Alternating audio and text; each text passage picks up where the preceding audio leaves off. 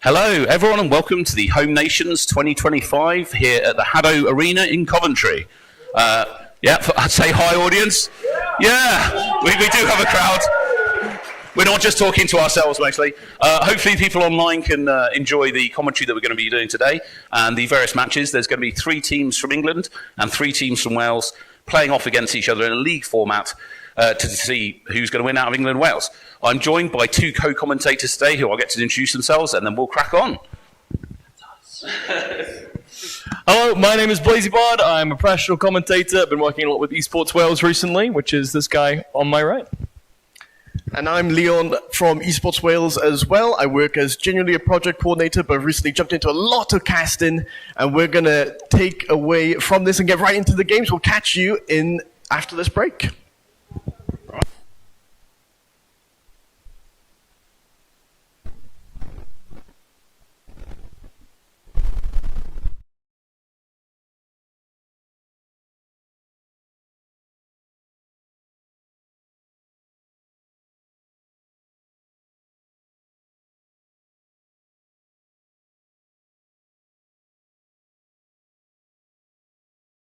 The audio.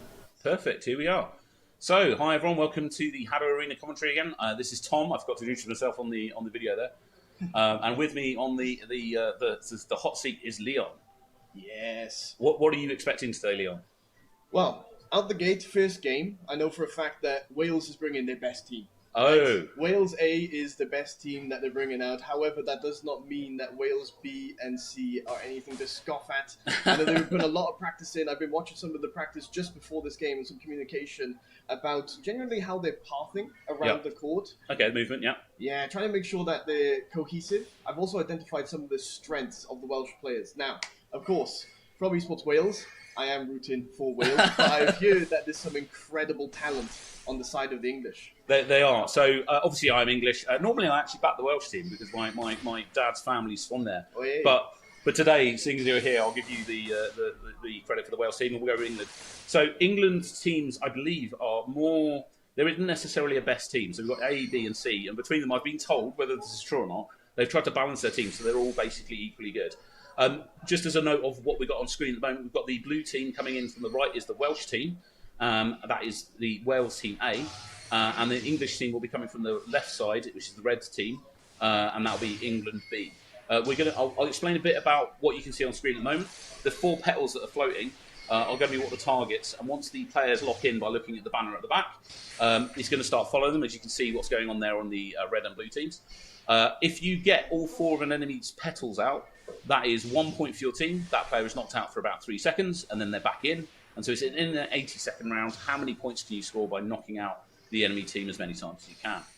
Now, for those who've never played HADO, or is this your first time joining and viewing from online, the way it works is you can actually spec into different departments of skills, which then tends to lend itself towards a role or a class in traditional sort of games, right? But in this sport, you have scale, which is the size of the ball, the speed, which is also how fast it travels across the court, and then you have the recharge, which is how fast you can charge up the energy balls, and then finally you have shields, which you tend to see a lot of specialization from one individual player to go towards. However, Tom, we have quite an interesting match or round for this first game because it's set to scale 1 for everyone. It is. So, as part of the league format that we're doing, each team is going to play effectively 5 games minimum against each other team. So what those rounds are going to look like, this first one is going to be scale 1. So everyone's limited to 1 scale. We're then going to go very quickly through. We'll have a 2v2, a 7 shields where they have to have 7 points of shields, a 1v1, a 3v3, and then if we need to, we'll go to like a bonus round. But fundamentally, this one is 1 scale. So they're all limited on the sides of the orbs. They're all going to be 1, which means that I would expect lots of people to go for speed, which you can see here. There's lots of orbs flying quite fast, because that means that you nullify people's ability to dodge when you've only got a small orb with the speed instead. I'm assuming the default comp for this would be 1 dedicated shielder, specking into the 5, right? And then probably looking at speed and recharge, as you mentioned. Yeah, accuracy 100%. really matters here, right? Yeah, I mean, what it often comes down to is if somebody on the opposite team does shield play, you need somebody with a high charge rate because it's the number of shots that hit shields, not the size. So fundamentally, if you think one of the other team players on the opposite side has got 5 in their shields, you 100% want somebody on your team with a high charge rate, or everyone on your team to have a high charge rate. So it'll be interesting to see what happens. That is going to be the main question in this match. Does someone have shields? Do they not? And at the start, by the way, you can see here that we can see their graphics. When they press enter to say that they're ready, the other team can see their graphics as well. So they are giving away information right now as to like what their stats are. It'll be interesting to see if the teams keep doing that, or if later on we get some more canny teams starting to like not throw any individuals at the start to try and conceal. The one to watch out for is arm motion. If you want to throw an orb, you have to have your arm vertically upright to charge shots, and then you throw it forward like you're throwing an orb, and that fires it at the enemy team. To do a shield, you need to bring your arm vertically down, the opposite. So if you see anyone bring their arm down to the side, that's a good indication they're charging a shield. It's generally people are right-handed, so they have the sensor on the right hand, but it depends on the player. It's that wrist sensor that is determining where their arm position is. Now, I've heard some inside knowledge from the Welsh team. They've informed me that technicians, the ones who spec into the recharge, are actually the meta in gamers' terminology, because we've had an upgrade in tech from the physical side of things for HADO. Okay. So previously, obviously, they had a phone on their arm, and that was also how they spec into their points, and then also use that as the motion tracker for the game. And I've heard that they've spec'd into a little bit of higher end equipment, which means that there's more shots on average being shot out compared to any previous tournaments run by HADO.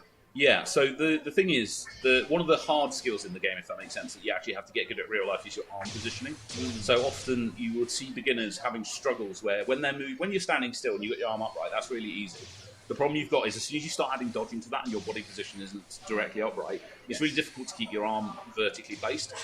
So fundamentally, with the old iPhones and stuff that they use, or I can't remember exactly what it was on the wrist, there were sometimes some people found it tricky to get the exact positioning. That was one of the hard skills. A technician is always useful.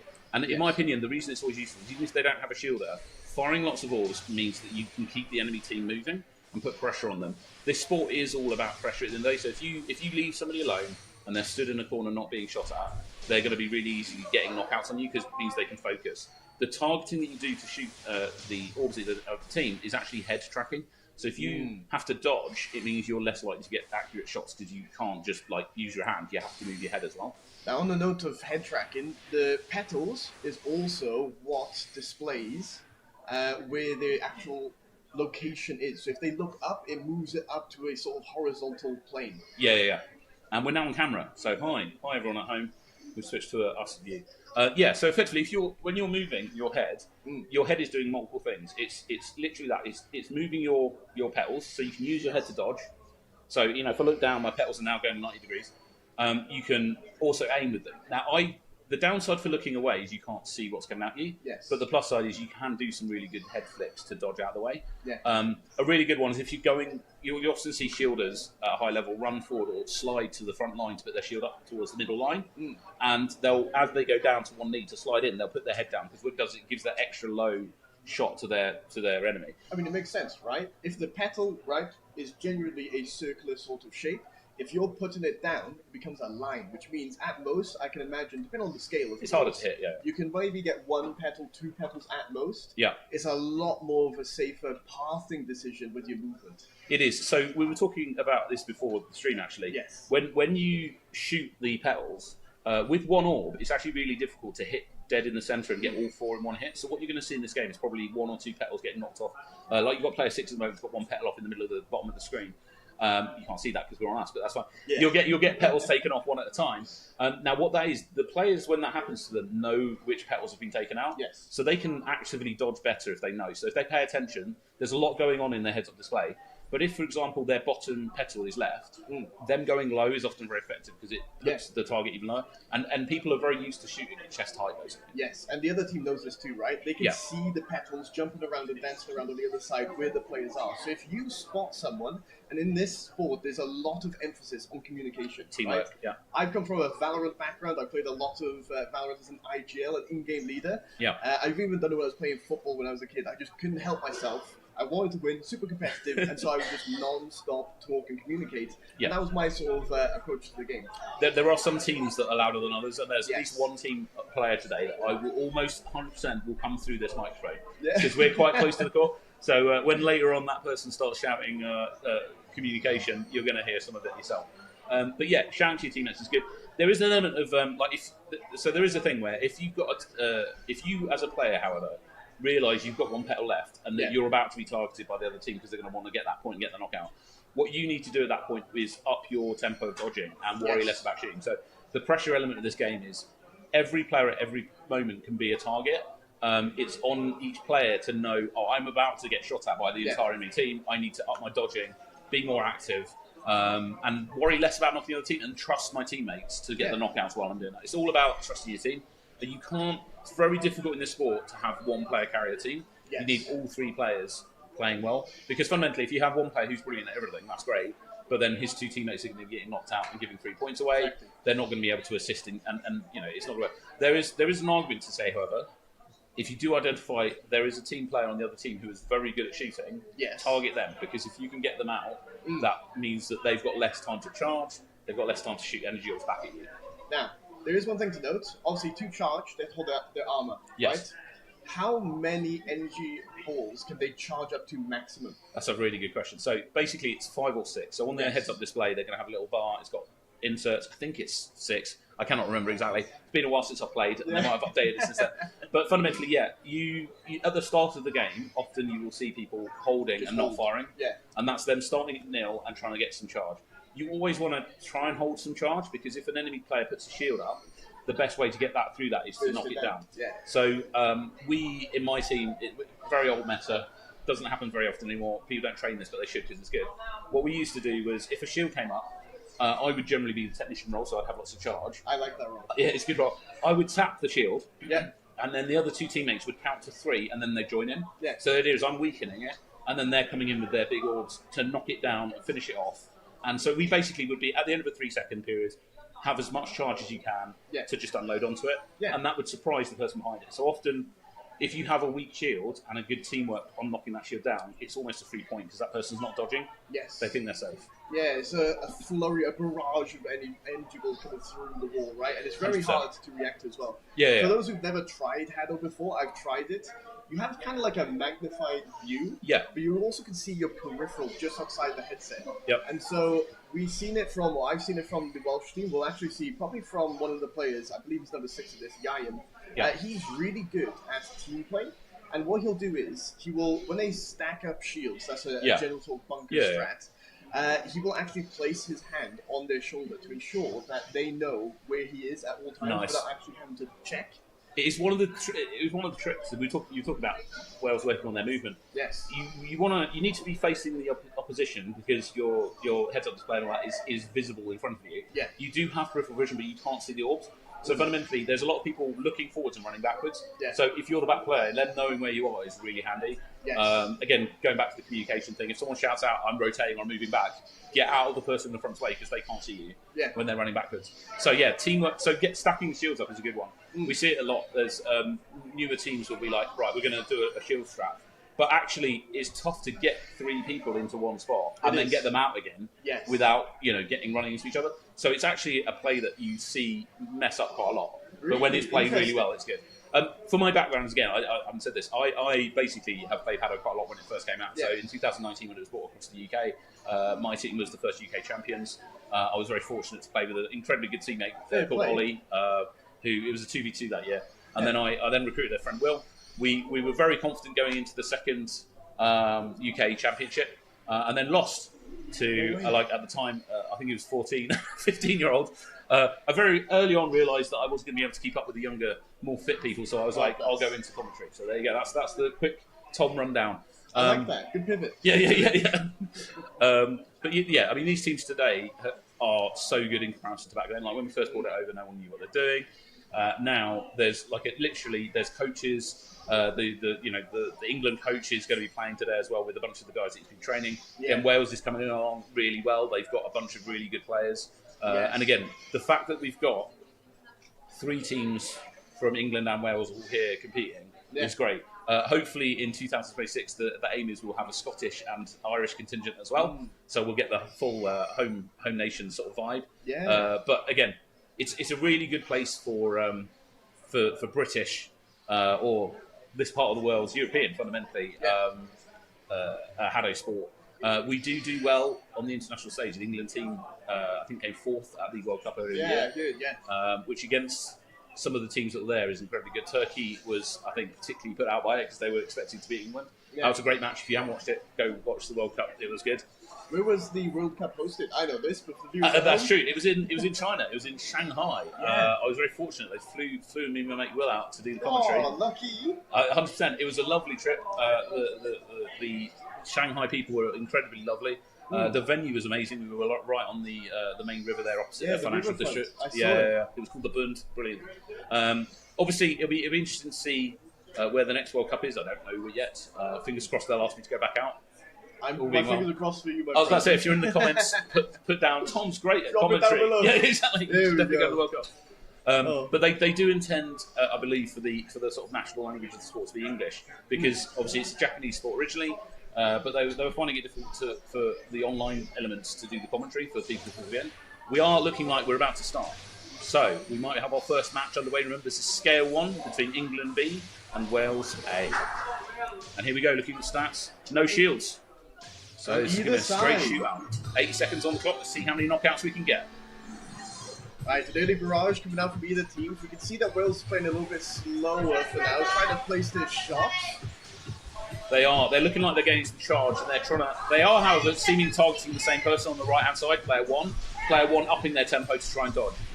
Yeah, petals are falling inside the Wales though. Shield up for the English, a shield up for the Wales side now, but it drops immediately. We're on to 1 petal each for the Welsh. England player 1 absolutely hanging in there. Really good work on his part. He's drawn all the fire, and now they're finding it difficult to knock him out. Yeah, double KO for the English side. Wales has 1 player on 1 petal, dropping petals. So there you go. Each. Blue point getting a point. Wales coming back. 30 Only 1 point in it. Oh, another point for the English team though. Wales is making a comeback. They're now targeting player 2. Now, they can still win. Only 30 seconds left, but there's still 3 points on the field. It is going to be tough, because with 1 scale, it's tough to pull back a lead like this. Yeah, there's a lot of momentum in this game. 20 seconds left, a 4-point lead for the English side. Wales doing well dodging though, going down to the 10-second mark. Lovely hit there on player 2, because player 2 was doing some brilliant dodging, but Wales managing to target it. A shield popped up for English. We have 5 seconds remaining of the match. 3, 2, 1, and the round goes to England B. Well done. Well played. I mean, so basically, I think that the English team did well there just from the volume of fire. I also, they did exactly what we were talking about earlier, which is when they realised they had 1 petal left and they were being targeted by Wales, I could actually hear it. One of their coaches or their mum or something was giving shouts off the screen going, "You are being targeted, keep dodging," and then the English team just remaining calm and dodging. Now again, good work from the Wales team on trying to target individual people, getting a flurry of fire, because that's what you need, especially when you've got 1 scale. Now, we saw from the statistics right there that we had a lot more movement and space covered by the Welsh team. So they were trying to dodge a lot, but maybe at their own detriment, because their hit rate was significantly less, nearly 10% down across the board. It's a balancing act between, can I dodge effectively while shooting accurately? Yes. And again, what was, I think, happening on the English team that was very wise is, because the Welsh team targeted one of their players, that player could do a lot of dodging, and it left the other 2 less pressure on, so they could target more accurately. Whereas I think England kind of spread enough orbs around.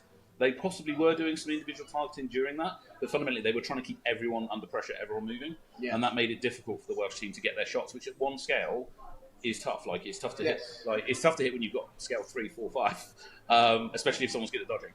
Yeah, it's an accuracy game, right? It's an accuracy game. Yeah. It's effectively a balance between accuracy and dodging.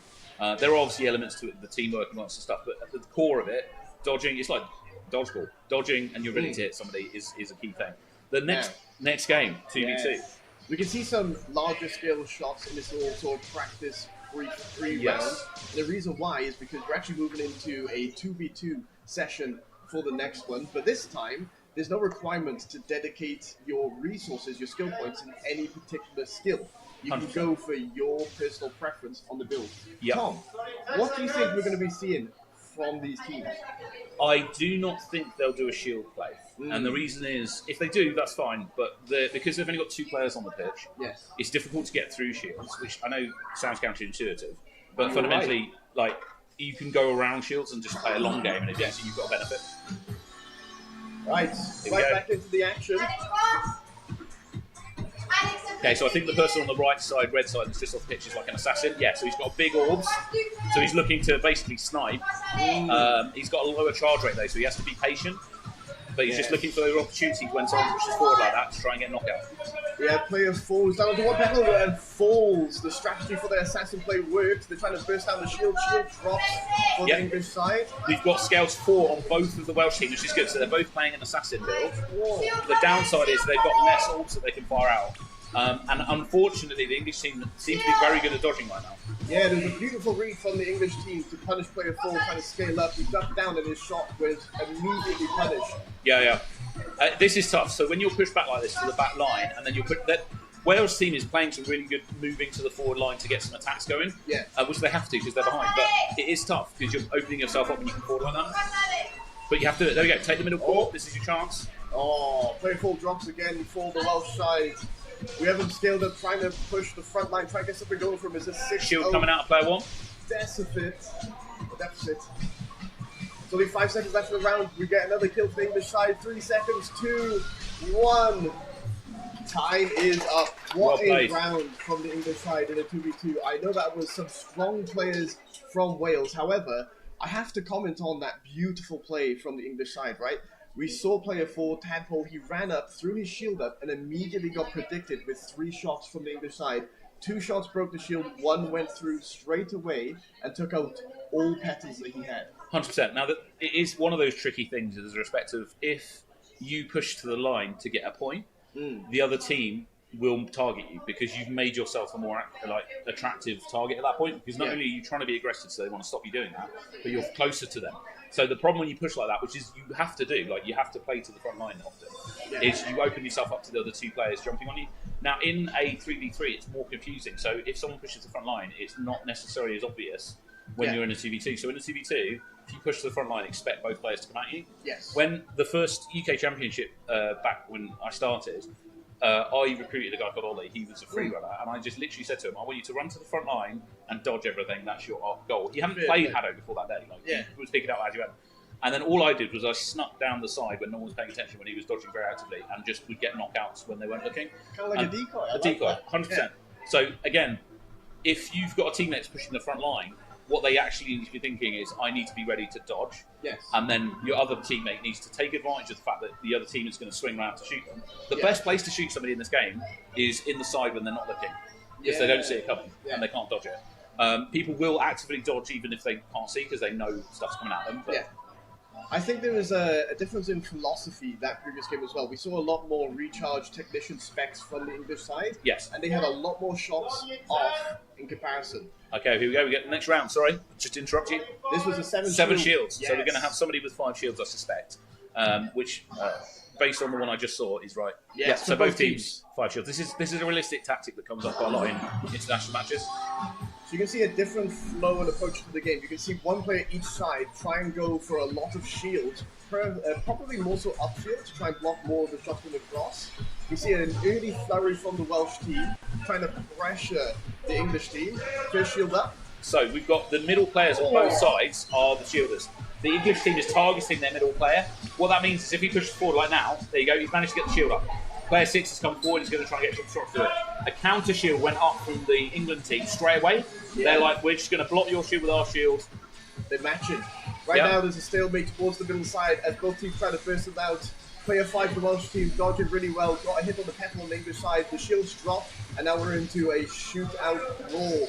Player 1, excellent work. He was the technician on the English team, just sat to one side, tapping those shields down as many shots as he could.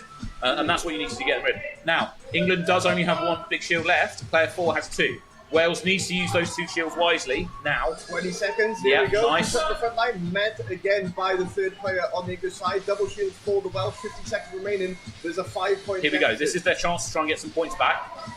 They've got 10 seconds. That's not going to be enough, I don't think, to pull them back at this point. 5 seconds.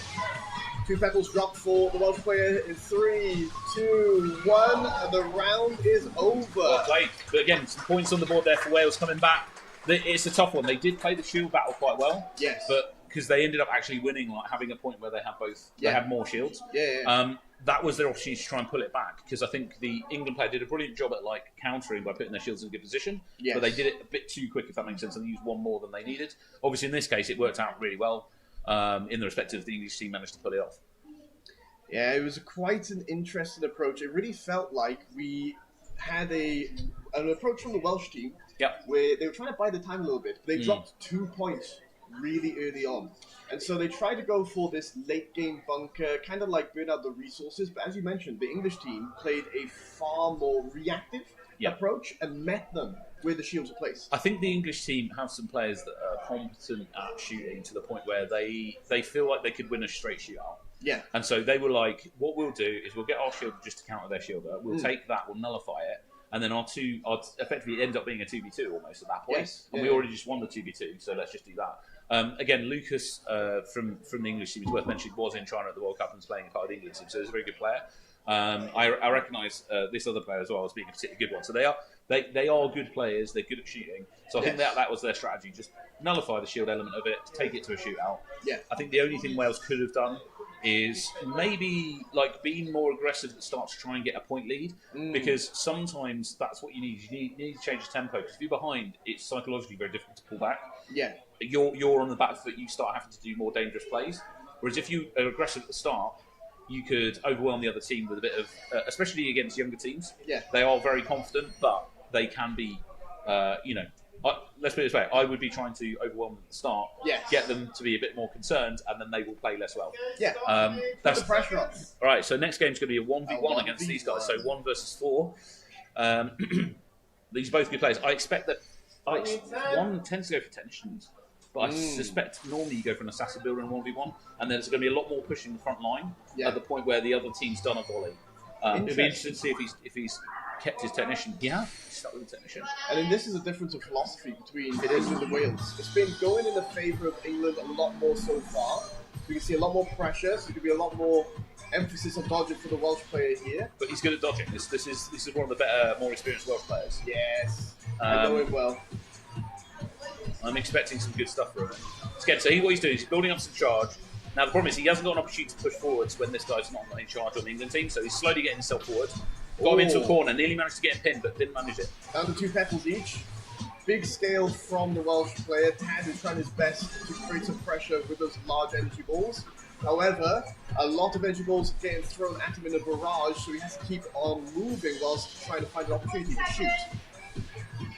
Oh, 1 point did you see? Now, Wales needs to pull that back. They can. There we go. Yay! This is good. We might end up going to overtime if this continues, but this is what the Welsh player needs to do, so stay calm, keep dodging. Ooh, 2 petals drop again, but he has a full charge right now, walking up. Lovely shield play, but again, counter work from the technician who's got the charge to get through it. Now, the longer this goes on, I think the English team have a better advantage here, because there's an energy element going in physical activity. The Welsh player is being pushed a lot harder than the English player at the moment. Yeah. So if this does go to lovely work. Oh, what a shot! 5 seconds remaining. England can pull it back though. Come on. Oh, drop! It's going to overtime. Absolutely amazing shot. They've got a few seconds, and there's going to be first knockout wins. Right. I think the advantage is in the Welsh favour here with the build, but it could be anyone's game. Now, shields don't regenerate in overtime, so it's just straight dodging and shooting ability right now. Alex playing for the English team, trying to create a lot of pressure. Tadpole for the Welsh team, playing it slow, going in for the charge, trying to get the flurry of large scale, hits nothing, falls to 1 petal. Now, that might actually be an advantage. If he knows where that petal is and he dodges low, that's what he needs to do. He needs to move his head down. He isn't doing it. He's doing sideways dodging. There we go. It's fair low. You can see that Alex's shots are actually placed low, though. Maybe anticipating a what a well-placed shot. Accurate. Again, all jokes aside, I think there's a fitness element there in respect of the English player, by putting a technician role, was able to keep pressure on the Wales player. Yes. And so the longer the game went on, the more it was in his favour, because he was quite relaxed. He didn't have to move as far.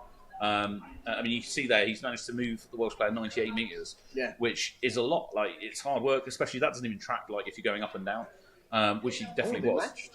Oh, okay, fair enough. I take it back. England player just But look at relaxed. the use of bullet difference. 100 to 24, yeah. That's incredible. It's tough when you've got a low charge rate and you're under pressure. Yeah. And it's also tough to get your shots on target. The England player only had to do like bursts of motion when he got a flurry thrown at him. Yeah. Whereas the Wales player was under attack the whole time. I do like the approach from the English team so far, even though I'm probably obviously rooting for Wales. Oh, yeah. You can respect the strategy and general ethos of approach, right? It was a very smart play to spec into the technician, make sure you've got skill points in that recharge skill, because it makes sense, right? We've seen it play throughout the games, but the more you're shooting at someone and the more they are moving their headset to dodge, of course, we saw actually a few times Tad, who is the player for the Welsh team in that 1v1, he shot a couple of times looking down because he had to focus on dodging when he wanted to shoot. A bit. The thing I would say is I would have, if I was playing, I'd have done exactly the same as the Welsh player. Yeah. In a 1v1, the assassin build is good because fundamentally, you're going to be able to move to the front line. I know that the other player had a technician role, so it made it difficult, but you don't have three people shooting at you. You've got one, so it's a lot easier to do some angles where you can get to the front line. Right? Yeah. And if you can get there and you've got like 5 or so energy orbs powered up, I think the only problem I saw was he'd fire 3 and then maybe a 4th. It's like, no, you need all 5. Get to the front line, fire 5, job's good. Right, next up we're going to have a straight 3v3. Yes. So this is what you would see in like a non-league international match. This is in a normal format effectively. It's 3 players. They've got no restriction on what points they've got. They've got 6 points they can spend on distribute between each of their stats individually. Here we go. We'll see what they spec into. 1-1-1, no shield. No shields, straight shootout again. Yeah, we've got double technicians, and from the assassins to the snipers. We get right into it. Now we're matching some pressure from the Welsh, trying to hit a similar sort of approach that the English were doing. No one's falling just yet. Yeah, they're pretty much almost matched builds. So this is going to come down to which team is better at dodging, which team is better at shooting, and which team can do teamwork. Like there, you can see player 2 just put up a shield very quickly. That drew a bunch of fire from the Welsh teams, giving his teammates an opportunity to get a knockout under no pressure, basically. I feel like there's a lot of really good reads from the English players. Whenever these Welsh players step forwards, they're getting a consistent knock on the petals. Oh, 100%. I mean, they are accurate. And again, you can see there, player 2 just crouched. He's not under a lot of pressure. You need to spread. I think there's a lot of volley fire coming out of the Welsh team towards one player at a time, which is great. But if you don't get those knockouts, it just frees up the other teammates to shoot at you. Yeah, definitely. I mean, look at this. All of the Welsh fire right now on player 3 with the shields. They managed to knock him for 1 tackle. There's 20 seconds left and a 6-score-point deficit. Make it 7. 100%. Player 3 there did a good job. Came forward, put a shield up, drew lots of fire. It's still drawing fire. Still living. Yeah, still living. And the other teammates who are probably better shots, able to effectively capitalise on that and get some knockouts. Now, a lot younger team for the English team. 3 seconds remaining. Very clearly going to the English side. Well done. Well good played. round. Do you reckon that this sport, HADO, tends to lend itself to being a younger demographic succeeding more? So, that's a very good question. I would say, if my honest opinion is the team that trains the most is going to win. With the caveat that there is a fitness element. So, when it first started, there's game elements to this sport that intentionally take out some elements of you don't need to be extra strong. You know, you can have, it's a completely mixed sport. There's no benefit to being male or female. You know, there's lots of benefits in the sport. However, there is fitness. You need to be able to dodge, and you need to be able to move around. Yes. I, for example, would probably be more accurate than a beginner. But if that beginner is an incredibly fit, like free runner or person who can dodge, ninja or something, I'm not going to be able to hit them, right? Realistically, if they're good at dodging. So you need a balance between effectively fitness and then just training. Yeah. And the thing is, younger teams historically would suffer from being intimidated, but that just comes from experience. Like the more they play, the easier it gets for them. And again, the level of teammate you're playing with is also important. Yes. So again, the UK in general, when we very first started, we were all playing against each other, trying to work out what's going on. You compare that to, you know, when we got to play against international teams like Japan, where a super team would come over to Japan and absolutely destroy everyone. But those are the games you got to learn. Whereas now, everyone in the UK is good, and so everyone's pushing themselves forward. Yeah, we have a quite a fortunate situation in the UK where obviously we have Wales, England, Scotland and Ireland hopefully next year in the home nations 2026. But I feel like as the UK we have quite a luxury where we get to face off against each other, develop each other, and then take that to the international stage, almost being like allies. Oh, 100%. When you, I mean, again, when we were at the World Cup, there was definitely information sharing between anyone from the UK, even if they're on opposite teams, because you know Asia is very strong at this sport. You've got Korea, you've got Japan, you've got Chinese teams are very good at. They've had the sport for a long time. Yes, they're very close to each other. So Japan historically, obviously invented the sport. They have the most experience in it. And so those other teams over there have been to Japan and trained with them directly. That Japan have come here, like, don't get me wrong, but it's very far. So the chance to train with those guys is a lot lower. So what we've been able to create in the UK is actually some really good teams all working together to effectively be better at the world stage. Obviously, there is, like today, the competition between them, but that's part of it. You know, you need to compete. Well, it's development, right? Exactly, yeah. You grow under the pressure of competition. That's 100%. What we love to see. Yeah, you only get better by playing a better opponent. That matchup, that first match, ended in a 5-0 score, points towards the English team. Yep. The total score difference was 35 points to England, 8 points to Wales. Now, I mentioned Wales A has genuinely the international players that represented our country over in Shanghai, right? Yeah. I know that for a fact that the way this is set up with the scale 1, the 7 shield sort of varied rounds that forces them into different roles. I think they've got less experience. Yeah, with that. Yes, they definitely do. They have a play style that definitely specializes players in different departments at the international stage. And we've seen a lot of build variety between the players on the Welsh side. The English side has definitely gone and spec'd into a lot of technician sort of roles for a lot of the different varied games that they played. Whether it was the 1v1, the 3v3, they had double technician. The scale 1, of course, they were more than comfortable when it came to just throwing a flurry, a barrage of energy balls towards the Welsh. And it seems like they have that philosophy of trying to create that pressure really early on, whereas Wales are trying to almost team fire together and make sure that they can burst down someone and kill confirm. Whereas in the sense of the English side, they're more so just trying to make sure that there's a chaos that they have to navigate on the Welsh side, right? Now, it is interesting because it is very early doors in this tournament, so each team's going to play each of the opposite teams. Yeah. So we're going to have basically 3 plays. Now, the question is, I think the English team, it comes down to, do they have different tactics? Yes. And at the moment, the English team has showed one thing. They've very much got a person that's a technician. He didn't change from being a technician. No. They've got a person that's assassin. Didn't change from being an assassin. They had a person that they subbed in to do shielding. So it's almost like each individual has trained in their particular role. Yeah. So now, what that means is the other Welsh teams moving forwards will be able to look at that and target the individual people. Yeah. So if they're like, Lucas the assassin was a problem for us, let's target that person. Now, the other side of that, though, is, was it that the English team just didn't need to change tactics because they found something that worked and they stuck with it? Again, the Welsh team, I did love their volley fire going on. Yeah. Unfortunately, it just didn't pan out because so we're actually getting started, so we need to talk about this next one. It's going to be a 1v1 scout. In fact, I'm swapping out. We're going to trade you out. We've got our other co-commentator jumping in. While they're doing that, I'm just going to talk very quickly through this. We're going to have a scale 1. So this is Wales Team C on red versus England A on blue. So let's have a scroll down here so we can actually see what we're doing on the next match. Bear with me, people at home. Right, welcome to the seat. Hello. It's a pleasure to be here. How did you like that first set of rounds? It's always incredible to watch players at the height of their game, and just a treat to watch, really, the athleticism, I think, from England B, who really demonstrated the power of the slide. Sliding is good. I think excellent demonstration from player 1 on England B there. Excellent dodging technique, just a willingness to always, to quote some random guy from a ring somewhere, the ability to float like a butterfly and sting like a bee. 100%.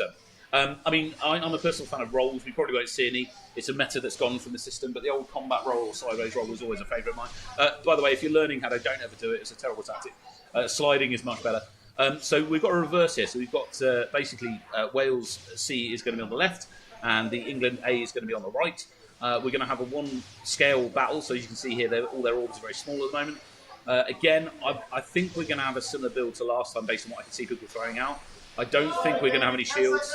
It's going to be a lot of just speed and charge rate and get as many shots as they can out. Which I think is a strong tactic in a lot of these game modes, honestly. This ability to throw out a prolonged volley of fast-moving shots that are hard to dodge, hard to keep up with, and just as deadly as maybe some of these bigger shots is incredibly potent. Oh, 100%. And again, very early shots coming out of the England team just to put pressure straight away. But Wales weathering it well. Only 1 point on the board so far. 2 points now, though.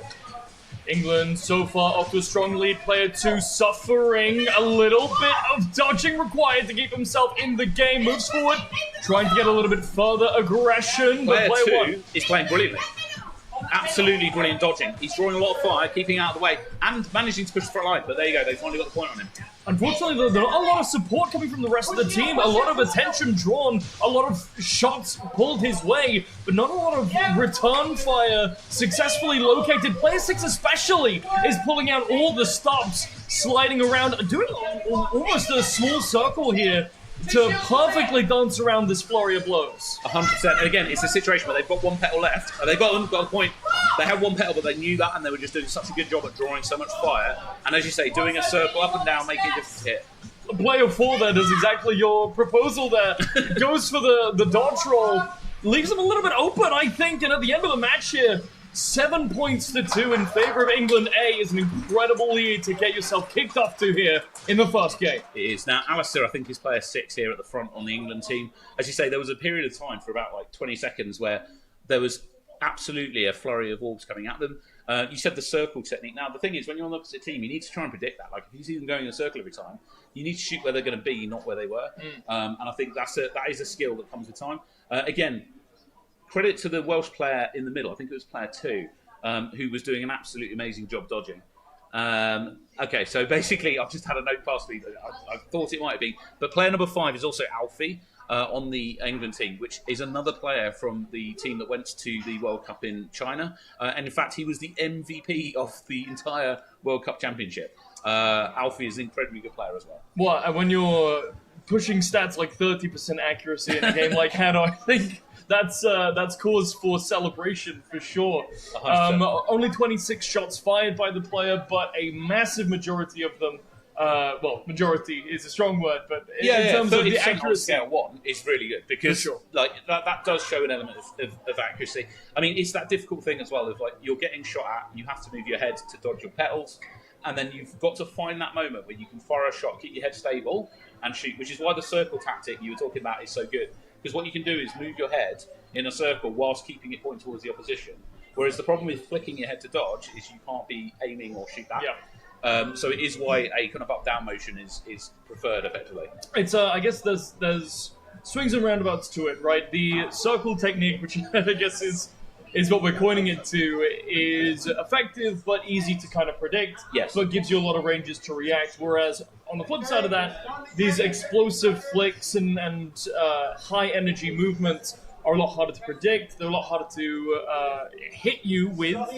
But equally, as you said, it's not necessarily great for getting you. Bear with us because we might want to switch back to the court. There we go. 2v2 coming out. Yep. So let's see what happens. Again, my prediction is there wouldn't be any shields, I don't think. No, it doesn't look like any points invested into shields. So it's always interesting to see the different levels of investment into size. Already, though, a massive ball from player 6. Just absolutely launches and devastates the red side. I just had an update. That wasn't Alfie at all. I've been picking it up. It was a different player, Norton, altogether. But here we go. So player 5 off the pitch is Norton we were talking about. But player 6 here, Alistair's doing an absolutely brilliant job with 1 hit remaining, or 1 petal. Well, this sniper technique here from player 6. Giant pellets rocketing through, causing absolute mayhem. And we've already seen 3 kills taken out from them. Finally, a return from Wales. The Welsh team are actually doing a very smart tactic. If they can keep it up, they might get some points back. What they're doing is trying to cross-shot, so shooting when the opposite team is not looking at them. Unfortunately, not panning out for them at the moment. Well, it's just these giant-scale shots. They're slow-moving, relatively speaking, but it doesn't stop them from being just as deadly when they connect, often taking entire kills by themselves. Absolutely brilliant work here from the English team. Nice and relaxed there. But again, Wales playing well as well. I'll ask you this question here. Do we think size of player matters? No. We're looking at these smaller players versus players who are a little bit taller. Yep. Obviously, there's differences in where that positions the hitbox. Have we seen any kind of major swings or roundabouts based on player So size? I actually would hold that a taller player has an advantage. So basically, with a smaller player, yes, they're lower to the ground, so you have to aim down, but the target you're aiming at is the same size no matter what. The reason that the taller players actually have an advantage is they can move further in their movement. So if I'm 6'3", right, I have from 6'3" down to ground level that I can move my petals. Whereas a small kid, he only has 3 foot or 4 foot or something that he can move it. So he's moving that within a small area. Now, yes, it does mean you have to aim down. What we used to do historically, the dodging nowadays is different from when I used to play. We used to play in a more tennis fashion where we'd have a player at the front, middle, and back, and we'd all be running past each other. And back then, what we would try and do is have the front player be shorter, because it meant that if shots came at them, it wouldn't follow through to the back players. But in this sort of setup nowadays, where people are playing the back line and then pushing individually forwards, actually being shorter isn't an advantage, it's a disadvantage. Yes, people are more used to shooting at their own height, but just get used to aim down. Sure. As simple as that. But yeah, I mean, the amount that player 6 can dodge is less than somebody who's taller. The best build is somebody that's effectively tall, skinny, can get up and down quickly and use their knees fundamentally to slide around, because you can change height much more dramatically than if you're my size. Whereas I would always rely on sideways dodging, so I'd be doing a lot of running left to right or dodging left to right. It's a bit more difficult for me as an older, bigger gentleman to get up and down as some of these young lads and ladies. Well, that being said, going into the 7 shield part of the set here. It is, yeah. So we're definitely going to have some shields. I would imagine what people will do is put 1 shield at level 5. I would imagine that somebody will play a technician, because the other team's having a shield, so you need those all to get through it. Sure. So it does. This format does kind of push them into a certain bracket, but it's good because it means you get to see what these teams are going to do if they can do that tactic. Well, heading into game number 3 for this series. We'll have to see if the builds match up with our expectations, but I think it's a pretty safe bet to see, especially with some of these shots we're seeing flying across here. I was about to say, let's see what happens. I think Wales needs to push it hard at the start. If they relax, I think the English team is just going to slowly nullify their shields. Player 6 is the shielder, interesting. Player 6 was somebody that we historically saw getting a lot of the points for the England team. So if they can nullify him and knock out some of the other teams, but still a good shield positioning. Yeah, there needs to be some more aggression from Wales. They're playing very passively, and it's almost this prevent defense kind of style where they're trying almost not to lose rather than trying to win. I think they've overdone it on their charge rate, so they've got 2 people playing technicians, which is good, but it makes it more difficult to shoot your targets because your orbs are travelling slower, so the other team can dodge a bit better. If this comes down to a straight shootout in overtime, then fundamentally I think the England team have the advantage because of their stat layout. Well, I think the shield investment from player 6 isn't necessarily hurting them. They're able to take 2 pips of 3 there by themselves forward with the shield. Creates good cover for the rest of the squad. Wales has nearly picked up 2 kills here. So the problem they've got is that the player number 6, who's the target that's putting the shields up, they know is really good at dodging from the previous rounds. So they're kind of leaving him alone, just not only putting in pressure, which has meant that the player 6's shield positions have been really good. Not much punishment coming through for Esports England. England A walking away having taken no eliminations in that round. So there was an element of they were doing some good dodging. They put pressure on the Welsh team. And again, absolute credit to the Welsh team for just persevering and going for it. But yeah, the relaxed player 6 shield positionings, you can't allow a shielder to put his shields exactly where he wants. The way that you can counter that is one of 2 ways. 1, knock them out before they get there, or 2, put your shield in a way to counter that. So in the previous match we saw where people were putting shields against each other to kind of nullify them. That could have been a tactic the Welsh team used. I think what I would have liked to see from that, and maybe the next Welsh team will do it, is just an aggressive shield play at the start. At the moment, England, going back to what I said right at the beginning, all the England teams are very good. Like they have players in each one that are good, so they're kind of almost equally good. To nullify that, what you're going to need to do is change something up and play on the psychological element of getting an early point lead. We've often seen England get an early lead and then they just kind of maintain it, and they look relaxed, and that's because they're like, well, we've got a point in the bank. And now, granted, at any particular time, there's 3 points on the court because there's 3 players you can knock out. Yeah. And once you knock out one player, it does mean that there's a knock-on effect where you can then knock out each other because, there's one target gone, there's only 2 left for 3 seconds, you know where those orbs are going. So getting an early point lead is a big part of this sport, and hopefully we'll see in some of the later Wales games that's what they do.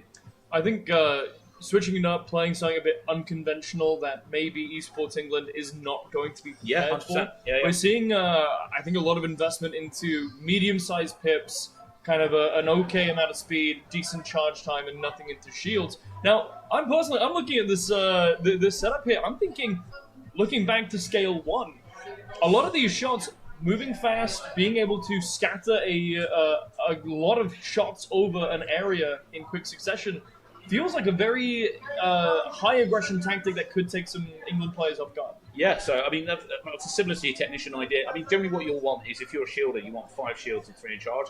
Because when you put your shields up, the other 3 points is I'm just firing orbs to keep people moving and to knock shields down. So that was my preferred build. And I think that's what most shields are going to do, but we'll see what happens. We've got 1v1 here between player 6, which I think Alistair, who's vibing away there dancing, versus player 2, who's definitely the best player from the Welsh. So this is what I would say the best player from both teams going at each other. It's the exact same setup from both, but with 2 shots back to back. Player 6 rockets through into the lead. Lovely a 4th one will place Esports Wales into an awful position, down 2 already. So what this is showing right now is player 6 has a very good idea of where player 2 is going, because to hit those shots, you need to not only be accurate, you need to predict what they're going to do. Being able to acknowledge the timing here, knows exactly when those pips are going to come back up. Doesn't matter where you run. Player 6 has a shot with your name on it. 2 back-to-back on the board. Finally, a return pickup from 2. What player 2 is doing is a lot of head flicking dodging, but he needs to tie that in with some foot motion. Do both. Because at the minute, he's doing his flip when stationary, and that's not enough to get out of the way of these big orbs. Absolutely not. The shield comes down from him. Needs just a moment to breathe, but with only 20 seconds left on the board, there is a lot of ground to cover for player 2. If he wants to bring Wales back into this, It's a great start. This is it. Now just count to 3, shoot again. Keep them down. Back on the offensive, but 6 able to get 2 back off the board. And the last few seconds here, can Wales bring even just 1 point back into it? The answer is no. Lovely bit of a final sideways roll there from player 6, absolute credit. Nice handshake at the end there. Again, player 6 is Alistair, I think, very, very relaxed, which is what you need to be, just vibing before the start of the game. And again, what it basically came down to, I think, is a combination of head flick dodging whilst also moving. The bits where actually Alistair was having problems hitting the Welsh player was when the Welsh player was actually doing like full-on stepping dodging rather than like just a head flick. The problem with that is it's difficult to shoot on the move, and so I think there was an element of him trying to stop to get some shots in, and that being the moment when the English player sort of pounced, as it were. Yeah, and as you mentioned, getting behind early, it just meant there were so many opportunities where all player 6 needed to do was count to 3, shoot again, and unless there was some explosive movement either side, either way from 2, it just was almost a guaranteed follow-up hit or forcing them into a position where they could then be hit on the return. 100%. So obviously they have half the court they can move in, right? It's a 6 metre wide court, if I remember correctly. I measured it at one point. But basically, they've got 6 metres they can move left to right. They've also got some movement forwards and back that they can do. If you end up against the outside of the court, it means that you're more likely to be dodging back in towards the inside of the court. So when you're moving, what you're also trying to do is position the opposition player in a place where you know they're going to be or they know they're going to move. So again, there is an experience element of if you can push them against the wall and then you know they're coming back, you shoot in front of them, that's when you get your knockouts. And again, I think the English player did a really good job of predicting what the Welsh player was going to do. And again, they've played some rounds before this, and I think the England players basically picked up quicker the patterns of the opposition player. And in 1v1, there's nothing you can do about it. If they've got your pattern down, it's difficult to get out of that. In a 2v2, you can like swap sides or you can get the other player to come and help you, but in 1v1, you're on your own. This will be a straight 3v3. So this is the match that you would normally see, as I say, in like a proper, in the World Cup format rather than a league match. So here we go. We're about to get started. Again, this will be interesting to see what happens. This is the tactics. I mean, again, I think you probably won't see any shields, is my guess. Unless the Welsh team are going to throw something in to try and... No, it's a stray shootout. Yeah, well, Wales are going to need to pull something out of the bag to bring this one back as we head into the last match of the series. We've got 2 assassin builds on the England team and 2 technician roles on the Welsh team. So Welsh team going to look to do more pressure. But at the moment, they're getting knocked out, which is tough because it means you've got less charge to then shoot back and get that pressure on the opposition. These large balls coming through and absolutely destroying pips left, right, and center. Wales is able to get an early point back though, 1 for 3, but player 6 trades it straight back. Lovely work. Another point on the board though. This is it. Wales just needs to keep the pressure up, keep those orbs foreign. They're trying to overwhelm the English defence, and it's working. The longer they can keep this up, the more difficult it's going to be for England.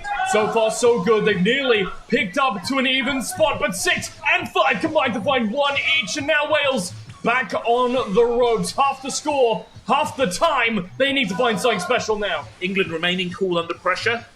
For a moment, they were pressured, but Wales needs to keep up that tempo, get those orbs coming out. The English team are getting more chill now. They're getting back into their rhythm.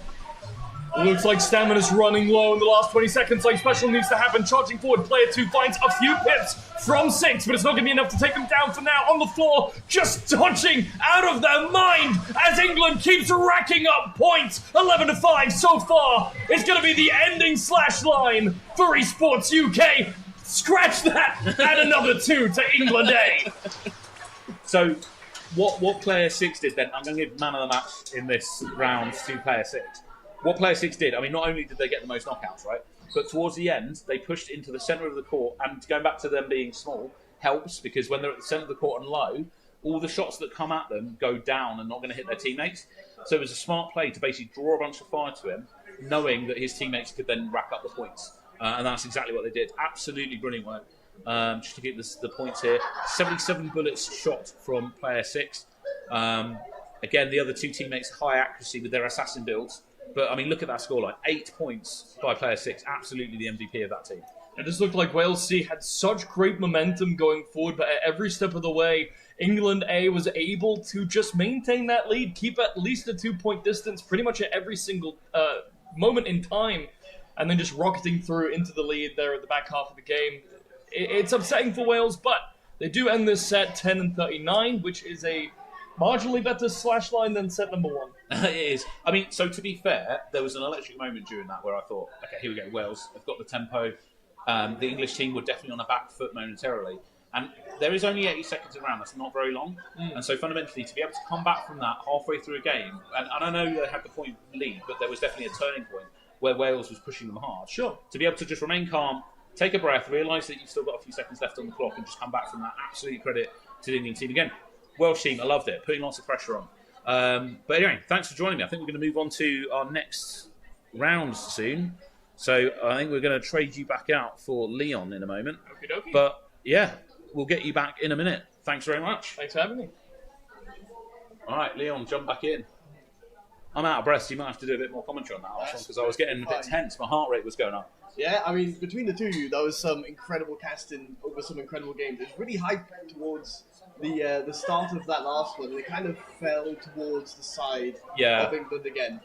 I mean, at this point, I'm going to be harsh. I think Wales is the underdog at this moment. Yes. They've lost 2 out of the sort of 3 matches we've had so far. However, this is going to be Wales B is going to be going up against England C. Now, we've not had Wales B before, so they're going to be new. Yes. Have we had England C? We've not, so I'm just double checking. So this is 2 brand new teams that have not gone up against each other. Again, be interesting to see what's going on. I'm not quite sure who's on which team at the moment. I recognise this player that's on the England... Oh, hang on. I'm getting this wrong. The Welsh team is on the right and the English team is on the left. Yes. Is that Alfie that I can see? That is Alfie. That is the MVP of the Chinese World Cup, the one I was talking about earlier, because I got it wrong. I was talking about the wrong person. Is that Shamai? Okay, that is another player from the England team. So we've got some actually very good players. Oh, apparently there are 3 players from the England team. Yes, I didn't recognise the other one. He's also from the England team. So we've got... This is a very strong team. This is a stacked roster. This is a stacked roster from the England C team. Again, Alfie MVP at the Chinese World Cup, which is hard. Like, you know, you've got Japanese teams, you've got Chinese teams, you've got South Korean teams who are incredibly good, but he played incredibly well. Wales B, what are you thinking? Any secret techers you want to give away just before the start? Or? I know that there's a player on Wales B that loves their vertical gameplay. Okay, cool. I've seen them in their practice. They've been jumping, putting their headset up vertically, trying to make sure there's less surface area for the petals to be destroyed. Yep. They've also been down equally as much sliding, kind of like how Alfie is in the warm-up right now. Yep. I will note that Alfie, of course, being the Shanghai MVP for the World Championships last year, but I've noticed his momentum and his flow is very clean. For those at home, pay attention to player number 2 on the English team. He does a lot of shot and dive, but this one fluid motion. He's not doing it in reaction. He's doing it in a pattern. Oh, 100%. And the thing is, it's difficult to see from the outside, but when you're on the opposite team, you can start to pick up on some of those patterns when you're seeing it in front of you. And that's what you need. That's one of the most important skills is where do you think the person's going to dodge? A minor side note as well, player 1, Shamai, he is going to get loud, potentially. If the pressure gets put on the team, he will start shouting plays very loudly. If he's nice and calm, he won't. So Wales team should definitely target him because he can get flustered and start shouting stuff. He is still good in those moments, but we'll see what happens. That's a little. I love that note from you, Tom. A little bit of the mental capacity in gameplay, especially relevant in esports, and I can be certain it will be relevant in HADO as well. No shields again. 100%. So this is scale 1. Again, with scale 1, it's tough to do shields because you know there's a lot of points there for the charge rate. So generally with a 1 scale, you won't see much shields coming out. Right, a lot of spam coming out to the side of England, putting one of the players down and out on the side of Wales. 1 point to England so far, 2 peppers fallen on player 4, Nathan. He's that player I mentioned that has a lot of good patterns. You can see how much he's moving. You've highlighted earlier that when you're low on peppers, you need to be the one to dodge. 100%. Now, there's a lot of volley fire coming out of the Welsh team towards the left-hand player because he's got 1 petal left. But again, he's just dodging at the moment. You can't quite see him as off screen. But what that's meaning is Alfie Schmei can get some nice, calm shots in. Lovely shot coming out from player 1 there, Schmei. Very clean and concise. There's cool, calm, collected from the side of England right now. Now player 5 on Wales is under fire in the middle. A lot doing of a brilliant job. Way. Brilliant job at dodging. Absolutely. That's what you need to do. Is basically when you're being targeted like that, keep dodging up. Yes. 1 petal left, but you can still stay in it. Keep dodging it. Yes. Lovely movement, low to high, keeping those knees moving. The shields have come out for the English side. I think Wales still has some. Oh, player 5 drops towards the end. So what Schmei did there is he pushed forward to the front line, put a shield up to protect himself and did a cross shot. So basically the player wouldn't have seen it coming from the side of him. It was a basically nice bit of play from Schmei there. I like that a lot. Only 5 seconds remaining, around 5 points for England, 6 now, but a 1 point. 1 point coming back to Wales. Too short. Nice play from both teams there. Again, nice, cool, calm, collected play from both teams. Schmei there getting a lot of the points. Again, what they were doing is a lot of pushing up the line to try and get a cross shot because fundamentally, we were talking about earlier, you have your peripheral vision, you can see out of it, you can't see the effects because the effects are only visible through the heads-up display in front of you. So if you can shoot somebody from the side, it's really difficult for them to see it coming and dodge it. Again, nice play from both teams. There was some really good dodging actually from player 5 on the Welsh team because they come under pressure for a significant portion of that. And it says here that their movement distance was only 32. That's because it generally tracks their movement around the court. It's not great at tracking that up and down. I can guarantee you they were moving a lot more than that. Yes, for sure. In the sort of and the sliding knees is another thing I could never do. You'll actually see players have knee pads on, and they're often the ones that you'll see do some crazy knee slides and stuff like that. So yeah, brilliant game. Yes, I mean you saw a lot of vertical gameplay from the B team for Wales, right? I noted that Nathan, who was, I believe, player 4, would have a lot of vertical gameplay, but player 5 right next to him was also doing it. Yeah. But I feel like we saw a lot of cool, calm, collected, as we mentioned, some concise shots, right? Player 2 was doing an incredible job on the side of England, dodging an incredible amount of shots coming from the side of Wales. And it left Alfie and Schmei, as you mentioned, to sort of take their time a bit and then push up the line. Yeah. One thing I want to note though, Tom, we've seen Wales, especially Wales A, try to push up the line just as much and create an equal amount of pressure, yet they got fired down, predicted in a sense, right? The difference that I've already observed in just one game, with a scale 1 game in the first round, is that this English team, C team for England, when they scale up the line, they scale back almost equally as fast, anticipating that spam towards the pushing up, right? Yeah. There's also an element of, as you say, predicting it. The Welsh team basically was slower to realise that Schmei pushed up to that line. Yeah. You need to spot that and just not let it happen. Here we go, 2v2.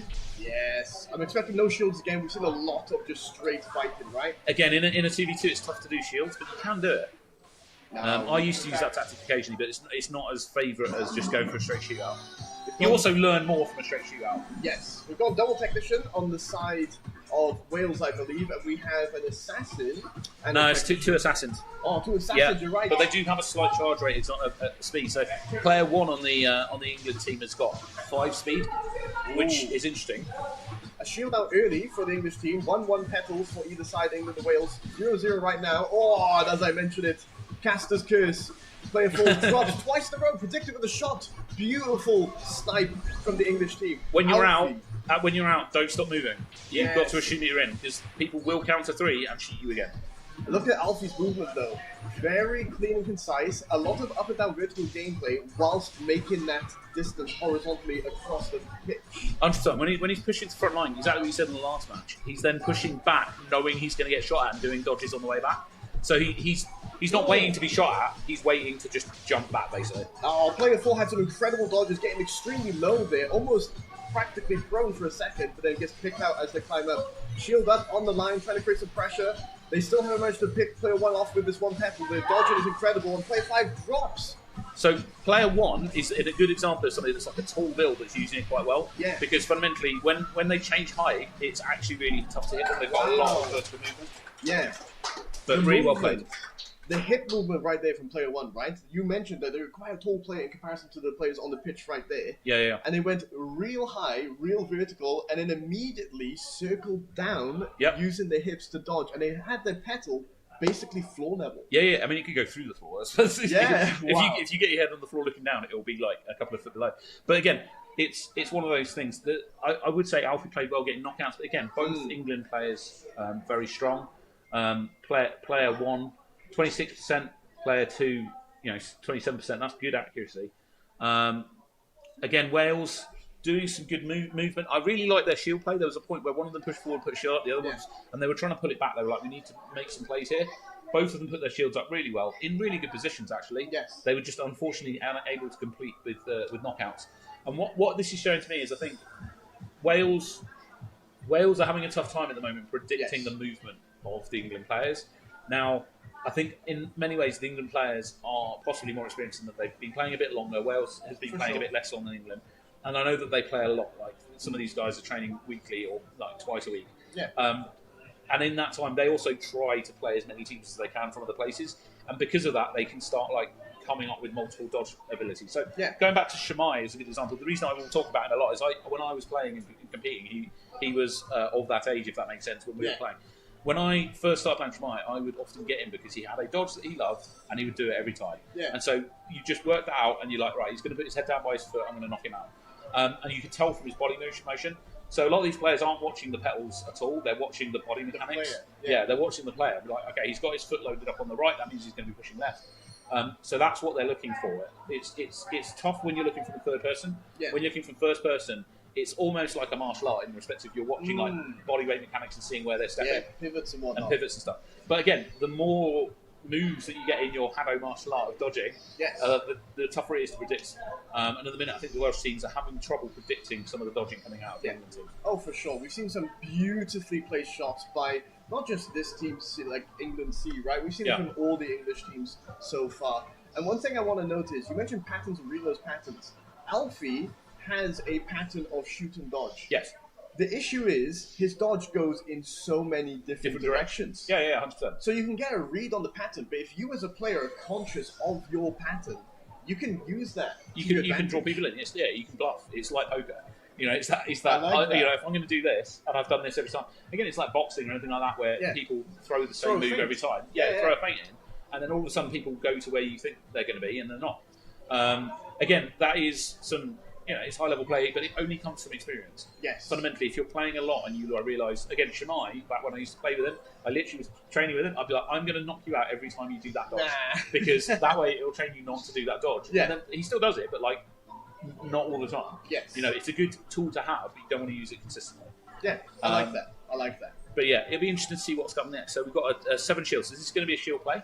Yes. So we are going to see shield. So my prediction, based on what we've seen all the other England teams do, is that they might try and play a bit passively, where they try and counter the shields because they're confident on their shooting ability. But it'll be interesting to see. I feel like the player in the middle on the England team might be the shielder.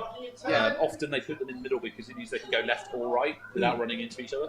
One thing I want to note as well is Team England has subs, right? Yes. The Welsh players, it's just them for straight. Exactly, which means they might have done their homework on the habits of the Welsh players. Yeah, it's very true.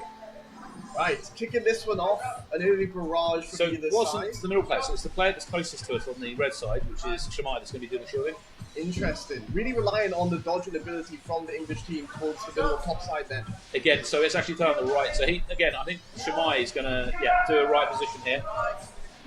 He's going to just keep it up. Oh! We have a Player Welsh 6 player. coming in, putting his Yeah. shields up. He's trying to counter like the English team did earlier. He's just got a massive amount of Yeah. shields. It's just bunkering on the line, either side, to try and get the middle contest. We're trying to see which team has the shields up for the longest. Looks like 100%. Wales is Shamai's still got 3 though. So basically, Ooh. England have the shield advantage right now. If it goes to overtime, they've still got more shields. The England team's going to win, but they've got a 2-point lead, so they're in a good position at the moment.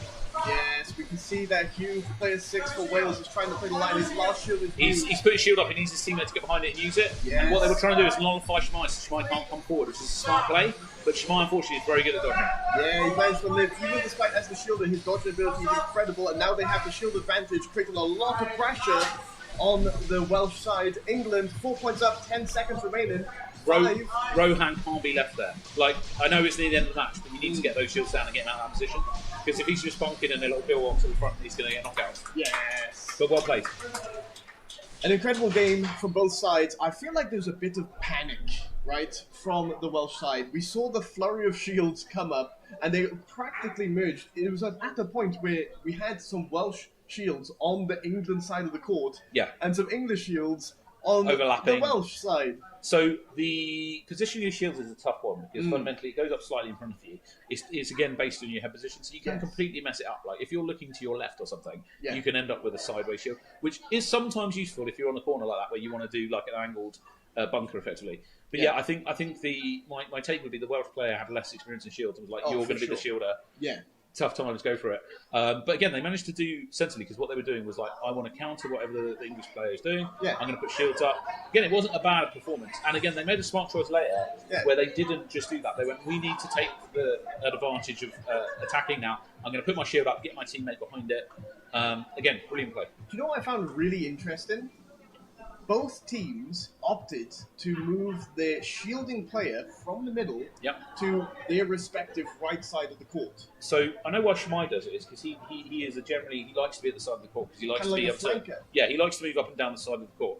And fundamentally, if you're a shielder and you're in the middle, there is an element of you know that you're going to get targeted. So being on the right, if you keep your hand up at the start, Yeah.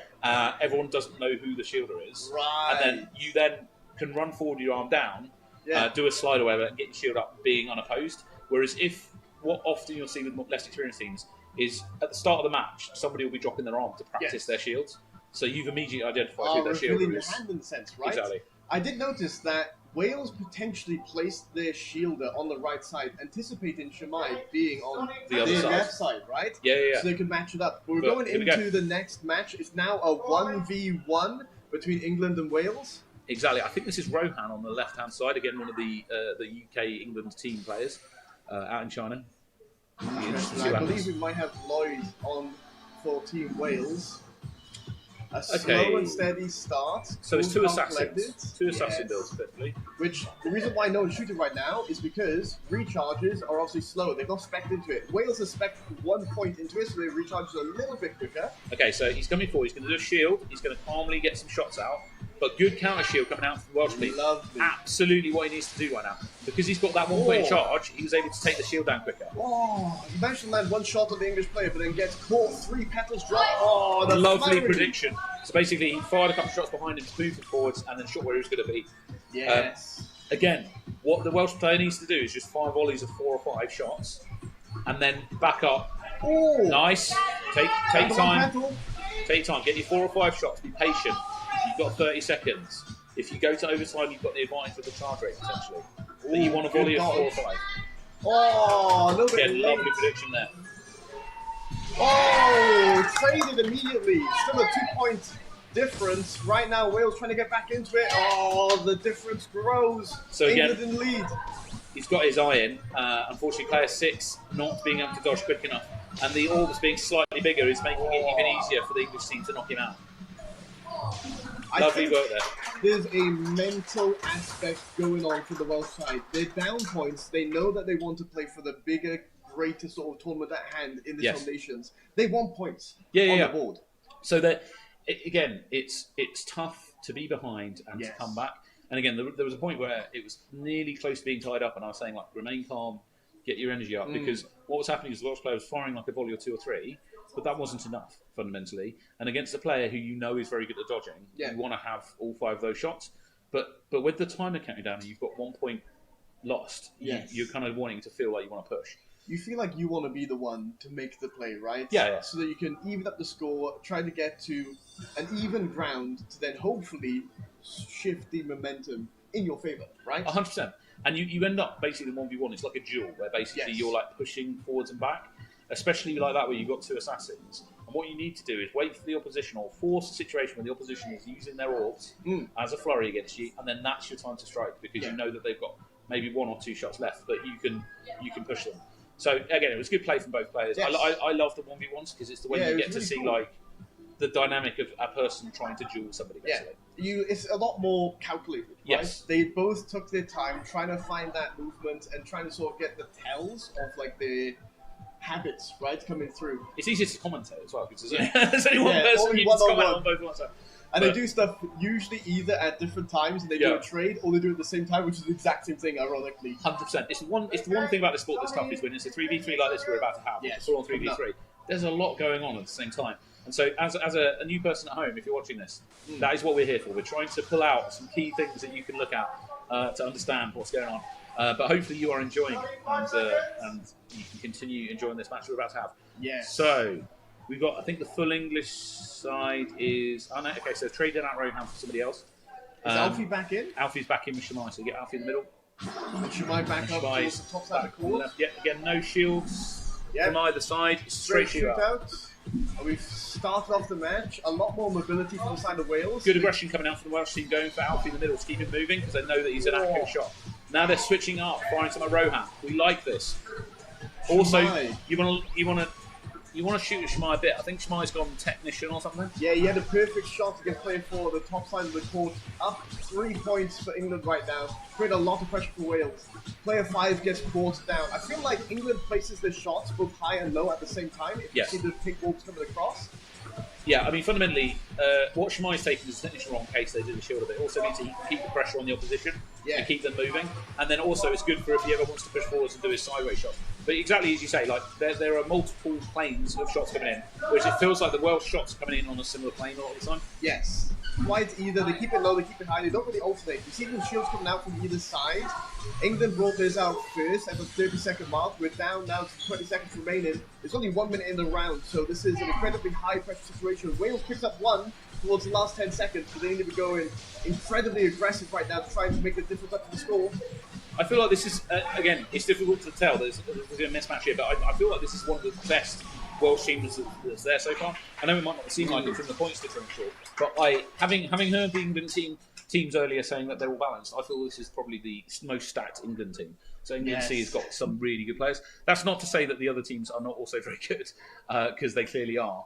But yeah, it'll be interesting to see Wales B going up against somebody else. Yes, I mean, when you have Alfie, the world's international HADO MVP, I'm certain that the English players feel very comfortable having 100%. The confidence of someone like that, with that repertoire and the sort of experience playing, especially going out to Shanghai. Oh, 100%. I mean, playing in Shanghai on a literal stage in front of a massive crowd with millions of people watching you against Japan, the best team in the world. Yeah. No offence to Wales, there's probably a bit less pressure for Alfie here today. Oh, for sure. But at the same time, if they get behind, which ones? Sorry, Wales beat HADO Coventry coach. Yeah, so that's Shemai. And then team number no player, Wolfpack player. Okay, so it's team no and Wolfpack. So fundamentally, what we've got here is they run various league games over here. You've got various teams. So Wolfpack, sorry, this is a note that's been passed to me by production. Wolfpack are one of the teams, and team no is one of the teams that do very well in the sort of Coventry leagues, if that makes sense. Yes. So you've got those, and then Shemai is one of the coaches. So fundamentally, he's training up other people as well. Right, I think we're moving on to our next game. Yes, sir. I'm going to jump out and swap with Blazy to get his incredible casting back on for you guys. Perfect. Into the next game, Tom. Thank you very much. See you in a bit. While you're doing that, I'm getting my screen set up to work out who's playing who. I feel like we've got England B is going to be on blue, and Wales C is going to be on red. Should be a good matchup. It should. What did you think of that last set of games? Am I allowed to say massacre on the broadcast? Yeah, I think that's fair. Because I think that's, and that's not to detract from Wales B there. They put up, I think, for all intents and purposes, the best fight that we could have expected from a team matching up into, as you guys said multiple times on the cast before, one of the best squads in the entire world. Yeah. I mean, so, again, it's a difficult one because fundamentally, with all the teams in Coventry and around the England, so a lot of the main teams are based out of the Coventry area because that's where the main arena is, which is the venue we're in, which is a lovely venue. So thank you very much to those people that built it. But fundamentally, they've got a lot of good players playing against each other, and what that means is kind of raise the level of play with all of them.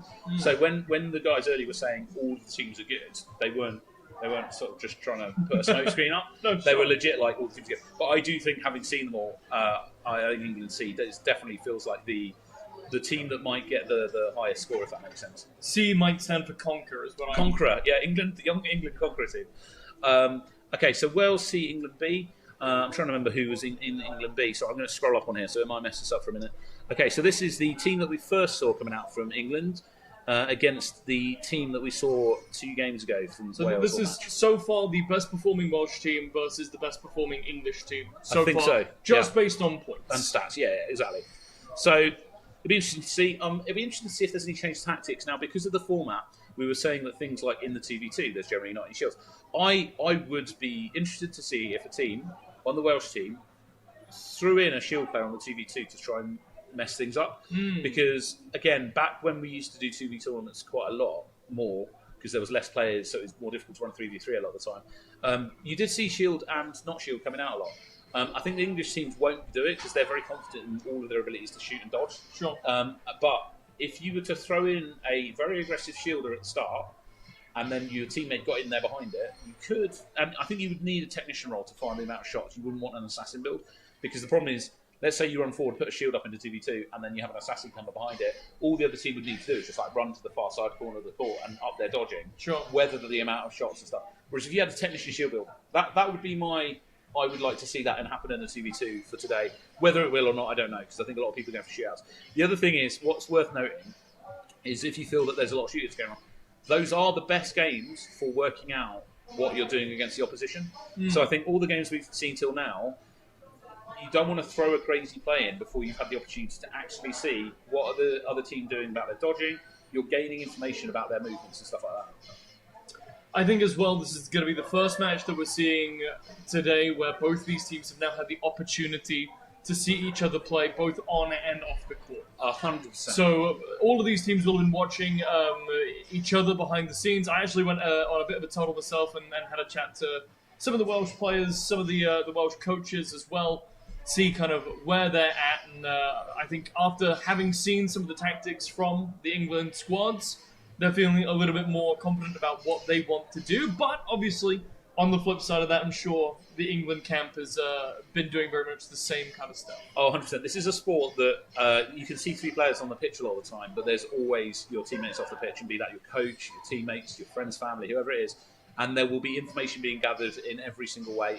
There'll be people shouting stuff during the match, like Ash, one of the coaches here in Coventry, will often be heard from the side of the match shouting out plays, even to people like Alfie, and be like, you're being targeted, because the player might already know, but there's a chance they've not realised. Sure. And so fundamentally, having that third party off the pitch, being able to shout advice is very helpful. Which is crazy, by the way, in terms of an esport. That's, 100%. Yeah. That's an unheard of rule, hearing coaches shout live during the game. But I suppose it does add kind of an extra layer of teamwork and communication. You've only got 80 seconds, right? And so obviously in an esport where, I don't know, you've got CSGO or something, being able to shout he's behind you is a big thing. In this, the only thing they could realistically do is give you a quick thing that might give you, like, you're being targeted. They could shout some stats. They could be like, oh, they've got a shielder, they don't have a shielder. But fundamentally, from the time that it puts it up to say, let's go, to the time the game started, you're working that out. Anyway. Yeah, no, for sure. Like, there isn't so much like a CSGO match that you can give away in that time. But yeah, the coaches off the pitch, players off the pitch, really vitally important. To the point where I've seen we've held tournaments and stuff at like big exhibition centres and stuff like that, and you legitimately have like players going around chatting to the teams, trying to find out what tactics they're doing and stuff like that. Because if you can glean any information, it might give you a slight edge when you get on there. Like knowing who the enemy shielder is, being able to watch the game before and go, that person's likely to be the shielder. Shamai's shown that he's a shielder today. Later on, if they do the shield round, they might be like, well, Shamai's going to be the shielder. Now that's a bit of information we can use. But it's also a bit of information that you can counter from that, right? If we've shown Shamai as our shielder for this round, next 100%. Round we switch it up, we put it on somebody else. 100%. It's why it's important for everyone to be able to do every role. Yeah. And the other thing is, even if you don't intend to ever play a role, playing every role is really important because it means you understand that role. So if you've played as a shielder, you know what the enemy shielder is likely to be doing, and that means you can predict them. So the worst thing as a shielder that you want to play against is somebody who's a really good shielder that's trying to knock you out because they know when you're going to push the line. And it's things like, as I say, you're watching body mechanics. As soon as you see somebody's arm drop, you're like, your whole team should be shooting that person to stop them pushing forwards because as they run forward, it's the opportunity to knock a shield out.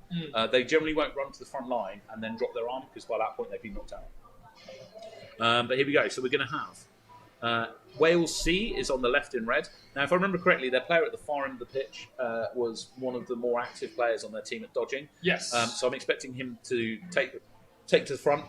I think this is a team that actually, if they just do some good aggressive volleying, I think they stand a good chance.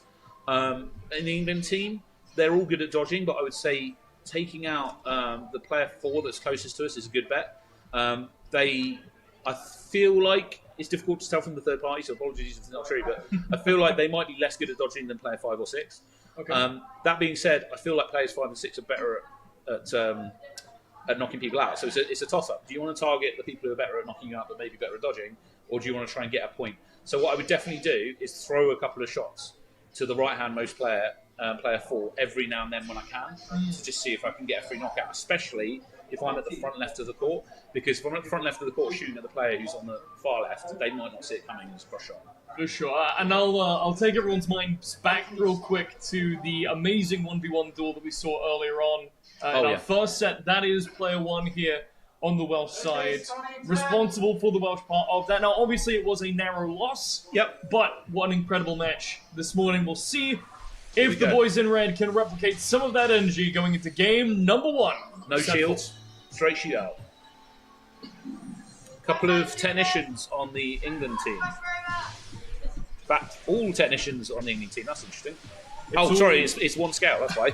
Yes, we are on one scale so far. It's already not an amazing start. 4 Wales are down 2 points. Player 1 and 3 have each dropped down once each. Player 6, though, in a bit of a rough spot. 1 pip left. But the pressure keeps on coming from England. So at the minute, the Welsh team are not targeting player 6 that much. They're only doing some cross shots on them. At some point, what they want to do is just like a subtle shift, and all of a sudden, everyone do a volley at them at the same time. And that's the most effective way, is get player 6 to think they're not being targeted, and all of a sudden just switch. It's a game of endurance at the moment. Esports Wales are looking a little bit sluggish. They're not really making too many evasive maneuvers. Meanwhile, Team Blue, England, are absolutely rocketing up in score, 8 on the board already. And there doesn't seem to be too much response from Wales so far. So many players only on 1 pip. Player 6 is being left alone too much. So I think that's where a lot of the knockouts are coming from in the English team, is they're not basically pushing that player, and he's able just to remain in position and get knockouts. It's an unfortunate first match, and we'll have to see how Wales are going to recover from this mentally going into the 2v2, but an 0-12 loss is not how you want to start your set. No, that's tough. Okay, I was right. So player 6 literally getting the first 5 knockouts to their team. And again, I think it was weird because they went down to 1 pip early, and then the Welsh team kind of forgot about them. And went, right, well, we're going to target somebody else. I think there was one player maybe throwing a few shots towards them. It felt very much like the Welsh team man-marked, with them maybe one of their players like switching targets. So what that does mean is you can keep the pressure up, but if the person you're marking, i.e. player 6, isn't being shot at, unfortunately what that means is that player is going to be able to get some accurate shots. And towards the end, as you can see, the pressure would have switched over to player 6 a little bit more. Sure. But that freed up players 4 and 5 to get some knockouts as well. Yeah, it's a bit of a prioritization problem. It's a little bit of a communication problem, I think, between these players. Yep. Maybe a bit more coordination between them to go, okay, here's what we need to do now. Let's coordinate on 6, or let's aim for 5. I think maybe a little bit more of that express communication we need to see from these players. It is a tough one as well. So going back to what we were saying earlier about Sure. having people on the side of the court, right? If I as a player shout target left, right? Well, then I'm telling the person that I'm allowed to shoot at that Sure. we're all shooting at them. So again, my team back in the day, we used to.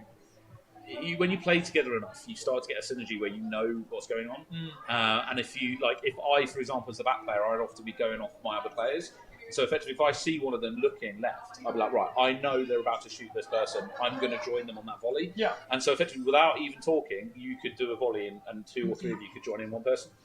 You do need to do that. And if you can do that well without shouting, or you can use a code phrase or whatever you need to do, shout some silly word like Daytona. What does Daytona mean? That means shoot the guy on the left, whatever you want to use. Basically, you can do that. The problem is that fundamentally, the best people can do it is if you don't say anything at all, and then the other team don't get any heads up that it's about to happen. But in that situation, somebody needed to shout, shoot number 6. Yeah, I think going back to what you were saying earlier, actually, about how a lot of these teams are built up of pieces from other teams that compete regionally, like No. The question for me would then be, how long have these teams been playing together as a unit of 3? Rather than as pieces of different teams. I think the part of it is they all train together.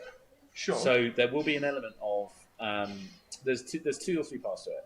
Number one, they run sessions here where they and I don't think the Welsh team do this, where they actively mix up the teams and they basically randomly pull them out of a hat.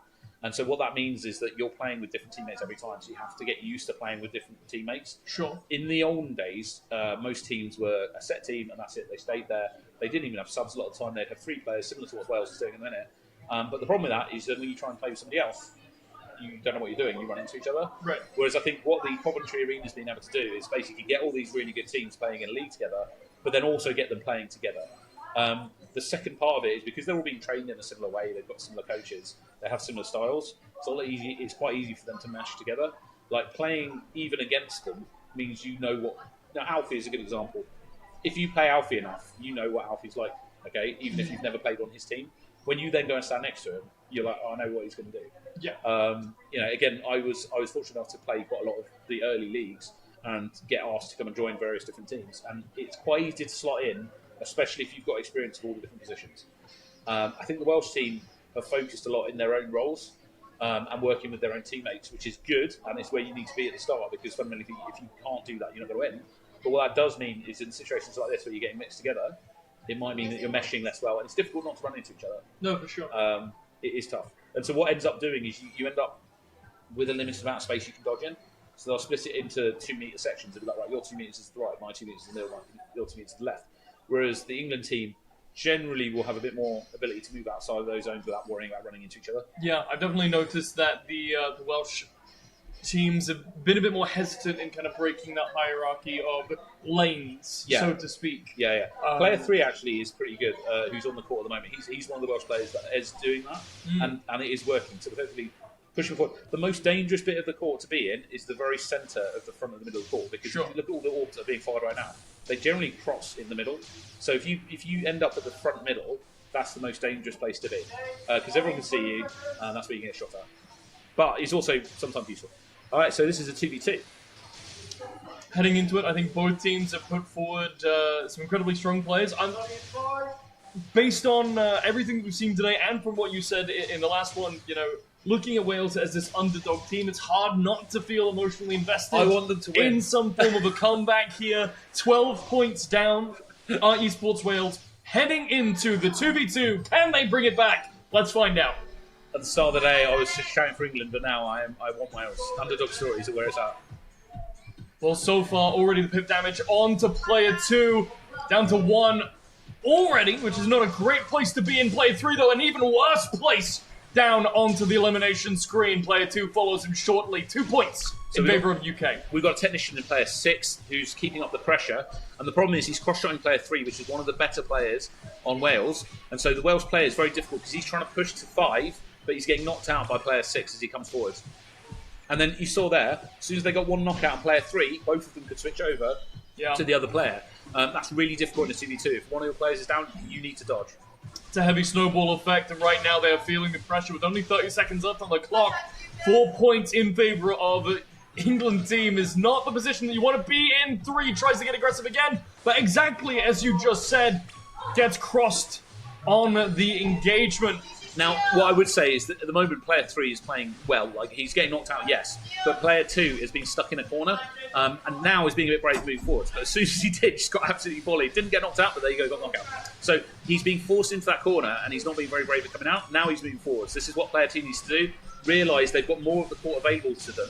But again, I think what they were doing was trying to stay out of the way of player 3, and that's a synergy thing. If they play more together, they'll get more ability to move around the court without running into each other and more flexibility. Yeah, right now it looks like I'm looking at player 3 as an island, and everyone else is trying to bank around them. Yeah. It's not quite working. It's a team game. You can't play it by yourself too effectively. It's one of those things sometimes. So I think I'm going to throw some, not shade, but information about Turkey. Turkey has a team that is very much based around like one star MVP player, and then the other 2 kind of support him. And that has worked historically very well because that player is very, very good. The problem came at the World Cup for them is everyone knows that that's their play, and so they just nullified that one player. So effectively, it's an assassin build. It's all based around getting him to a really good position with a shield or like distract or whatever. Similar to how I used to play. I used to get people to distract for me, and I'd sneak up the side. So I can't blame him because I used to do the same thing. But as soon as the enemy teams work that out, the way you nullify that is just not that power. So MVP, one player, particularly good in comparison to the rest of your team, doesn't work out. Because what happens is they just get nullified, especially if they're your assassin. If you have an MVP who's a technician or a shielder, I'd say that's a stronger play because they can do things to support their other 2 teammates, and they can still get knockouts, which is also why I moved into technician because that was a fun build as well. But yeah, it's a tough one. Next up is going to be a shield play. So it's going to be 7 shields max of 5. Somebody's going to take 5 shields. I mean, they could theoretically, someone could take 4, someone could take 3. I think that's unlikely because it's not. The problem when you do that is you start to degrade what your other teammates can do. The best shield play build, in my opinion, is 5 shields and 3 charge. Right. And your job is put your shields up in a good place for your team And break other shields. and break the other shields. And then once you've stopped running out of being able to do that, you can still dodge. So what you do is you go, shoot me! And like legitimately, I've seen people do that at a tournament going, oh, what are you doing? Shoot me! And people have turned around to shoot them, and then they're dodging. Like once the shielder's out of shields, and you don't have any shields left, just don't worry about them so much. Knock out the people that can knock you out. The unironic taunt ability. Literally the taunt. You press 4 on your controllers, your exactly. base controllers, Yeah. and you do the little hello. Like, oh yeah, I'm over here. Yeah. Exactly. But again, that's a tactic. The game has moved on in the respect of most teams are experienced enough to like once the shield has become not as useful, don't worry about them. Now that's not to say that a shielder can't knock somebody out if they're particularly good and they've only got 1 scale and speed, but it's really hard. I've seen it once or twice where you've managed to get some knockouts whilst basically being the shielder. But firing those shots is still important because you can still move people around. Because effectively, even if there's just a slow wall coming towards them, actually that's the funny thing. The speed is important because if there's a slow wall coming, it sometimes messes up some people's ability to dodge it because they can't predict it as well. So a key thing that I would point out as well, though, last time that we saw England B, their star player, player 6, did opt to go for the shield role. Yep. And we did see still an incredible amount of value coming out from them. When you have a player who is this accurate with their shots, I think it's a little easier to invest them into that shield role because not only do you maybe feel like you're getting still some good value from the fact that even with these slower shots, they're able to kind of pick up a few more of these HPs. Yep. But also it gives your other teammates a bit more of a chance to shine. And I think breaks that mental cast 100%. that we've been talking about a little bit, where you expect player 6 to be this hyper carry kind of player, but instead you put them on the support role where they still can do a lot of damage. Every single person on the pitch needs to play every single role, in my opinion. If you're a coach out there, get them playing every single role. And then more than that, here's a good example from the last match. If you find a player who's scared to move to a different bit of the court, make them move there to get used to being in that bit of the court. Because all the bits of the court are different about like where you've got to worry about the threats from.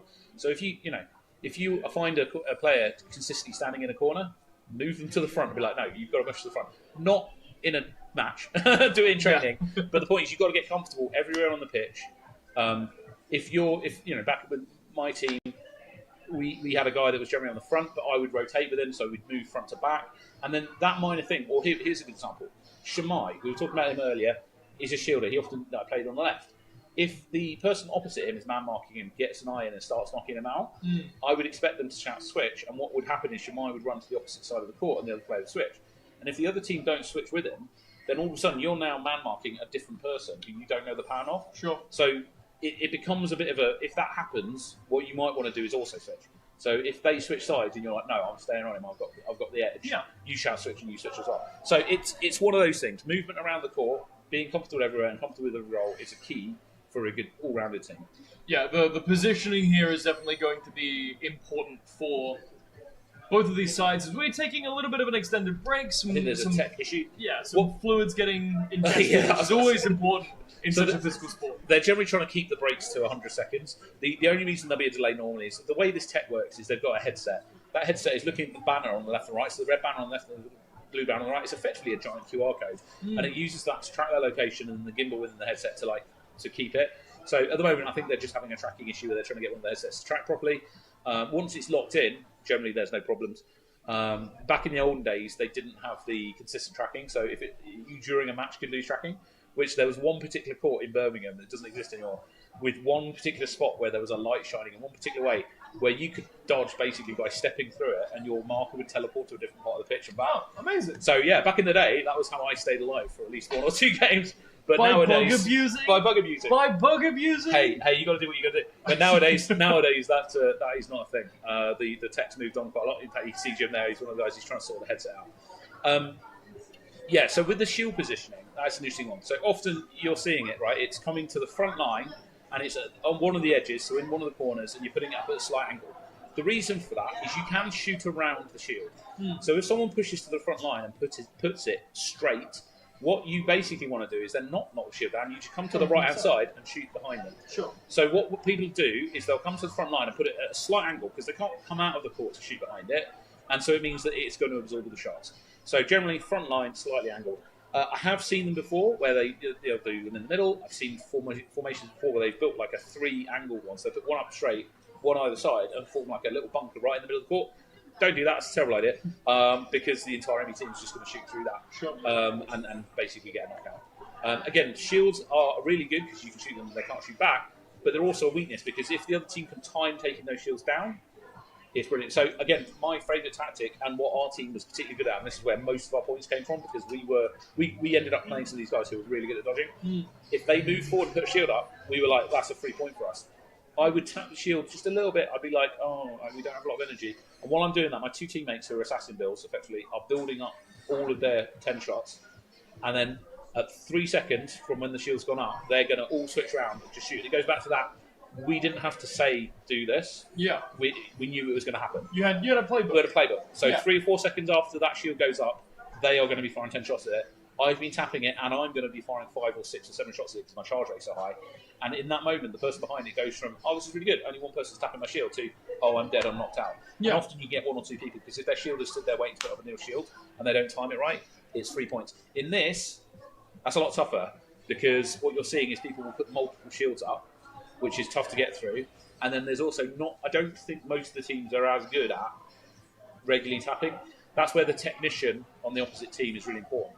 The person with the 5 charge needs to be consistently tapping that shield to the point where they know it's about to go down. You almost have to create a full sense of security, right? Yeah. These shields are supposed to be bastions, safety, and exactly by creating a little bit of damage on them and then coordinating, you kind of go, oh, okay, you're safe. Nope, you're not safe anymore. 100%. So yeah, it's a great tactic. Something that I don't think that we've necessarily seen. Not that much. Kind of these slow play shield breaks so far from either of these 2 squads. But I think as well we've seen some very different play styles. I think, in particular though, I do want to highlight esports Wales in general. I feel like we've been very stuck on the back wall, very hesitant to come up as a team. Setting forward in this particular set, right, Wales C, I think we've seen, a lot of aggression from player 3 specifically, but with very minimal support from the rest of his team, very little coordination from the rest of the squad, and as we've seen time and time again, it leads to him getting blown up, it leads to the rest of his team getting stuck in corners. What kind of stuff would you recommend that they do to maybe try and augment that playstyle? So for me personally, if I was in the Welsh team right now, or I was a coach or something, this might not win, but this is what I would do. I would get my shielder to do 2 shields, because what we're seeing a lot of the time is people are carrying the shields on one side of the court. So what they're doing is pushing forward, putting a shield up, getting one person behind it, and then the other person's like off on their own. What I would do is I would run as the shielder to the front right-hand corner of the pitch, say, put a shield up as before, then run left, straight across the front line to the far side and put another shield up and get both my teammates to push up either side, and then go back and put another shield up for the guy on the right, then come back and put a shield up for the guy on the left. So basically, you get both my players up forward quickly, both with technician-ish roles, so like 4 or 5 charge, but you're on the front line. If the other team don't counter by putting a shield up in both front, which most people are used to at the moment because it's not a tactic that comes up very often, you'll end up with one of your players being able to shoot around basically one of the shields, and it puts the other team massive pressure. Now, the downside of that is you're going to use 4 of your shields in the first 20 seconds of the match. If you do not get a point lead in that 20-second time, you're going to lose. Yeah. If, however, you can get a point lead, preferably 2 or 3, and then just actively dodge for the rest of the game, that is a strat that can work. So it's that heavy investment early. Yeah, heavy investment early to get a lead, and then if that, obviously it's a high risk, high reward strategy. If you don't end up getting that lead, you're behind for the rest of the game. Exactly, and the other team can slow play. But fundamentally, people don't use that strategy a lot nowadays. I think it's generally because they don't play shield metas a lot. Right. Whereas in the old days, there was a lot more shields happening, so you have to come up with different shield strategies to see how it works.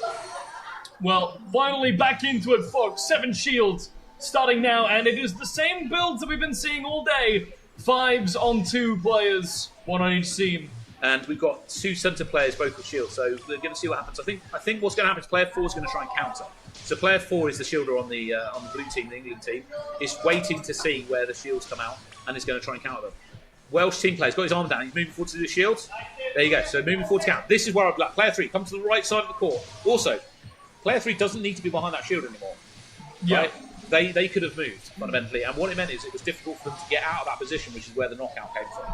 Yeah, and now from this point on, it's exactly what you said, right? Playing this reactive, he who shields first, shields last kind of play. Yeah. Player 3 has gone on the offensive, trying to get these shields up, and immediately it's the counter-offensive. All right, well, we're just going to block where you put your shields in, and it's not a tactic that's particularly working out. There's that angled shield coming up on the left-hand side of the pitch. Meanwhile, 5 points in the lead are UK. England, not UK. Where's the UK combined? Well, I mean, we can call it the UK, and then Wales can feel better about themselves. But yeah, no, England doing very well here.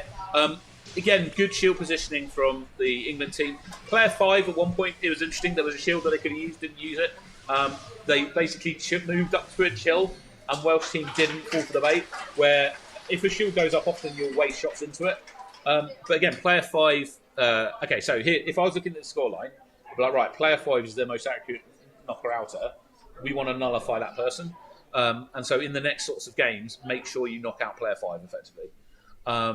When you've got a clear score difference like that, 46% accuracy is really good. 83 shots fired is like almost at the maximum that you can get out in a round with that amount of charge. What that basically means is they weren't under a lot of pressure, so they weren't having to do a lot of dodging, which meant they could charge a lot, they could fire a lot, and they were getting those accurate shots in. So yeah, basically, well played both teams. As I say, they nearly did it. If the Welsh team, when he put that first shield up, had just run straight across and put a shield up for his teammate, and they both got behind it, brilliant. I think the Welsh teams are less confident with the shield work. I just don't think that they plan for it, because fundamentally, when you're trying to get good, you want to win without shields. Yeah. Okay, and then shields kind of get brought back in. So when you're a right beginner, people use shields a lot because it's an easy way to be able to play for a bit longer and get the points. When you get to that bit in the middle where it's like, no, we want to be internationally good, you have to work on your dodging, you have to work on shooting. You want to be winning games with those 2 things alone. It's only at the very, very top level that you see shields then start coming back in, where you're like, okay, this team is equally good as me at dodging and shooting. I need to mix it up by messing with their head a bit by throwing a shield in. It's that bell curve. Yeah. Of a thing that is good kind of at all levels, but it is the best at the lowest and highest possible point of skill. Mechanics like that are all over the shop.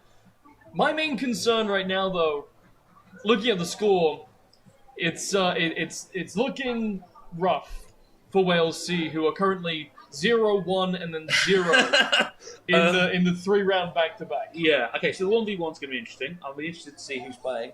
A 1v1 is the one that I would expect turnarounds to happen in, because anything can happen in 80 seconds. It's easy for us to watch nice and chill, but the adrenaline going through you during that 80 seconds is quite a lot. Like, a lot can happen. It's not a long time. So all it would take is for a point lead of 1 point from the Welsh team, and that puts pressure on the England player. That being said, this England player is clearly chill. They're just chilling out right now, having a bit of a dance. It's clearly excited. But yeah, 3 needs to try and get an early lead, but remain calm. Calm is important. This is not a sport where aggression or losing your focus is a good idea.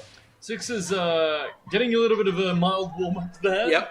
In the before round, just showing off a little bit of that acrobatic prowess.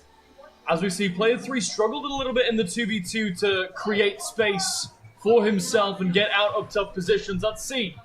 Okay, so it's a match build. There we go. So now, right, slight thing. Welsh player waited for a volley from the England player, had some charge, should have pushed forwards at that moment, because basically the other team didn't have any shots to fire. So here, push forward now and use the advantage of basically the distancing. Unfortunately, not. I think it's got to be a confidence issue here of just not wanting to move forward. Another leaf broken. But it's going to be traded out relatively quickly. Player 3 now on the last one. Not that it matters too much on the pips that are this sized, but still a precarious situation. This will be the first point of England. So now it's going to be tough. Player 3 needs to remain calm, get a bit more aggressive. There we go, like it. But basically, still don't fire one shot at a time. You've got to build up the charge. Okay, so what he's doing is he's going for a shield. Now, the problem is he didn't charge enough shots before he did that, so he did it in the wrong order. He needs to charge, then shield, then shoot. Whereas what he did was he shielded and then had to charge, standing there wasting the shots. But he can still do it. 7 seconds. Remain calm. The last 5. He's got to find something here. 3 seconds left on the clock. He's right up forward to the wall. But it's not going to be enough. Player 6 finds the last shot to close it out 2-0. So, a really minor point here that I'm spotting a lot in the Welsh team. There's a lot of head dodging going on, which is great. The problem is, it will ruin your shot. So, a really good example there was a couple of times a shot came in and the immediate flinch reaction was to move the head. The problem with that is you won't get the accuracy shots. This is going to sound silly. It's like the old Wild West shootouts. The one who remains calm and shoots sensibly and accurately is going to win the shootout, not the one that like flinch reacts and or flinch fires. So when Wales was coming forwards and a shot came, his immediate reaction was to dodge slightly with his head like this, and then what that meant is that his shots weren't on target. He couldn't see his opponent, and it wasn't enough to dodge. When you're in a 1v1 like that, and actually in a 3v3, a better thing to do would be like a big side step whilst keeping your head on target. Yeah. When you land from your side step, fire because you're stationary and then move. So what you're trying to do is like fire when you're stationary in the middle of a step. You know, it's always fun to bring back comparisons to Counter-Strike and Valorant. I'm sure Leon off stage is going to enjoy this analogy, but very much it's a similar philosophy. Yeah. If you're playing Counter-Strike, if you're playing Valorant, and you decide to run around while you're shooting, you're not going to hit. Yeah. If you're wildly flailing quickly or something. Oh, absolutely. Yeah. If you're wildly flailing your camera around, trying to change your hitbox so that you can maybe eke out away from a spray down, it's probably not going to work out so well. Rather, pivoting, doing your stutter steps, your stutter steps is already the term that we use, so that's fine. I'm not going to try and reach for a second one, is often where you'll get your best accuracy. So seeing that replicate here, I think you can bring a lot of lessons from that. 100%. I mean, let's be honest, CSGO and shooting games and stuff is based on them trying to replicate a real-life shootout, right? And so, and this is effectively a real-life shootout. Yes, using energy orbs, you're not using anything else. But realistically, your head, and the thing that's different about this is your head positioning is key. And because it's also your dodging ability, in the respect of you're trying to move your head, as soon as you add in those flicks, that's great. But if you're doing that at the same time as shooting, you're going to miss. Less head flicking, more sidestepping, especially when you're trying to get the accurate shots. And again, back to, we were discussing Alfie earlier and his like giant leaps and all that sort of stuff. It is all one motion. There's a point in that motion that he's doing that is the head is in the right position for him to do the shot.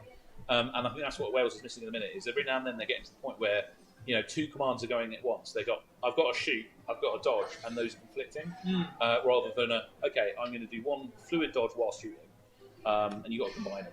But again, it comes with experience. It would just be a minor thing that I would say is like, less flicking, more Sure. keep your head straight. So looking ahead to the all-out 3v3 here, Wales, realistically, as much as I hate to be that caster They're on the side of the definitely desk, the underdog, it's not a position whether they can realistically flip the script and come out ahead in terms of point value.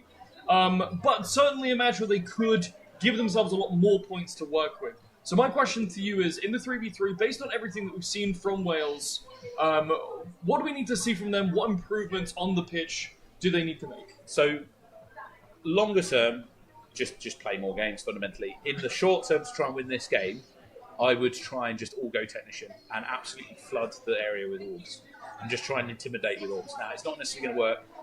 And then the one thing to consider, which we discussed earlier, is that someone needs to change height. So fundamentally, someone needs to be shooting low, someone needs to be shooting high. And then by doing that, you're going to put more pressure. And at this point, the only way to win this game in this match or this round is to put pressure on the England team to the point where they falter.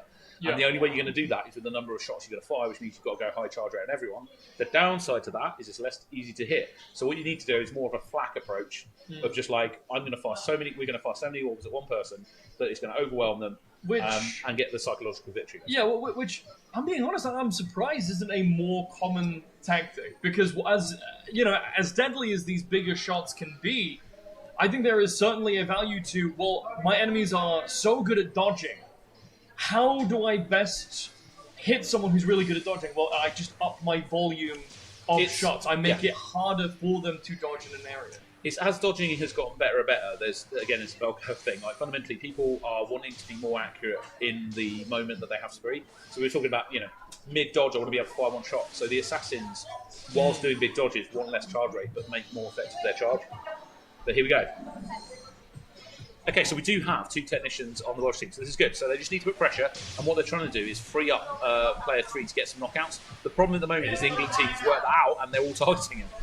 And it's already so much movement. Player 1 on the floor. He's changing elevation, but yeah, excellently spotted. Player 4, he has a whole stack of shields. This isn't 7 shields. No, I mean, so it's clearly they subbed in a player who I think is confident with their shielding. What they're going to do is they've got the point lead. They're going to win because fundamentally, when they're going to get down to 30 seconds, they're going to start putting shields up.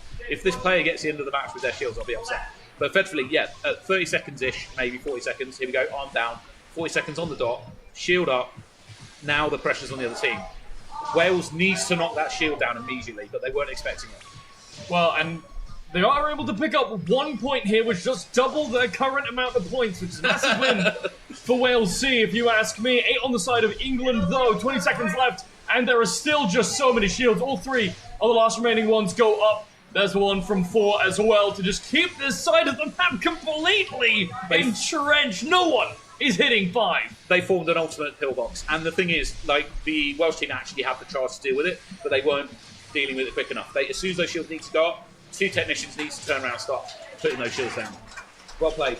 Well, it's an incredible showing from England B, and you know what? Big up to Wales. They did double their score in that last match, so I'm going to be feeling maybe a little bit optimistic about that. 100%. And what I want to know is if the reason that they went for technicians was because what I was saying before was trying to overwhelm, or if they actually got a heads up that the other team was going shields, because it could have been that they spotted that player and were like, that person's going to do shields.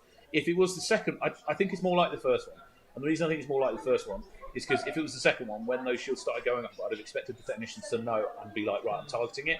Whereas either they forgot that because it was long enough into the match, or basically they just got flustered. But either way, this was a good example of like shields being used in an actual tactical sense to mess up your opposition. I definitely don't think the Welsh team are ready for that. I'll point out as well the number of bullets shot from both sides. It's even though we saw such high usage of the technician build, just the amount of shots fired from the Welsh team, I don't think really stacks up. No. To what they should have been doing. So there's 2 things. There's one, there's 2 parts to it. One, they were knocked out. So when you're knocked out, you can't charge. So for each knockout, there's 4 knockouts, I think, to both players or technicians. That basically is 3 seconds per knockout. So that's like 12 seconds of 80 seconds that you can't charge. So there's that. Number 2, because they were having to dodge because the England accuracy was so good, that makes it hard to charge. Because remember, you've got to keep your arm upright. That's vertically upright, not against your body. So if I'm dodging over like this and my arms come with me, I'm not charging anymore. So there's an element of while I'm dodging, I have to do this. And that is part of the sport that is very difficult. Sure. And so the more you're dodging, the less shots you can generally get out. The players that are doing crazy dodging up and down, watch their arm, because they can still often keep it like vertically there, even if they're doing some crazy stuff. So yeah, that's basically what that came down to. It was just they got under pressure and then they weren't able to get the shots out, which meant they could do the shields, which meant that the England team had a pillbox, and jobs are good. All right. Well, exciting times. Moving on to Wales A and England C. I will give up my chair unless you need a break, Tom. No, I'm good. I'm going to stay all day. Well, Leon, come on back to the cast. Mainly because one of us has to support England. Although they don't need the support right now. I was going to say, I think we're all now supporting Wales. Yes. My father's lineage will be upset if I didn't. That's what we love to hear. I want to comment on what you and Blazy were just talking about in that previous game. That Trojan horse of a strat right there from England to play it like, hey, we've got technicians and assassins, like we're trying to just brawl out and have a fight with you here. Yep. And then suddenly, hey, we've got 5, 6, 7 shields lining up on the right side. Good luck. So there were some tells. So number one, Yes. most of the time earlier we were talking about lots of people were firing shots before the start of the game. Yeah. If you noticed before that game, I don't think the person who was shielded fired a single shot. They were stood just basically not giving anything away, which in itself is a tell when you normally do. Yeah. Secondly, I know that's their shielder, so before she's been subbed in to do shields specifically. Yeah. There's that. And then the final thing is when the game had actually started and she did fire and you see an orb size 1, as soon as you see an orb size 1 in a 3v3, that's a shielder. Yeah. And so at that point, again, I was predicting, I'm saying they're going to come out 30, 40 seconds. Yep. That's because at that point they had the point lead, so they didn't need to do it early. And so they were like, well, clearly what they were going to do was wait till about 30 seconds, 40 seconds from the end. Yeah. And just pill the pillbox, and then you're definitely almost going to win at that point because the psychological damage to the team at that point is like we're behind, and now they've got a massive shield in front of us we can't do anything about. It's a tough one. It was the lack of preparation from the Welsh side, right? You could see they actually prioritised the right side with one player, but then from England just like, right, I'm dodging now. This is all I have to do. Yep. I want to talk about this next matchup though. Team A for Wales versus Team C for England. The A team versus the championship team. Yeah, I was going to say this is going to be the test of. This is the game to watch. Yeah, I was about to say if we think that this is the best Welsh team, I personally do think this is the best English team. Yes. We're going to see what happens. Well, I'm going to highlight a fight between player 2 and player 4 for Wales. Is Tadpole versus Alfie, right? Alfie, the MVP. Tadpole, an ex-professional Rocket League player, taking that experience into this next fight. The game kicks off. We have a trade of energy orbs coming through, but nothing crazy just yet. So they're just targeting Rohan's player 6 on the far side, and they're still doing it. I'm interested to know if that's because they realise that Rohan's good at shooting. And they're basically like, well, let's take out one of their best shooters. They might have identified, obviously, Alfie's good at dodging, so you don't necessarily want to start there. So what they seem to be doing is basically ignoring Alfie. Nice cross shot though. That was beautiful. And then try and take down the 2 outside, which I think is the right choice here from the Welsh team. So you see Tad there, player 2 running up, creating pressure on the front line. We have player 3, Death Watch, who's on one petal, Death's Door, and he falls betrayed. 1-1 elimination in 30 seconds. What I would say though is there's brilliant volleys coming out of the Welsh team. I know there was a slight stuff where they ran into each other. But the Welsh team till now have been doing some really good teamwork where they're all volleying at the same time. Yes. We have a bit of spacing reset for the Welsh team. We have Alfie's dropped to 1 petal. It's 1-1. I mean, 20 seconds left. Come on. This is it, Wales. You can pull this back. I really want them to win this. The petals are actually even right now, so whoever hits a really accurate shot will take this down to the 10 seconds, down to the wire. They need to get player 5. Player 5 is the person I think is the weakest. They're dodging on the England team. That's it. They're pushing, being aggressive. They're going in, trying to get. But player 5 knows, and he's just dodging. Oh, to even it up. It was so close. What a showing for either side. That was really good. I think the only minor criticism I have is when Wales pushed at the end, they literally pushed directly towards him. What they should have done is got their player to come up the left-hand side of the court to cross-shot. Because what happened is, as soon as they pushed like that, player 5 knew that they were the target of a massive attack, and was able to like up their dodging. And all they did at that point was just use their height and dodging to their advantage. I think a better tactic would have been just to like try and silently assassinate him from the side. Perhaps. I'm curious, right? That was scale 1, right? Yes. In the format that we have. I'm curious that if that wasn't a scale 1 match, if things might have gone differently. It's tough to say. I mean, that was a genuinely very close game. Yes, really impressive. And like I think that's the closest we come to seeing Wales like win like a game, if that makes sense. Well, that's the A team coming out for you. Is right? this the 18 coming out? Yes. 2v2. Let's see who we've got. We've got Alfie. Okay, that makes sense. I can imagine you'll see Tad coming back on. I feel like Tadpole has spoke a lot about how he studied Alfie's game, especially because he was the Shanghai MVP, right? Yeah. You have to look at what he's doing really well. Yeah. I feel like there's a difference in approach. Tadpole seems, well, he is taller, right? And he seems to utilize his head movement a lot more, as we've noticed. However, you've commented it on with Blazy as well, the fact that obviously throws off your aim naturally as a result. Whereas Alfie's a lot more wide step mobile with that pattern of the shoot and slide. It's one of those things. What I would say, what's interesting is I don't think Alfie's necessarily had to push particularly hard today in the respect of his teammates are getting the knockouts. Yeah, very true. And so in that last game, for example, Alfie wasn't being targeted that heavily, but he wasn't like taking advantage of that as much as I'd have expected. Interesting though that player 5 has stepped out, whereas previously I think they did it a different way, and I think that might be because player 5 was starting to feel pressure at the end of that last game, and has gone right. I need a breather. I'm out of breath, or they might have demand. Yeah, or they might have like my patterns. So let's not put me in just now. And that's the luxury of having a team. Every single England team has subs, right? That specializes in different elements of gameplay. It seemed like that first team that we had featured in the scale 1 3v3 was very mobile for the English team, right? It sounds really minor, but it's really big. That fundamentally, the best way to read the opposition is by playing them, right? Yes. So if you have somebody in the opposite team sub out, that's less time for you to be able to learn their techniques, if that makes sense. In the same time, all these players are going back and sharing all the information. So they might be going back and be like, this player has this tell. I'm going to use Shemai. I'm sorry, Shemai. I keep calling you out this. I will be forever. But it's the best example. If back when we were playing and I was like, okay, Shemai's in, watch for this movement. When he puts his foot down and goes to his right, his head's going to end up by his foot. You aim at his foot, you get the knockout. So Wales has a disadvantage with not having a sub that they can't basically give. They can't get as much information and give away less information. They're giving away all their information whilst the England team is giving away less. I mean, that being said, it's tough as well because when players will conserve energy and tactics. As they should. As you should. So if you're not under pressure or you're chill, you don't. If you've got the point lead, especially if you've got over 3 points lead. So say you've got 4-0. At that point, you can relax a bit. You don't have to pull out any crazy plays. You don't have to exert yourself too hard for the next round because they're only 100 seconds only. And then separately, you're not giving away anything. You're not using your really good dodge that they now know how to see it coming. For this next lineup in this 2v2, from what I can see on the Welsh side, we have Tadpole.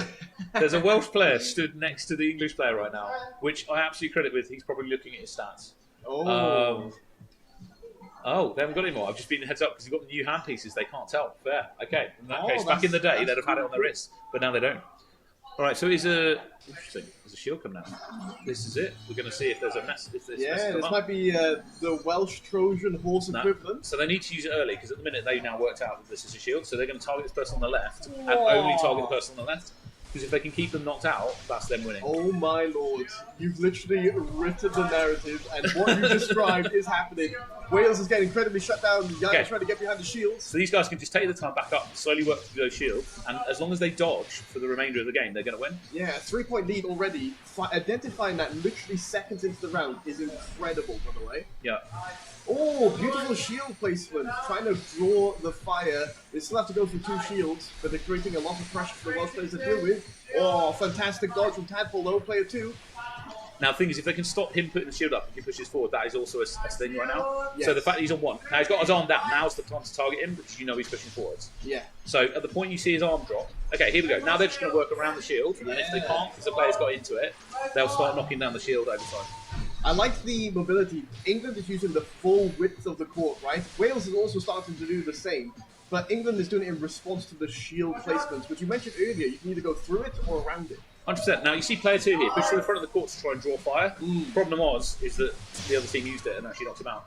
But at that point, they were ignoring him for a lot of it and just taking his shield down. Yeah. Because they're like, well, you can't hit me. You've only got 0. I mean, look at that. It's 3 points straight at the start. Do you know what? Though this didn't go Wales's way, Yep. credit where credit's due. I love the fact that they're changing it up. 100%. It's a really minor thing. If they'd have just literally the very first thing that guy had done is run and put a shield up, that could have changed the dynamic a bit because all of a sudden it puts the guys who've got a very low charge rate on the back foot because they both went assassin. They only had 3 charge between them.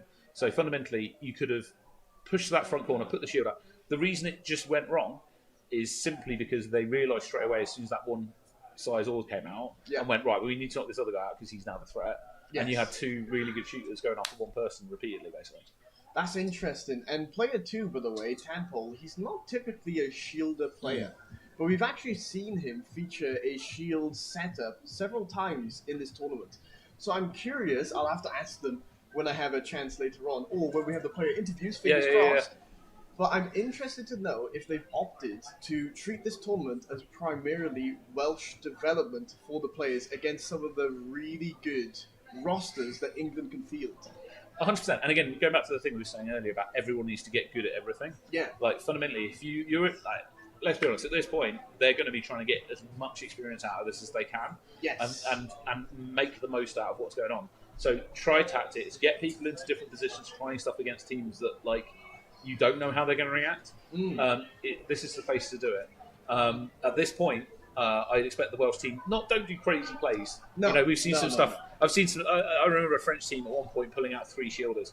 Oh my! Like, don't do stuff like that. But I mean, maybe. But yeah, try and experience, do some stuff. Yeah, limit test, right? Yeah, 100%. You're not going to know what works, what doesn't, unless you attempt it. Especially when you're against players of the prestige that this England C team has, right?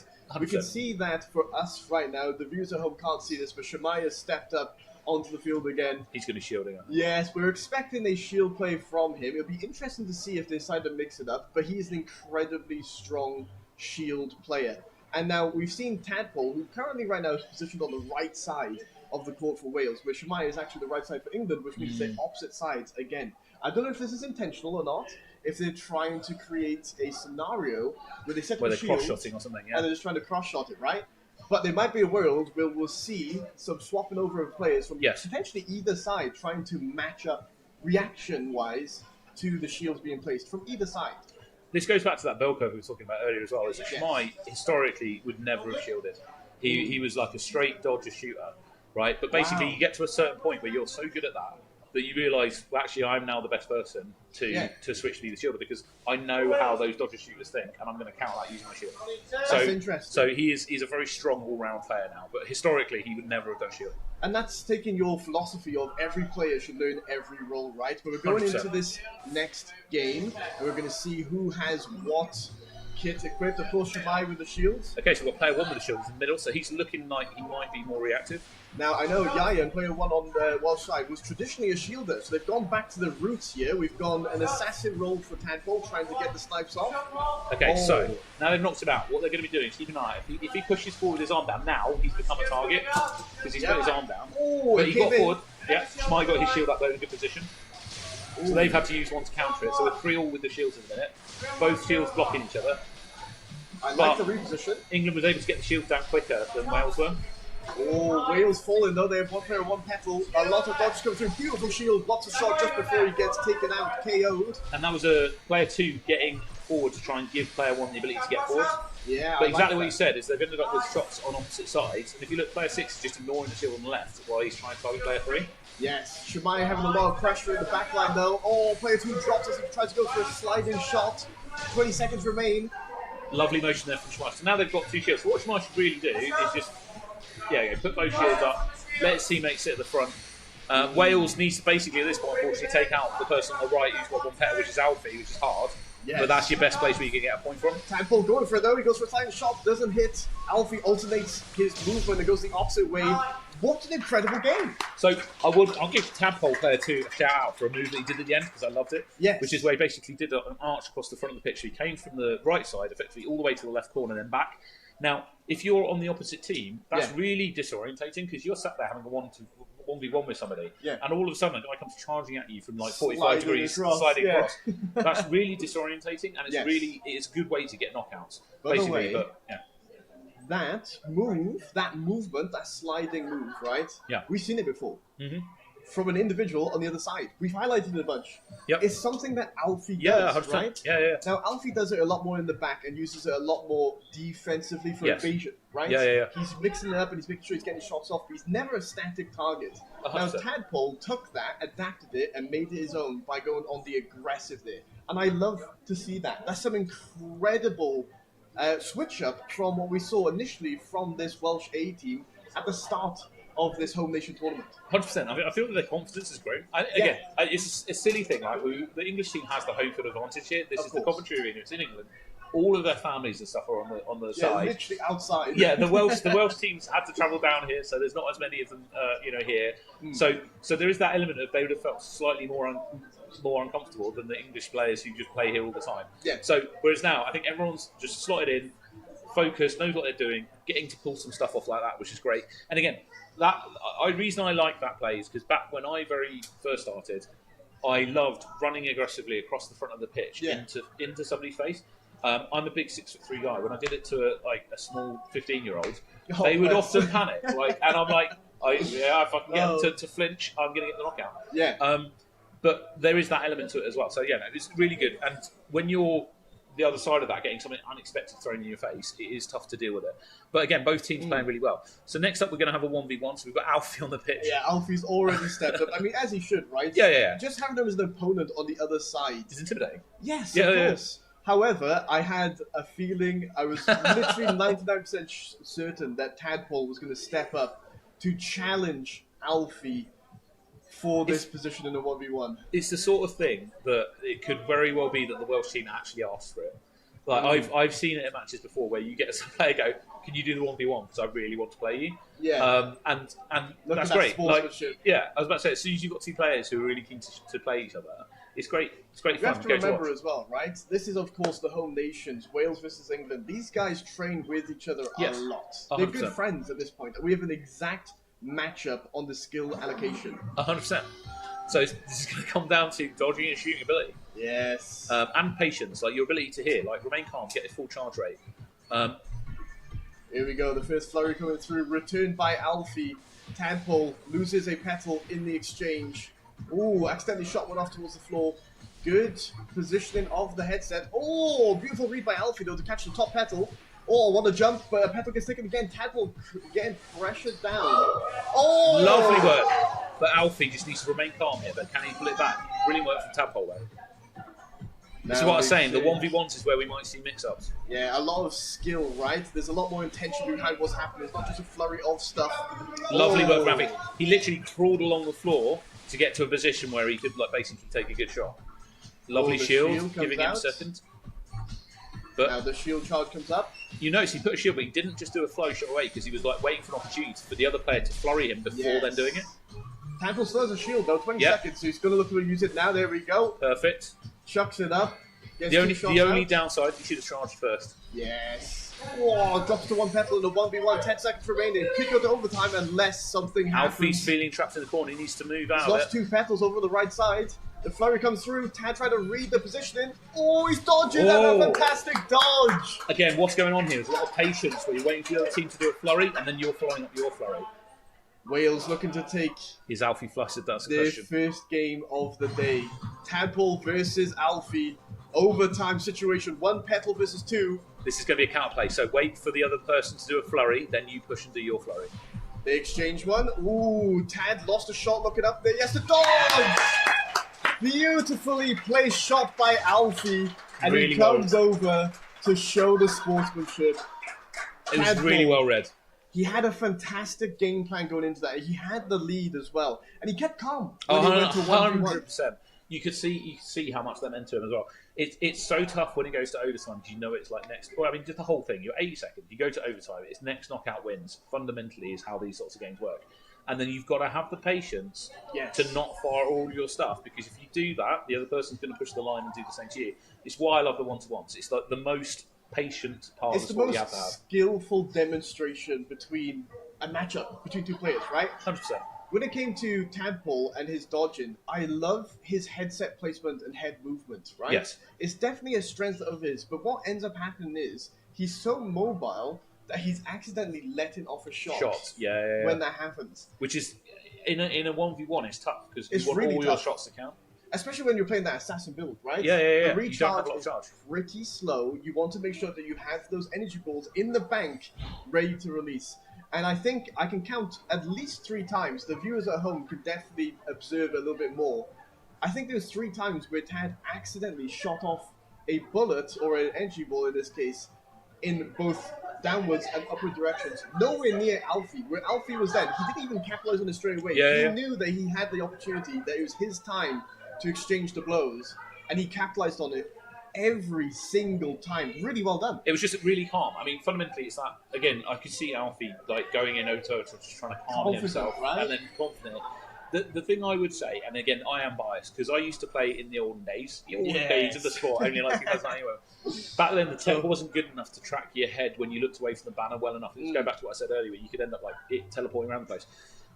So head flicking wasn't even a thing when it first came out, which meant that the people that I trained with and don't use it very often. I'm not a fan. I'm a fan of the head flicking. I think it gets used too much too early.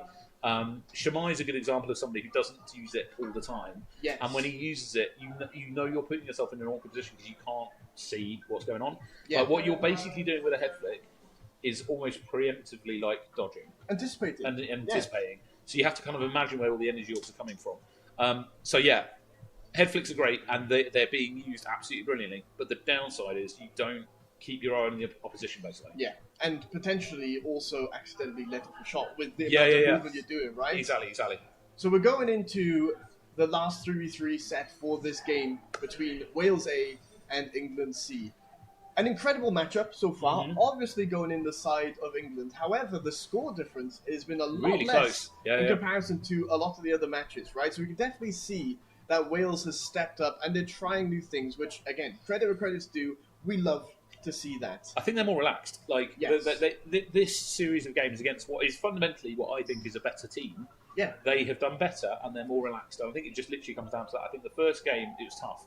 Like the first game you play in a tournament and match in this case, Your like nerves, it's right? your nerves are on it, and it's easy to get flustered. And then once you're slightly behind, it's easy to draw back. Where I think they're just calm now. I think it's that element of we accept where we're at. Yeah. We're just going to get the most out of it and do what we can while we're here. Use it as a learning experience, Exactly. right? Yeah, They're yeah. trying to figure out what's working for them. I feel like there's definitely been a strategy mismatch from the start of this tournament, right? Home nations, this time around, we saw England come out with a lot of technicians, a lot of aggression from the get-go. Yeah. And we know for a fact, based off of all the statistics we've seen so far, Wales have been moving. They have been dodging, Yeah. but they just can't keep up with the pressure. And now we've seen England mix it up a bit because they know that their heavy barrage of energy balls is working incredibly well. And now they started bringing out a shield late into the game, stacking up the bunker, right? I'll be interested to see if England mix it up in this 3v3 because it could be. The thing is, Shamai could easily. The problem is, Shamai could easily do a shooter role, and he could easily do a technician role. He could easily do a shield role. So he is the one. I think the other two are going to stick with some kind of an assassin kind of build, maybe play to their strengths. play to their strengths. But Shamai, literally going into this, normally I make a good prediction. I'm like, I think they're going to do this. Yeah. I have no clue. I don't. No I don't- toothless for In that. fact, there you go. He's not doing shielding because he just put a shield up. That's it. How do you know? Because you can tell from the visibly how strong it is. So the stronger Oh, shields wow. are more bright. It's only slight, but it's there. That's some tech I did not know about. What an observation to make. Do you reckon the players on Wales, though, they don't have the headsets on just They may might not have seen noticed. Yeah. But Oh, again, no. the thing is, I'm not entirely sure how they set their stats now because I've not seen the latest wrist pieces. Yeah. So I think they set it before they come onto the court. So basically, my Wow. point is that Shamai won't be able to now change that. In the old days, you had it on you. Yeah. You could do that, fake Dial your it level up. one, and then Yeah. change it. Whereas they can't do that. I love that. Unless there's- they've got somebody behind the scenes who's changing it for them. Yeah, right now. maybe. But I love there's a strategy to the stuff off the court before you even get on. Oh, 100%. No shields. No shields. Either side. It is a straight shootout, just like the start of the day with the home nations. We can see that. Oh, Deathwatch Reese gets the early KO, falls to England's side. So Oh. 2 assassins, player 4 and 6 on the England team with Shamai being a technician. just in case he needs to deal with some shields, but also because he's accurate enough with it, he can still get knockouts. In fact, he's got 3 knockouts right now, so Shmai is the player on the England team that's the biggest threat. Yeah, and he's already managed to rack up some points for the English side. We're at 50 seconds, but there's a 4-point lead for England. Make that 5. An incredible shot landed on tackle. I mean, this is really tough, right? Because Shmai, he's standing in the back corner. He's got 4 knockouts, right? You kind of he's the least likely to be targeted. But if you notice, he's consistently moving, which means that they're looking at him going, "Well, I don't want to shoot at that, Yeah. because I'm not going to hit." But actually, he is the biggest threat. You want to knock him out. Oh, what a dodge! Yep. Incredible movement from Shmai there. Tadpole trying to pressure him and punish him, but gets punched in an exchange instead. 100%. But again, Shmai is one of the best players in the world. Fundamentally, he is really good. He's going back to what I was saying earlier. Yes, he's a good shielder, but he is better at this. Yeah, at dodging, and we're seeing his strengths come to play here. Only 5 seconds remaining, 8-point difference for the side of England right now. Wales trying to create the pressure. Tadpole played up, but it's too little, too late. Tadpole, absolute credit to him. Again, MVP on the Welsh team, because fundamentally he was pushing the front line. He got the knockouts for his team. Yes. He was in the most dangerous spots for almost the whole thing. He was definitely the strongest player on his team. And to get those 2 points that late in the game, absolute credit to him, because that's tough. Now, again, I want to highlight the score difference. This has definitely been one of the better performing matches for Wales, right? Still went to the side of England, and England played incredibly well. But we saw that 1v1 come down to literally just a couple of petals, right? Yeah. We also saw the 2v2 started off okay, but then it started going to the side of England. We saw the initial Scale 1 game that was going in the side of Wales, but then they ended up losing that to the momentum of England towards the end. I mean, go on. I was about to say, this by far was the best Wales performance of the day. I mean, not only on the points, but I mean, it was one game. That last game basically was where the majority of the points came from. Yeah. And again, realistically, I'm gonna put it out there. I think fitness is the thing. Like 100%. I don't want people at home to think this is nice and easy. It doesn't look like they're moving a lot, right? Yeah. But you've got 80 seconds of intense workout, 100 seconds-ish of break, and then intense workout. We used to use the league format as a training aid for hit workouts, where you're doing like intense training. And then So what we would do is you do 80 seconds of HADO against AI at a certain difficulty level. Yeah. Then you have like a 30-second break, and then you back in, and then over a 20-minute period, you're doing like your weekly workout. Basically, it was mad. That's incredible. They're burning a lot of energy. Now the problem is the Welsh team don't have any subs. No. So yes, they've had a bit of a break where the 1v1 and the 2v2, but that's it. They've been moving the whole time. For the players who are playing those same 2v2s, 1v1s, they're exhausted going over this series. Yep. And again, Shmai came into that last one pretty much fresh. Yes. You could tell from his movement, he just like jumping all over the place. And again, it was a minor thing, right? They didn't target him at the start because they know that Shmai's good at dodging. He started dodging before they even start shooting him, so they're looking at it going, well, I'm not going to bother shooting at that. I'm going to shoot these guys who are dodging less. Yeah. But what that actually meant is that when he's dodging, going back to that thing we were talking about earlier, there's points he's landing where he can shoot very accurately. Yes. While still looking like he's dodging really well. It's a tempo thing, right? Yeah. I feel like each player needs to find the moment where they are most accurate to try and get the shots off. Yes. Like Alfie has I'm not going to call it a clear tell. His movement is so efficient. Yeah. And so you can clearly see that this is MVP top level placement and decision making and timing on the shots, right? Yes. Yeah. And He's you very definitely saw intentional it. with what moves he does. Exactly. You definitely saw it with Shmai there as well. I feel like Shmai was a lot more sporadic with his movement, but he had to be. But he's doing, but again, he's doing that to make them not want to touch. It's a psychological thing. They basically, it's like, if I dodge a lot, don't shoot me. You're not hitting it. You're not hitting it. It's the reverse of the way I play. When I play, I don't shoot at the start. Yeah. So basically, what I do is I stand at the back and I just stand in the corner and I let my teammates move forward and shoot. Interesting. And so I'm actually going, just forget about me. Yeah. I'm not even here. Worry about the people that are more of a threat. Yeah, running around. If people shoot at me, I try and make my dodges as relaxed as possible because I want them to be like, what is even the point? He's not doing anything. Yeah, fair enough. And then they forget about me and I move forward. Shmai did the opposite. He's like, I'm going to be really active. I'm going to put you off by basically being like, I don't want to shoot at you. Yeah, you do not want this. You don't want this. You don't want the smoke. Yeah. Speaking about the people at home, right? I've tried this. I've tried HADO when it first came to Wales, right? It came to Caerphilly. It was in a leisure centre. It had a beautiful pop-up, and the HADO staff did a great job at bringing what people are experiencing here today to a remote location, right? Yes. I've tried it. I'm pretty fit. I go to the gym 3 to 4 times a week, right? It's very humbling. it's very humbling because it's a mental capacity thing. You're making a lot of decisions on the fly in a minute, right? And then not only that, the headset, though it's light and fits to your head well, it does have this bit of weight to you, and Yes. you're not just doing your traditional like movement in the gym, for example. You're actually twisting your entire body. There's a lot of It's a whole body mobility workout. Yeah, going to it, right? And it's an incredibly humbling experience. If you ever have the opportunity to try it, I highly recommend you do. But we have another game coming up on the horizon. Tom, I'm going to leave you and swap Cheers. out with Blazy, so you'll have some incredible casting coming up in the next game in a bit. Perfect. I'm also moving my laptop to work out who we've got. We're going to have Wales B versus England A. Whoa. How are you doing? There's always more of a drop when I sit down on this chair than Is I'm this chair expecting. getting further and further depressed on your cushion? You normally sit down on a couch cushion and you expect that little bit of like a squish. There's no squish.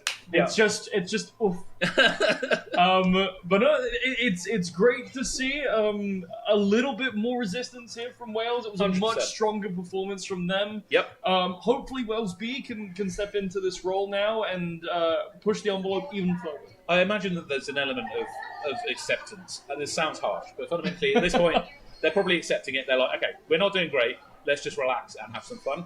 Yeah. And that is one of the key things. You need to be chill. Like, so going back to what we were just discussing, actually, fitness is a thing, but this is a sport that's a cerebral sport. It is more like a computer game than, it's halfway between a computer game and a real sport. Sure. And in a computer game, I think aggression doesn't really help you, right? So there's some sports like rugby. If you get angry, that's going to make you get a burst of adrenaline, you get stronger, and you can hit the guy harder. You would like to rage. Yeah, that's fine. Raging is great.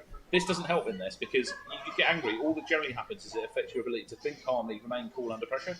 This is like playing darts, right? But whilst you're also doing a really big physical workout at the same You're time. playing darts while people are throwing darts at you. Yeah, exactly. Yeah. And also there are shields that you can put down. Yeah, there's a heads-up display that is confusing and loads of stuff going on. You can charge the darts to throw more darts and bigger darts and faster. Yeah. No, I see the similarities. it's a cerebral sport. It's back when I started. I'm not the most physically fit guy, right? I was able to compete far longer than I expected based on the computer game elements of the sport. Right. It's also why we often take this to new places. We get gamers coming in and beating people who are physical like athletes. Yeah. Right, because they pick up the game mechanics quicker than the athlete can. And again, things like understanding on your heads-up display where you're aiming is actually tough. All right, so here we go. So we've got Wales B is going to be on the left in red versus England A, and this is the one-scale fight. I feel, sorry, to go back to that, because I think it's interesting. I feel also in that you get a bit more creativity in terms of build style. 100%. From players who are gamers first. Yes. Who want to experiment a little bit around with it. But, as you mentioned, scale 1. Let's do it. Let's get into it. Can Esports Wales break the streak and come out on top? Good aggression straight away. Lots of volleys coming out of Wales, which I like. We like that. First thing I'm noticing already on the England side is this crouch position. This player 6 especially crouched in the corner, unmoving, unneeding to move. If you're not being targeted, don't worry about it. Just stay where you are. Absolutely. Be small. Be small, be tucked out of the way. So far though, England only one pickup. It's actually easier to get up than it is sometimes. If you're positioned correctly, you can jump up quickly and go down. So that's why often some players will play a low position. 30 seconds in. It's been a slow one here. Only one KO on either side of the pitch. Player 4 being aggressive, looking for something, but 3 in the back line gets picked off. I had a really... Wales, getting a point, really good play. They switched player 2 and 3 around because they were like, I'm getting shot, switch with me. And that actually helped them out quite a bit there. Moving forward a little bit. England side to come out on top. 15 seconds left standing. Lovely Charging play. forward 1. Gets on, the shield up on the board, but there's still not enough space being taken. Only 5 seconds left. And at this point, it is too little, too late. And with another pickup for England, 1 and 5 will be the scores at the end of the match. I think this Welsh team have very high potential. The player 1 that just did that move at the end where they moved up, put the shield up, the only thing that they were lacking, because what they did was they went for a cross shot on player 6 that was sat in that corner, which was absolutely brilliant. The only thing that they're missing was just a bit of accuracy. And again, that's like when you're rushing, it's hard to stay cool, if that makes sense. But that will come with experience. The actual thought about the plan, the tactic, and the implementation of it and the movement was brilliant. Yeah. It's just all they were missing was I didn't hit the target. I think as well, a little bit of hesitation on the back line of Wales B. While we saw that aggressive play getting the shield up in the front row. There was a shield put up in the back as well, which didn't really create a lot of space for Wales. Could have been used a little bit more aggressively, I feel. It's a passive shield position, basically. Yeah, very much so. You're not really putting yourself in a strong position. To be fair, you're also not putting yourself in a dangerous position. Yep. But when you're 4 points behind at the end of the match, you got to take a few more risks. The best uses of shields generally come down to I'm pushing the front line. Give me a second. Oh, okay, cool. So Red 1 apparently is one of the new coaches at HADO Coventry. So that's useful. We'll keep an eye on for that. It's a guy called Nathan, who I did not recognise. So apologies, Nathan. I'll come and chat to you after. It's the headset. It's tough sometimes. This works best where you have a player number and we can talk about players. Because there used to be a mechanic where you could get their gamer tags, but the problem was most people use their gamer tag and not their name, and so then it got even more confusing. Because now you're like, player 2 is Ash and Pyro, and yeah, so this works. Player 1, player 2, player 3, etc. But yeah, there was a good switch at one point where basically the player on the far side of the court on red realised that their pattern had been got by player 6, who was that guy that was crouching in the corner, and just went switch, and somebody switched with them, at which point it made it more difficult for a few seconds for player 6 to get any points, because they were like, oh, hang on, I'm confused now, who's this? How are they dodging? So the actual tactics coming out of this Welsh team, I feel, is some of the best. And I also feel that this Welsh team, like all of the players are kind of balanced with each other. Yeah. With some of the other teams, there's like one player that's maybe slightly better with 2 weaker players, whereas this one, I feel like all of the players are maybe at the same level.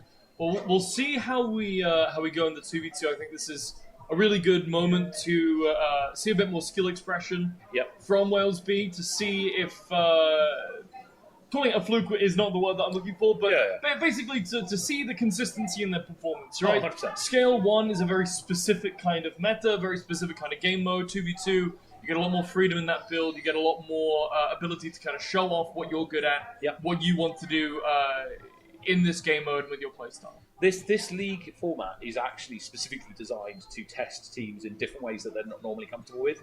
As I say, the English team have done these sorts of league matches before. The Welsh team, I think, some of them might have done a little bit, but not all of them. And it is specifically designed to push people into different places they might not necessarily feel comfortable in, and then see what happens. When you actually look at the international matches, what it normally is a straight 3v3, and it's normally best maybe 2 out of 3. So you're doing 2 matches against one team. Like, if I go against the Japanese team, you play 2 matches of 3v3 back to back, and that's it. Yeah. Right? So the pressure in that is immense. In this, it's a bit more chill. You've got like 5 games you can play it across. You're testing different parts of people's play style. So it's quite fun to watch. And you do learn a lot, both as a player, but also as a team playing. Yeah, no, for sure. And as part of the reason I'm quite excited here, Wales B, this almost looks like a different set of players on the Welsh B side from when we saw them earlier on. Whether this is some new kind of life coming through, if they're getting their second wind, or if these are straight up different players. I know that you said that the Welsh teams don't have any substitutes. Yeah, I'm not sure they're subbing, but I think they are just feeling more relaxed. Yeah. Again, this team's an interesting one, because I think that, as I say, they're all quite competent. They're all willing to move, which I like. They're not so static. Some of the other teams, there's definitely 1 or 2 players that if I was on the opposite team, I'd be hammering them for points, thinking, well, they're going to be in that corner and they're probably going to stay there. Whereas this team, it'll be interesting to see what they do in this 2v2. All right, here we go. And the builds, the build's relatively standard here. Both teams going for a similar loadout. The aggression comes straight through from England, getting the first shots out. Meanwhile, a little bit more patient from Wales as they charge forward, but player 3 instantly gets punished. As soon as you push, that's the problem, is that you become the target. And to be fair to Wales, player 2 tried to capitalise, but didn't manage to get the hits.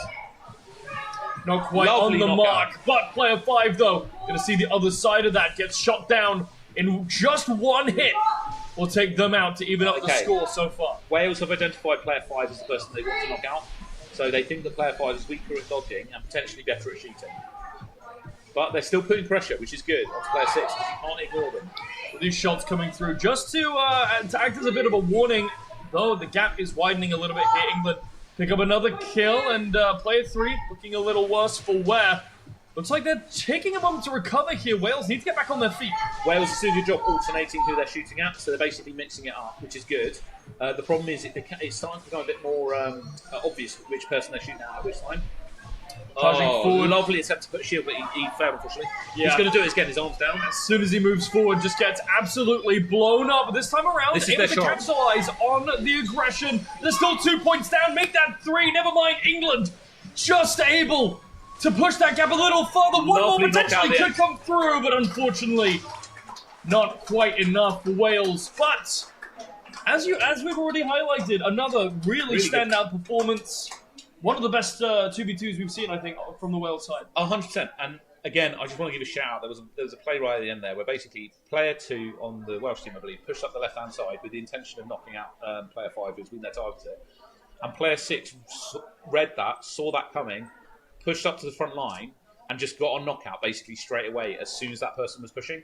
And so it was a brilliant play from player 6 who basically saw ahead of time, like, right, this is what's about to happen. I'm going to get in position to take a cross shot, but they're not paying attention. So it was tough. The really good play from Wales. Again, there was a moment where one of them came forward to do a shield on the close side. He got knocked out. Unfortunately, now he got annoyed, which is fine. He was like, "Damn, I got it." Right. He then went to redo the same shield, and he kept his arm down. As soon as you're knocked out and you've just been trying to do a shield, bring your arm back up because you don't want to give away that you're going to do the same thing again. Yeah, the body language is definitely a big aspect of this. Yeah. You want to make sure that you're concealing your intentions as much as possible. And looking at the scores so far, you know what? This is even closer than the other one. Yeah, this is a 6-point difference going into the 7 shields, which is often a game mode that can lead to some surprising results, although looking back through the match history isn't a game mode that Wales have done well at so far today.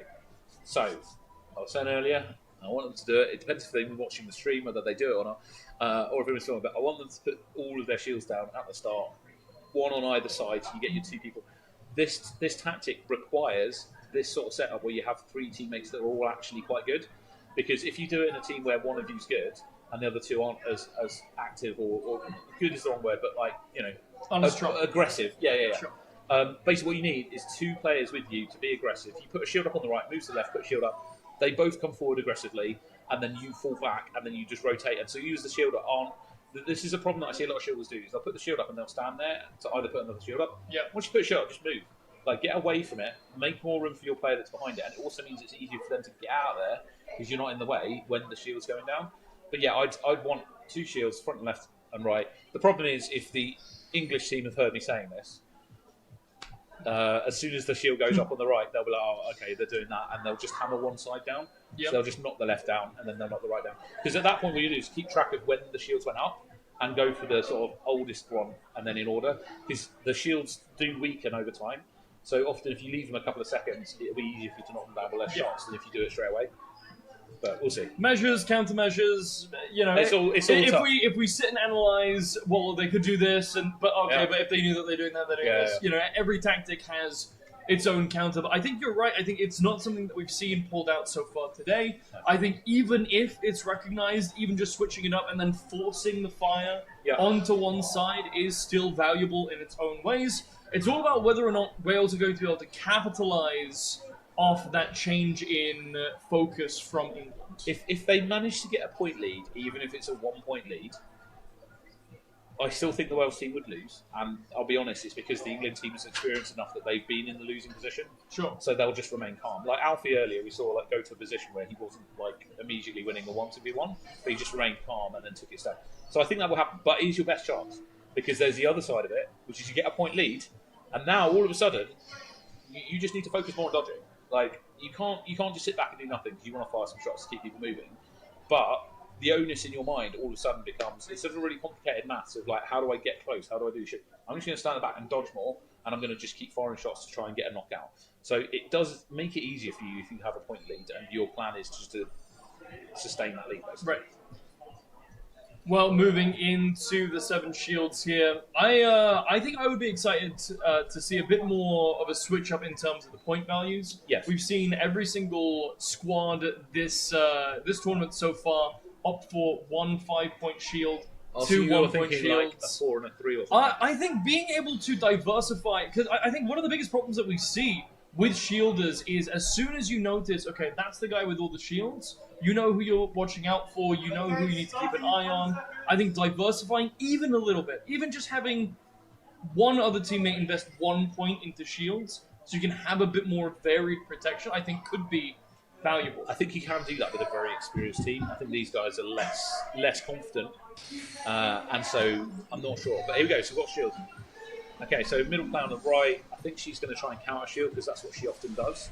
The player position on the right, player 1, Wales, means he's going to push forward and do a shield on the front right-hand corner of the pitch.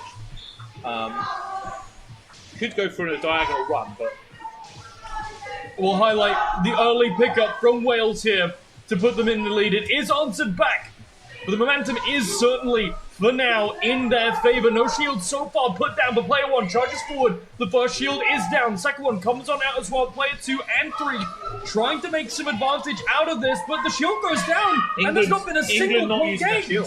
So that's a very interesting play. So England basically choosing to use their shield a bit more passively later in the round, trusting that they're going to win using their shooting ability. And now they're just basically shielding 6. They are completely entrenched here, but only 2 shields left available for the England side. Meanwhile, there's 4. Scratch that. 3 as the third to last goes down. Player 2 charges forward, looking for a bit of an angle. A second KO comes through, and hold on, the gap is closing. There's only 1 point left in it. Can Wales tie this one up? England, unfortunately, finding that 5th point there available to them. Just still a few more seconds left in the match, but it's not going to matter as England picks up another buzzer beater. So, really well played. The Wales team managed to capitalise on, I'm going to call it a mistake for one of the England players. The technician on the England team, or the closest to the technician role, didn't notice a shield on the left-hand side and basically was allowing them to stay out too long. I could hear Ash from here, one of the coaches, basically trying to get his attention to it.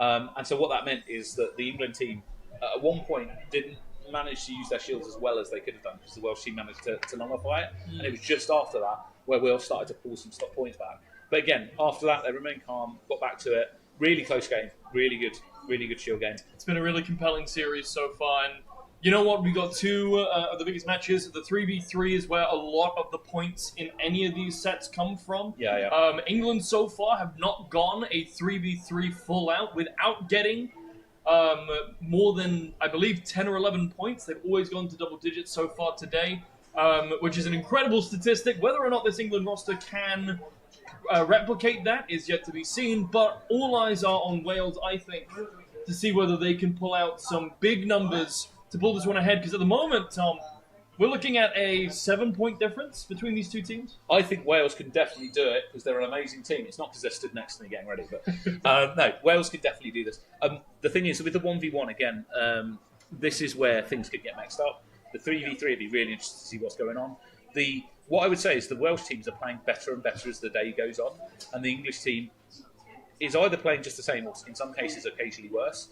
So it's this weird dynamic where at the minute the Welsh team is working towards beating the England team, and the England team isn't having to up their game, and so is just playing slightly less focused. It's probably the best way I can describe it. They're feeling a bit more confident, basically. Yeah, well, I mean, warming up is a real is a real thing. Getting your sea legs under you, so to speak. 100%, especially somewhere you've not been before. Yeah, of course. There's this element of being nervous about where you are, and I think a Welsh team now are just getting into it. I think the problem is though, if we plot this on a graph, they're going to be England. If England's been here the whole day and we've only got 2 sets left after this, and Wales is coming up this way, they're going to meet. By the time that they meet, it might be too late. Yeah, well, I mean, realistically, as an overall holistic view of the event, it is too late. But I think 1 win on the board for Wales today would be a massive 100% morale boost. Yeah. And I'll be honest, if Wales should be leaving this with a morale boost of how much they've performed better. Sorry, I'm getting a heads up from production. England looking really strong. Do the casters have any predictions for HADO Home Nations 2026 of where England and Wales will place with Scotland and Ireland in the mix? That's a good question. Scotland and Ireland, I think, in my knowledge, is less experienced than the Welsh and English teams. So I would expect, if we were to get all 4 teams, because this is the thing about this sport that I like, is a lot of people look at it and they go, it's surely just really easy. It's like, no. There's a direct correlation between how much you have played against how good you are. Sure. You can obviously have a team that trains better. So, for example, the Welsh teams are getting better far quicker than the English teams did originally. But that's because they're looking at the England team and the Japanese teams and stuff and learning from those much better. Sorry, some kind of technical issue going on behind me. But yeah, so my prediction would be England would probably win, Wales would come second, and then it would come down to Scotland or Ireland between third and fourth place. I feel Scotland had some teams that I've seen play before that were not that bad, so I think they could possibly come third and Ireland in fourth. And again, that's just based on how long each country's been playing, nothing to do beyond that. Now, could Wales beat England, for example? 100%. It's because here's a really good example. Oh, in fact, we'll have to come back solve to the question after the 1v1. This could end up being the tightest match so far of the day. Okay, 3 versus 6. Now, 6 is a player we've seen crouching a lot. It's because he likes playing from low and then standing up. Again, it's easier to go low-high in some ways because all you do is stand up, right? When you're going low, it's an easier thing to mess your knees up and mess up the move. Again, very tactical. 3, at this point, though, should have pushed forward before doing this volley because he knew that player 6 had less energy available because he'd just done a volley. Well, this is a very patient game from both sides. First blood goes to England, takes 2 leaves. I think the only issue here is that player 6 has got better accuracy. So he's playing the longest game that he can because longer term that's going to work in his favour. I think the Welsh player needs to play with the position on the court and push to the front line to cut down the distance in order to accurately hit. Well, all these shots coming through and still no eliminations on the board so far. That's very true. With only 20 seconds left. Oh, it's going to be big. And that was close, but he didn't manage to set the sensor hit. Yeah, it's a phantom hit. The sensor is close, but no cigar. So here we go. Player 3 at this point has kind of an edge in the respect of he's generally shooting after the player 6 volley, but what he needs to do is just move forwards when he does it. Player 6 going for a knockout near the end. Here we go. Now's the chance. Player 3 needs to recover. Beautiful dodging at the end there to keep him in. Our third overtime of the day. Okay, so what I want player 3 to do is charge up, wait till he's full charge, run forward, put a shield up, and then try and get a knockout. That would be the play here. We'll have to see. But will the England team player do that as well? They're both charging. Okay, just a little bit of a tester. England could push forward here. Player 6 sliding, trying to find some position. Going for a player shield 3, shot. He's looking for a shield, and there Lovely it is. counter shield shot, though. Both come up. There's player 3 who takes the worst part of the trade, down to 1 leap. So tense. I'm almost not able to speak right now because I just want the Welsh player to just get a knockout here. He's completely patient at the moment, but just not quite being able to dodge away from it. Turns into the shot with a beautiful prediction from 6. Not quite, but in a game that comes down to the wire.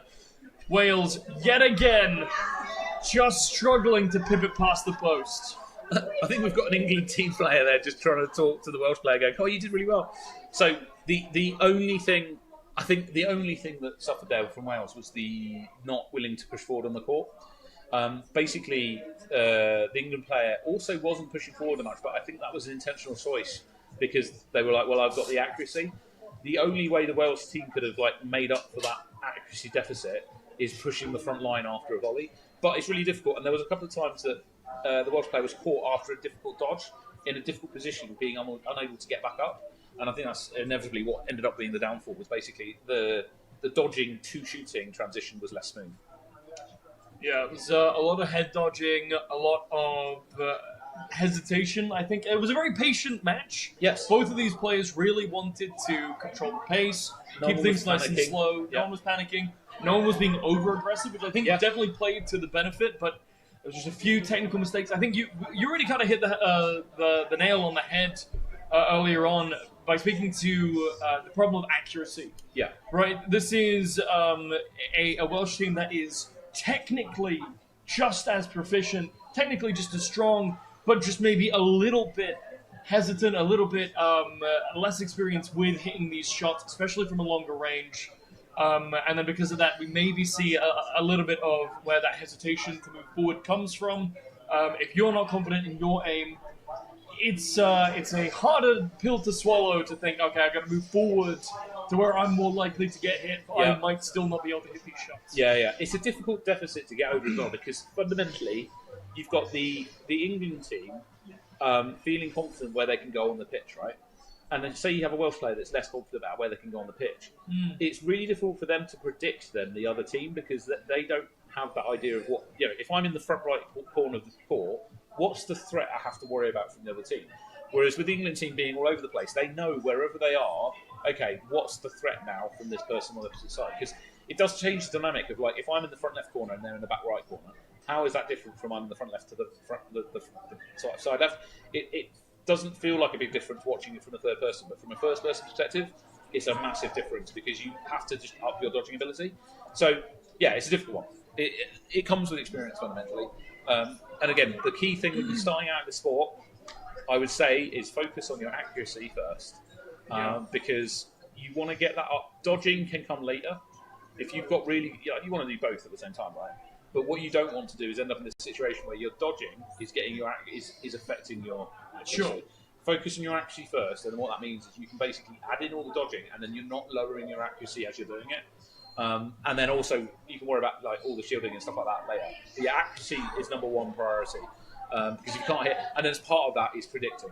You can't just be accurate; you have to actually be able to predict where is the opponent going to be. Sure. But yeah, again, that comes with experience. So heading into the 3v3, this is the big one, the big moneymaker. Both of these teams so far, these have been very conservative scores, very close matches.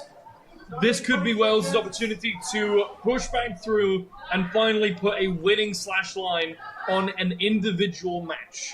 So. Player 6 right now, who's on the pitch, is the one I'd be worried about. He's the little guy in the middle. He's shown historically he's really good at getting knockouts. Put him under pressure. I don't care if you're knocking him out. If you can knock him out, great. But put him under pressure. Make sure there are shots firing at him. He will dodge really well, but you need to keep him moving. Okay, they're immediately going for player 4. They've identified player 4 potentially as a weak dodger. Not a bad shout, but you need to now switch up to make sure you're keeping the others under pressure and they can't just knock you out. Meanwhile, player 1 already down to 1 leave. Scratch that, 0 leaves. 1 elimination already in favour of England. As the aggression is high and they keep it up, it's going to be a tough spot for the Welsh team to recover when all 3 of them now have taken at least 1 death. So the problem you've got there is when you're player 2 there and you're pushing to that front line, because your rest of your team aren't able to keep up the pressure, because you've just been knocked out and maybe they don't have the charge rate, basically you become the target for the entire England team. Whereas these volleys coming out from Wales are really good, just like a barrage of shots all at the same time. They just need a little bit more accuracy than they're good. They're putting some more pressure on 6 now, which is good, because 6 is the threat from the England team. Looking at player 2 here, who's got quite an interesting build. Only 1 point in this energy, not really able to shoot out a lot of these shots very quickly, but the ones that he does are going to be quite hard hitting. Whether or not they can actually land is going to be another question. 18 seconds in, and England still has not taken a single elimination. So right now, player 1, I was about to say, pushing across the court to do a shield, gets a knockout. Lovely play. That's one of those aggressive cross shots that we were talking about earlier, called cross plays, where you push the line. England are going to end this set. I was about to say the first England roster today to not pick up 10 or more in the 3v3. Unfortunately for Wales, not the case. 2-10 slash line. I want to give a shout out to player 1 on the Welsh team, because generally speaking, they've been sort of on the left-hand side, a bit more passive. But I loved the running across the pitch at a 45-degree angle, putting a shield up and just knocking a person out. Because just before they did that, I was legit sitting there thinking, you need to knock this person on this side of the court out, because they've only got 1 pell, they're not paying attention to their right. Now's the time to do it. And I was expecting a cross shot, but they felt more confident in just running up and getting a close quarter shot after a shield. And that I love. I love the aggression of getting in their face and just being like, right, I'm guaranteeing this hit. And it goes back to what I said about the round before, of being willing to go to the front line. Sure. And in that case, it was a really sensible way they did it, because they were running across the pitch at the same time that we were moving forwards. It made it difficult for the other team to shoot them. The only downside was they then ended up there stuck going, what do I do now? What do I do now? So it was like part 1 of the play was brilliant. Part 2 was, how do I get back? But yeah, good to see. Well, continuing on this diagram, this chart diagram, so to speak here, the next set we are seeing is England C versus Wales C. Yes, it is. And I will correct myself from earlier, we do have 3 more sets to go. So there is still plenty of time for Wales Wales time for it to cross over me. to continue this trajectory and hopefully put themselves in a position where they can take at least 1 W today. 100%. This is what I would describe as the strongest England team, this one. I think England's going to take this one. But what I'm going to be interested in is the last round. Wales A versus England A. I think it's the last round. It is the last round. The very last one, I think, is the best chance that Wales... So if this trajectory continues, it might literally meet up in that final match or that final set of rounds. But yeah, again, Wales getting better and better. England kind of playing the same level. Obviously, there is an element of they may rise to the occasion should they get challenged. Sure. But at the same time, everyone playing very well at the moment. Well, I will pass it off to my co-chair, and I will Thank you. say adieu to you in the audience for now. Enjoy C. Right.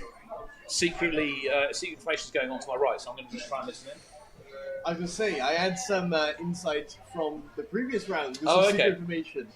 Wales, in that matchup, were hyper aware of the vertical play on the lanes. Yes. They were very much conscious and communicating, hey, maybe we go double technician, Yeah. just to make sure that he doesn't come up. Yeah. And then when he comes up, we can try and come up. That was Yeah. the type of comms that was going on behind the scenes. Nice. And so we definitely saw that strategy employed, but that accuracy from the English team is so incredibly potent and difficult to deal with. It is. It's difficult, and it goes back to that being not having a sub makes it tough, because if someone on the opposite team gets an eye in on your dodging ability, Yes. you can't do anything to get away from it. Even if you switch sides, they can switch with you. Yeah. Whereas if you have a sub, you can be like, right, they've got me down, get in there to distract for a bit at least. Okay, here we go. So scale 1, The match England left, begins. Wales right. So Already down to one petal. Player 5, fighting for his life. he's definitely being targeted. Oh, another player down on one petal for Wales. Dirks playing well there, getting a lot of pressure on the left side, using that vertical space, moving back and forth. But no shots are landing for Wales right now. England looking comfortable on this side of the court. They are, but at the same time, I know we've just got a knockout, but when you've only got one pair left, sometimes it's actually really difficult to hit that when you've got one scale 1, because it's a smaller target. So shooting at a person who's got 4 petals is sometimes easier. It feels easier than shooting at the person with 1. Oh, for sure. But with the recharge that England has, they're definitely Lovely putting knockout flurry. there. Here we go. This is the chance. One petal on player They 1. need to knock Alfie out. It's hard because he's good at dodging, but now is the time to get a cross shot on Alfie if you get an opportunity. Oh, dude, player 4 doing fantastic dodging. Looking like Alfie out there. Oh, finally falls though. To Alfie, ironically. So that was, I was going to say, 4 and 1 going up against each other, almost a 1v1. Player 6, unfortunately, needed to push forward at that point, try and get a cross shot in, but they're not able to do it. The mobility from the English side right now. 10 seconds remaining. Player 4 needs to look to his right. Lovely knockout. Look to your right, player 4. Get Shmai. Dibs doesn't spot him. He's trying to dodge. He's using a lot of head movement. Oh, down to the wire. Honestly, fantastic effort from both teams. I was going to say fair cop to player 4, because there was a point where he got Alfie, or Alfie was mid, like an up jump dodge, which is a good indication that at least that move, they've gone, oh, that's what Alfie's about to do. Yes. I'm going to aim here. Again, my shout out of look to your right is just because Shmai wasn't paying attention to his right. Yeah, he was he's focused focused on in his front. lane. And so if there's somebody on this left-hand side had just like come, especially because of where player 4 was, quite forwards, and done a cross shot, that would have been tough for Shmai to deal with. But again, really well played from both teams. Yeah, I feel like, again, we're seeing a lot of mobility from Wales in general. Yeah. England extremely efficient Yes. with their movement in one dedicated space. Yeah. So basically, they know their accuracy is good enough that they can hang back and still get those knockouts at range. And the other advantage of that is if a Welsh player pushes forwards, they become more of a viable target for everyone. Yeah, it makes Again, sense. to give criticism to Shmai, who's walking onto pitch, he needs to cross shot better as well. Yes. Because if he had seen 4 come forward like he did, the same way 4 didn't see him, Shmai could have cross shot him as well. Yeah. So for sure. so it's basically when you're in that forward position, your actual ideal person to shoot at is the person the furthest side of the court. Yeah.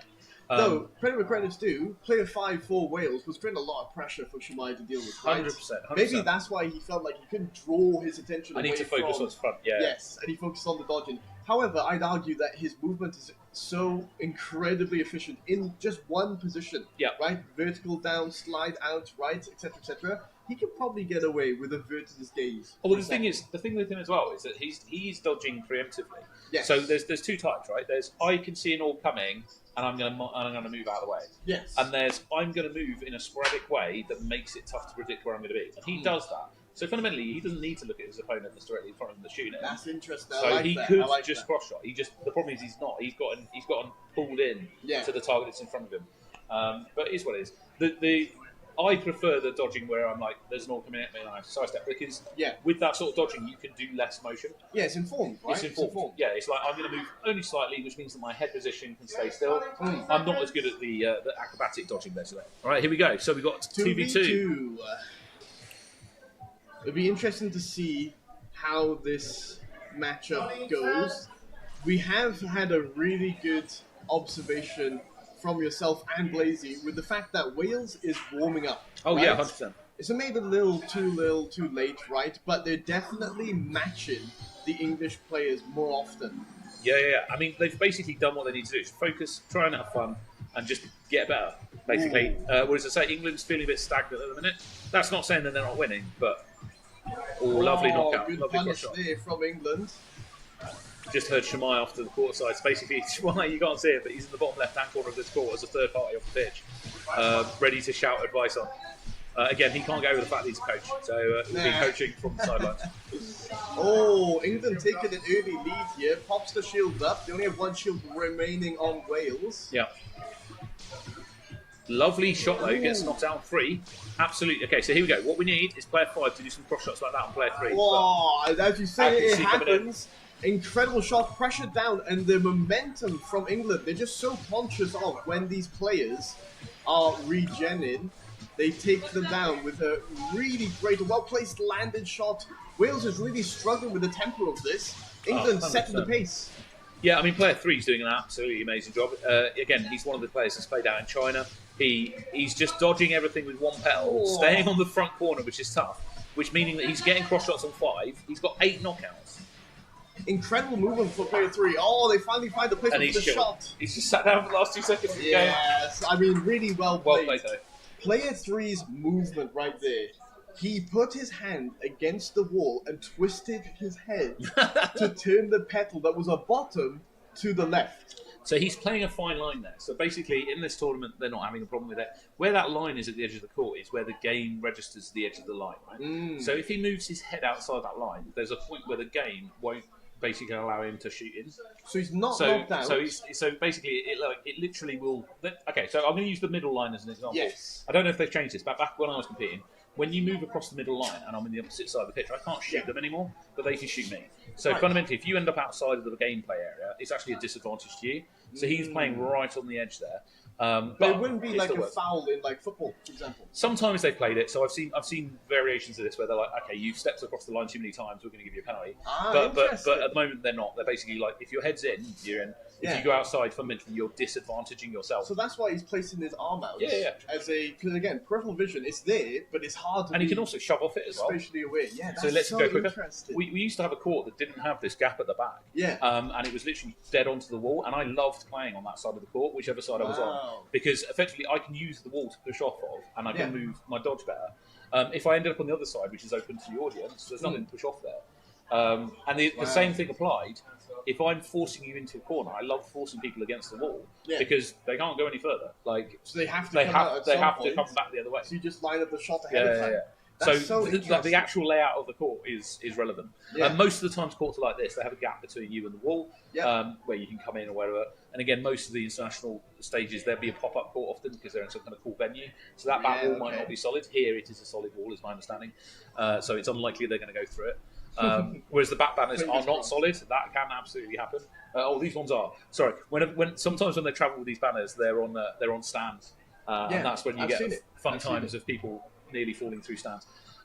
Bless. All right, here we go. So this is going to be 7 shields. So we've got a shield play coming out. Yes. Shamai's on the court, which means he's going to be shielding. Yes, we should expect it. But Wales should be picking up on this pattern at this point, right? Yeah, and the problem is, what do you do about it? Because he's proven that when he's shielding, he's good at getting them in position. Do you try and counterplay him? I think out of all the teams... feel like you need to, right? Yeah, of all the teams, I wouldn't want to do the crazy tactic that I keep saying that Wales should do. Yeah. This is not the team to go against. Yes. Because they probably won't get flustered. They would deal with it quite well. I mean, it'd be fun to see. Shamai, by the way, can get flustered. When he very first started, he was one of the players that when I was playing against in other teams, I would try and focus him early in a match. Interesting. Because he could lose his focus a bit in the game. And so he's grown as a player. What sort of time scale? He's been playing for years. Like he's probably one of the more experienced players that's still playing today. I mean, moved up to a coach position, right? Oh yeah, 100%. I mean, he was out in China representing England this year. So that's incredible. We have double shields, both in the middle for either side, Wales and England. An exchange coming through. The scale has revealed who is the shielding players. Player 4 is looking like he's wanting to put shields up, and Shamai's looking like he might just try and counter him. Yeah. But again, Shamai might have a plan. Like he might have a strat that at 60 seconds, here we go. So at 60 seconds, Shamai's going to do a shield. Yes. So they'll have timed that, and the player 2 will know at 60 seconds is my time to get ready to move forward. Player 4 countering it, but Player also 4 getting went knocked out. through it. Yeah, he got knocked through. Right, we have the exchange of shields coming through. However, the points are slowly climbing for the English team, up to 7 now.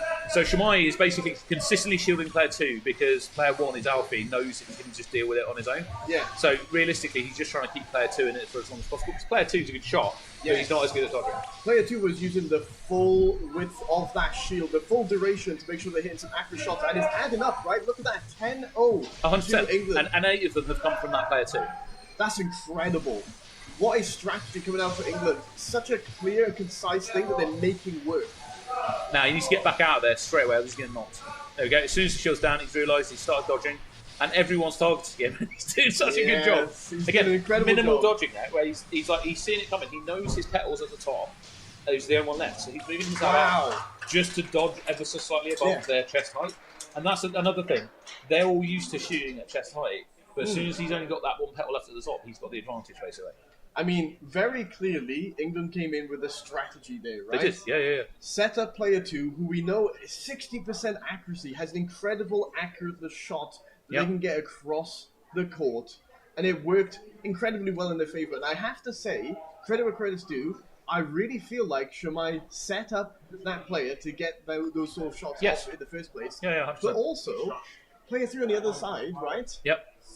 Dancing around, making sure that there was a lot of sort of attention brought their way, so that Shamai can get across the pitch and chuck up the shield. 100%. Now, bear in mind, I genuinely think that on that team, Shamai is one of the best dodgers and shooters they've got. Yes. But he's like, well, okay, let's balance this out. Player 2 is a really good shot. Let's nullify his weakness of potential. I mean, I think player 2 is actually good at dodging. Yeah. But my point is, let's nullify the perceived weakness of him being slightly less good at dodging. Yeah. Let's put shields up that side. We know Alfie's good on the left. So fundamentally, at that point, what you've got is 2 of the best dodgers in the England team left in the open. Yeah. Oh no. A really good shooter behind a shield really solidly. And again, the other thing is Shamai was doing a great job at helping like tap down the shield from the opposite team. So again, it's one of those plays where it's like you're helping your team. I mean, to basically win the match. On paper, they had a plan, right? Literally, these are the objectives. They played to the objectives, and it worked incredibly well. Yeah. Now, I'm curious to know if that's informed, right? Maybe they know that works well against this Welsh roster. Yeah. Or maybe, and I feel like it's more so this latter decision, but I feel like they're playing to their strengths. Yeah, that was a playbook that they clearly had a plan. Yes. Because again, at the start, when I was saying like Shamai doesn't seem to be going, is he playing counter? Because generally when you see people hold for a bit, you're like, okay. But then I said, like, it could be that he's going at 60 seconds. And literally, the shield went up at the 60th second. Yes. So to me, that is, they said, we're doing it at 60 seconds. Absolutely. Is the first one. We're moving into the 1v1 session. Right, we have the demonic sniper for England stepping up to take on Derbs, who is one of the more mobile players who also played Shields in that last matchup. Yeah. So I think this is a good matchup. Be interested to see. I love the calm demeanour from player 2. His position is how I used to play. Like stand, chill, nice shot, right? Returning the shot immediately. Again, that accuracy. This player is very clearly the type that is incredibly strong at the assassin sniper role. Yes. Immediately picks out 2 petals again. Derbs is on the back foot here. So if you look at him, he's a hunter. He's only very rarely doing head flicks. Oh, gets caught out there. And as soon as he does, he gets knocked out. He needs to just focus on keeping his front towards the enemy. Yeah, play to his strengths, right? This is a good matchup so far. 1-1, Wales and England. Lovely. As soon as I say that, immediately answered back the English sniper. Who's just put himself a shield up to get himself a bit less pressure on him. Oh, hits another accurate shot, takes on the petal. Oh, hits 2, trades for 2. Come on, Wales, you can do it. Wales only has 1 petal to protect here, makes them more mobile. Use the shield. Oh, lovely time shot from the England player. As soon as he saw the arm go down, waited for him to stop moving and just sniped him. Absolutely brilliant play. Really utilising the speed here, fully spec'd into speed for the English player, and is catching Derbs off in Wales. So if you notice as well, when he was moving right to left, he was using the shield for balance. Yeah. And it meant he kept his head more stationary, so he'd get more accurate shots. Oh, this speed is really proving difficult for Wales to deal with. Oh, a good flurry at the end. What a play!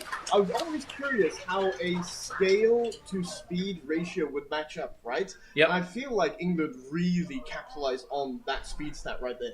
It's a really minor thing, Yes. but what I'm going to call out is the England player has definitely played mostly here. Right, and the reason is because it's very rare for the walls to be solid behind the banners. Yeah. That's normally at like a venue that's like a permanent venue. So him to use the back banner as a pushing thing to help his balance as he moved, which meant that his head was more stable for shots, is not very common. Yeah. So basically, the thing he's got to watch out for is if he ever goes to a match where the banner is not solid, and he does that, he's going through the banner. But I'm assuming then, obviously, the team, right? That's a very clear practice. I'm talking about maybe the round before, right, with the 7 shields, but it's a very clearly practiced strategy that they have. They have to be aware of the environment, that they're in, things that might apply, right? Yeah. I do love the fact that I think that's probably my favorite playstyle I've seen today to spectate. Yeah. That really fast sniper roll. The scale is a little bit smaller, so you saw a lot of shots would hit the Welsh player and only get 2 petals, right? Yeah. But the pressure that makes, again, a 60% hit rate with a similar amount of shots between them.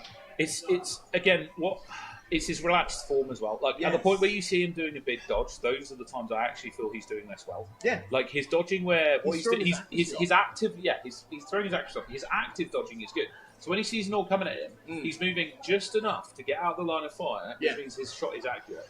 The times you see him doing a big head motion, that's him not panicking, but that's him panicking. Caught out. Yeah, and it's when he's getting caught out. Again, that's how I used to play when I used to play, but it's tough nowadays. He needs good teammates, like he's got to draw the fire or give him a shield or beat him more obviously. And him not moving a lot and standing quite passively is his play style, but it is intentional to not be noticed. It gives himself more opportunities. Yeah. He can find the gaps. He can kind of read the room, right? What's the enemy team going for? What sort of vibe are they doing? What patterns are they sort of showing?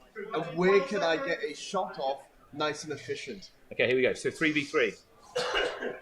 Now, of course, they can dedicate their skill points wherever they want here. It would be interesting to see. Obviously, this English team has a very clear, potent strategy with this setting up the sniper, ensuring that he hits his shots, and go from there. I don't think they're going to shield him because Shamai's not on, and I've not seen any of the others do shields. So they go for a brawl. Straight shootout. We'll see how this plays out. So if I was blue, I'd definitely get some shots in on player 2. Basically, do some cross-shotting. An immediate KO. They target fired all player 4. He's getting punished. Oh my god! I think that's partly because he's good. Like basically player 4 they've identified as a very mobile, actively good shooter. Right? He's a threat. Yeah. So if you nullify him, it throws him off. There you go. So he's pushed forward. I can hear Shamai. He's shouting. Yeah, what a beautiful calm. Shamai communicating to the English team, hey, he's coming up. We know this is happening. Yeah, let's get rid punish of him for it. Yeah. Like you can't let him sit on that front line because he's going to get knockouts. You've got to push him off the front line. So again here, cross shots coming in from player 1. He missed, but that's what they need to be doing. Look at this, the English team all on 1 petal, and they still managed to survive this. Their dodging capabilities are incredible. Again, all the cross shots coming in on player 4 every time he's pushing forwards. Player 4 is doing a good job of drawing in the attention, but it feels like the other Welsh players aren't capitalising on this. Lovely shot there on player 3. Yeah, basically what needs to happen is when he's doing lovely work. That was a brilliant shot from player 4. He's stepping up here to be the team's ace. I was going to say, at this point, player 4 is the MVP for the Welsh team. The problem is, there we go. Player 6 loved it, pushing forwards with it. There we go. It's down to 2 seconds, and though the scoreline is 15-5 to England, that was still some really good play. Incredible showing from Wales. 100%. Again, player 4 kept putting himself in the positions of most danger. He kept drawing fire, getting knockouts at the same time, which is tough. I would say he's the strongest player on the Welsh team. But yeah, he needed backup from the other 2 teammates. Oh, for sure. He definitely made the space as that decoy role that you really valued right back when you were playing. I'd like to note as well, we had 10 seconds into that game, 5 eliminations for the side of England, eliminated and knocking out Wales back to back to back. That was definitely coordinated, right? You saw there was a stalemate literally for the first 5 seconds. Everyone had their hand up, charging. Again, big scale, big shots, going for those assassin sniper rolls. And then suddenly a flurry came out, but it wasn't overcommittal, right? You saw 1 hit center, player 4 or Wales caught out. Yep. Immediately then, 3 players from England coordinated the respawn of him coming back in the game. Knocked out again. Yep. The thing is, when you knock a player out, especially especially then. So at the start of the game, Yes. you've all been sat there charging. You all now have max shots. So you've got a bunch of shots. You knock a player out, you are very likely to get a follow-up knockout. Yeah. Okay, because now the other team don't have a volley of fire coming out the same quantity. Yes. And secondly, you've got less targets to worry about. So even if they just threw 1 or 2 shots at the others, and then they still all had the mindset of, We're going to they might have target this noticed, guy. they might have been like, 4 doesn't move when he's knocked out. Yeah. So they might know that going in and be like, when we knock out 4, just remember to always go for the follow-up on him. That's So such an at which interesting point he gets knocked out by all 3 of them, or I all like 3 of them that. go, oh, we're going to knock you out, mate. Like, Yeah. you know, there's not a lot you can do about that other than keep moving. By the way, that England C roster that we just watched play, right? Yeah. A lot of versatility in terms of the strategies they brought. Yeah. We saw this dedicated set up the sniper role. Yeah. We saw the sniper then dominate the 1v1 and have a very similar hit rate percentage, which means that this player, so long as they're not under pressure, can perform incredibly consistent. That's what you want from someone playing that role for the team, right? The assassin sort of role. And then beyond that then, they said, hey, yes, we showed you that we can play this, set up our sniper sort of role, get him shooting across the pitch. We're more than happy to go for the brawl and show you that we can team fire you down and create an incredible amount of pressure. And they were so conscious of Durbin, right, player 4 for Wales, to ensure that, yeah, we know that you're mobile. We can see that you'd like to go in. Shamai is off-pitch communicating. He's coming in. It's time to push him off. And they get the punish. I was about to say, so the thing you've got to remember is that in this tournament, I think Shamai and Ash are probably, who are 2 of the coaches from Coventry, Yes. are probably 2 of the most experienced players that are in this tournament. It shows. Because they've It been shows. playing for literally years. Like Wow. Ash was around in 2019 when we brought it over Wow. to the UK. Shamai came in not long after that and was playing against my team back when we were competing. They're very Yes. good players who've got a lot of experience. The younger kids that they're playing with have also been playing for, at this point, years, like multiple years, With an experienced coach. with experienced Wow. coaches. That's So, incredible. like, fundamentally, they have the knowledge and the breadth to do different things. Yeah. I still think that someone like the Assassin, I wouldn't turn around to him and say, you're now the shielder, Yes. like in a tournament like this. But it wouldn't surprise me if he, at some point in training, has been like, you're the shielder. Yeah, I think it's good to develop the skills to at least know then how to play against it. Yeah. Know It what the looks other person's like doing. Our next team is up, so I'm swapping over to Blazy. No I'll worries. catch you guys in a bit. It was a pleasure, Tom. Thank you very much. Oh, we've only got, is it 2 sets left? There's Wales B versus England B, And the scale ball- 1. And the first round of the penultimate set is about to begin. Scale 1. Let's see, can Wales keep on this slow and steady march to matching the performance of their English counterparts? Good start, 10 seconds, 12 seconds in, but still got no score. Player 1, though, on the ground, 1 leaf left. And well, the ducking and weaving is working out for them so far. One elimination has gone in favour of the UK. Oh, not, they're all the UK! England's a point out. England playing very well. I feel like Wales is trying to target player 4 a little bit, but she's doing an amazing job dodging the far side. Yeah, some excellent agility so far on show from England. Player 4 does finally take that 3rd leaf, but it's not going to be enough to translate to an elimination just yet. 30 seconds left on the board, and it's 0-3. Can Wales make up this deficit? They are so close to being able to take 2. 1 falls down. It's just player 4 left now. So at this point, player 1 needs to push up the left-hand side if he can and try and get a cross shot. Nice. Player 5 down the middle. This is it. They need to focus player 6 if they can. If Wales can get player 6 out, they might do well.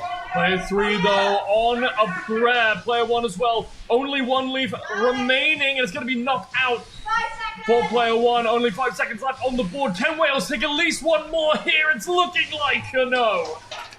So again, interesting stuff. You've got people on the court side down, like 5 seconds left and stuff like that. So I think they have all that information on their heads-up display, but the problem is there's a lot on their heads-up display. So Oh, it's yeah, difficult I can to imagine. So having somebody like shouting, even knowing where your petals are, having someone shout, "You've got 1 petal left, it's at your bottom," is actually really helpful.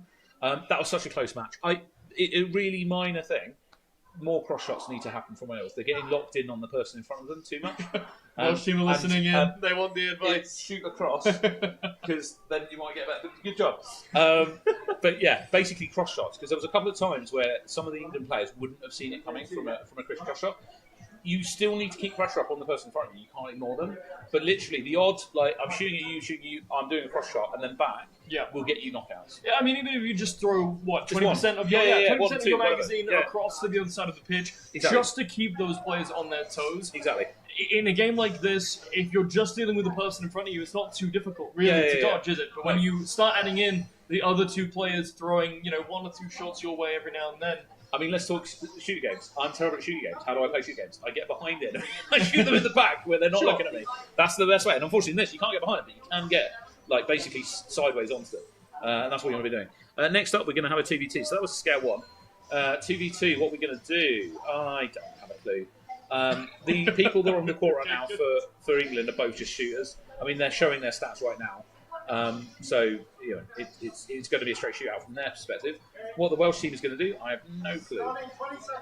They're being quite passive, which makes me think they might have a thing. They might have a thing? And if they might do a shield play, but I'm not 100%. It looks like they don't look like they pull it out straight away. Yeah, it doesn't look like they want to reveal anything about their stats here in the pre-match, whereas 5 and 6, they just want to, they're throwing out as much as they can. It makes me think that there's a shield. Let's have a look. No shield play on the board. 1 technician, 1 assassin style build. Cool. Let's see how that works out for them as we get into the 2v2. Okay, so nice bit of pressure cross pitch, like the cross shots. Okay, all of them are targeting player on the right. They need to not let player 5 have no shots, basically. Player 6 is just taking a good amount of damage. Half health, half leaf, half battle, whatever you want to call it. There's only 2 of them. Rather than okay, so we need to get that shield down and push him off that line straight away. Don't let him stay there. Well, not only does the shield go down for free, but player 5 is able to make it out for free. Meanwhile, player 3 has taken most of their petals down, and the KO is going to come through. +1 on the board for England. So again, that was a cross shot from the English player. Again, Wales actually doing a good job with the cross shots as well. But basically, they need to also not let player 5 just stand there. That's all that he's doing, and meanwhile, player 3 and player 2 have both just been absolutely farmed so far. 3 points on the board for England. So at the minute, the English technician is basically countering the assassin on the other team and then also throwing cross shots, whereas the technician on the Welsh team is got drawn into the technician and it's not managing to get the knockout. Player 2 with an aggressive charge forward is able to pick up 1 onto 5, but gets traded out immediately. 6 still doing the damage, and player 2 is dominating the front of the board here. The dodges are great, but it's too late. Where was that? I was about to say, play that at the start. Yeah. The thing is, it's tough because when you get to that point, you're like, I've got nothing to lose, I'm just going to go for it. And you start playing like that. That's when you discover that you can do it. Like, does that make sense? Like, before that, you're like, okay, I don't want to... Okay, look. You don't want to overextend. If he'd have done that at the start and got knocked out, he'd have felt terrible. He'd have felt bad for his team. It's only at the point where you're like, I've got nothing to lose, I'm going to pull out some crazy play. But the problem is, you do need to do some of that near the beginning. So, hopefully, we'll see what happens. But that was a good game. Really good game. Yeah, it's a shame. I think that really hyper-aggressive play worked really well for them. Yeah. I'm surprised that needs to, I think, happen a little bit sooner for Wales. It doesn't seem like this England team is ready to receive that level of aggression. And if you stop letting them... unexpected, basically. Yeah, if you stop letting them in, crouch down in the corners and kind of exist for free, I think this could be a play style that could be very lucrative for Wales. Well, the aggressive play there basically came down to, I'm going to close my distance to the target and I'm going to knock him out. And he did it at a time when the person who's at the front of the court, who plays 6 on the other team, I think, didn't see it coming. So basically, it's like the player 6 is looking in front of them, and all of a sudden, somebody's just leapt from the side of them and killed them. Yeah. And I'm like, absolutely do that. Like, if they basically, again, if they don't see it coming, it's really easy to get knockouts. If they're looking at you, it's not. I often will be looking, if I was playing, at the peripherals of my vision, at the person I intend to shoot, because it's head position that matters. So if I'm shooting at you, I'm going to turn my head towards you. You're like, well, I know that person's looking at me, they're going to shoot me.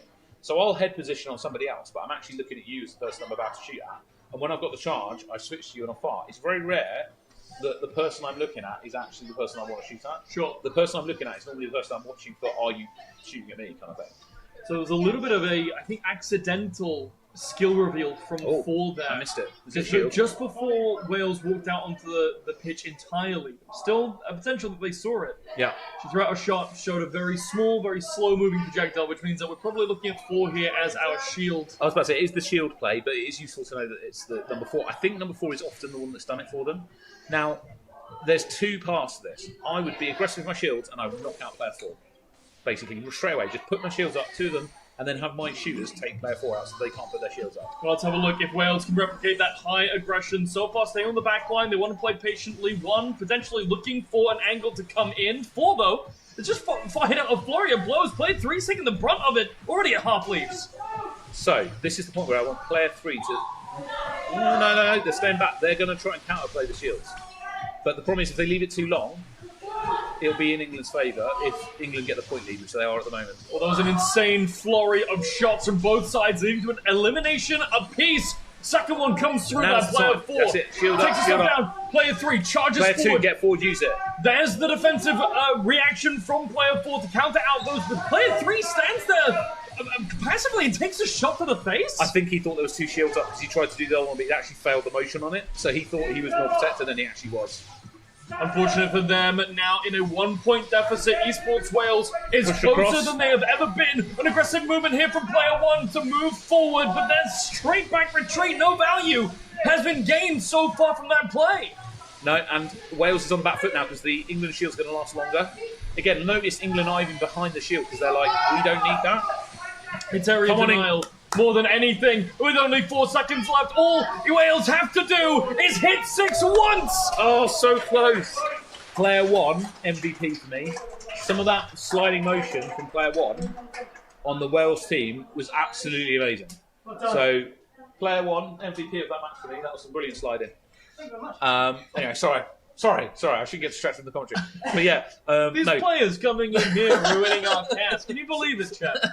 But yeah, no, it was a really good match. That was, again, probably the closest match we've had all day, fundamentally. Wales genuinely had a moment there where it was like, okay, they're going to win. 1v1's up next. Now, this is going to be an interesting one because Wales is coming off of a high. I think they're going to... I know they didn't win that match, but they're feeling pretty confident about it. I don't know... The thing is, I don't know this England team well enough to know who they're going to put on. I think we've seen 6 come out for England a few times. I think this Welsh player just walked on the pitch very, very cocky. Sauntering out. He's sauntering out, going, come on, let's do this. Where is England?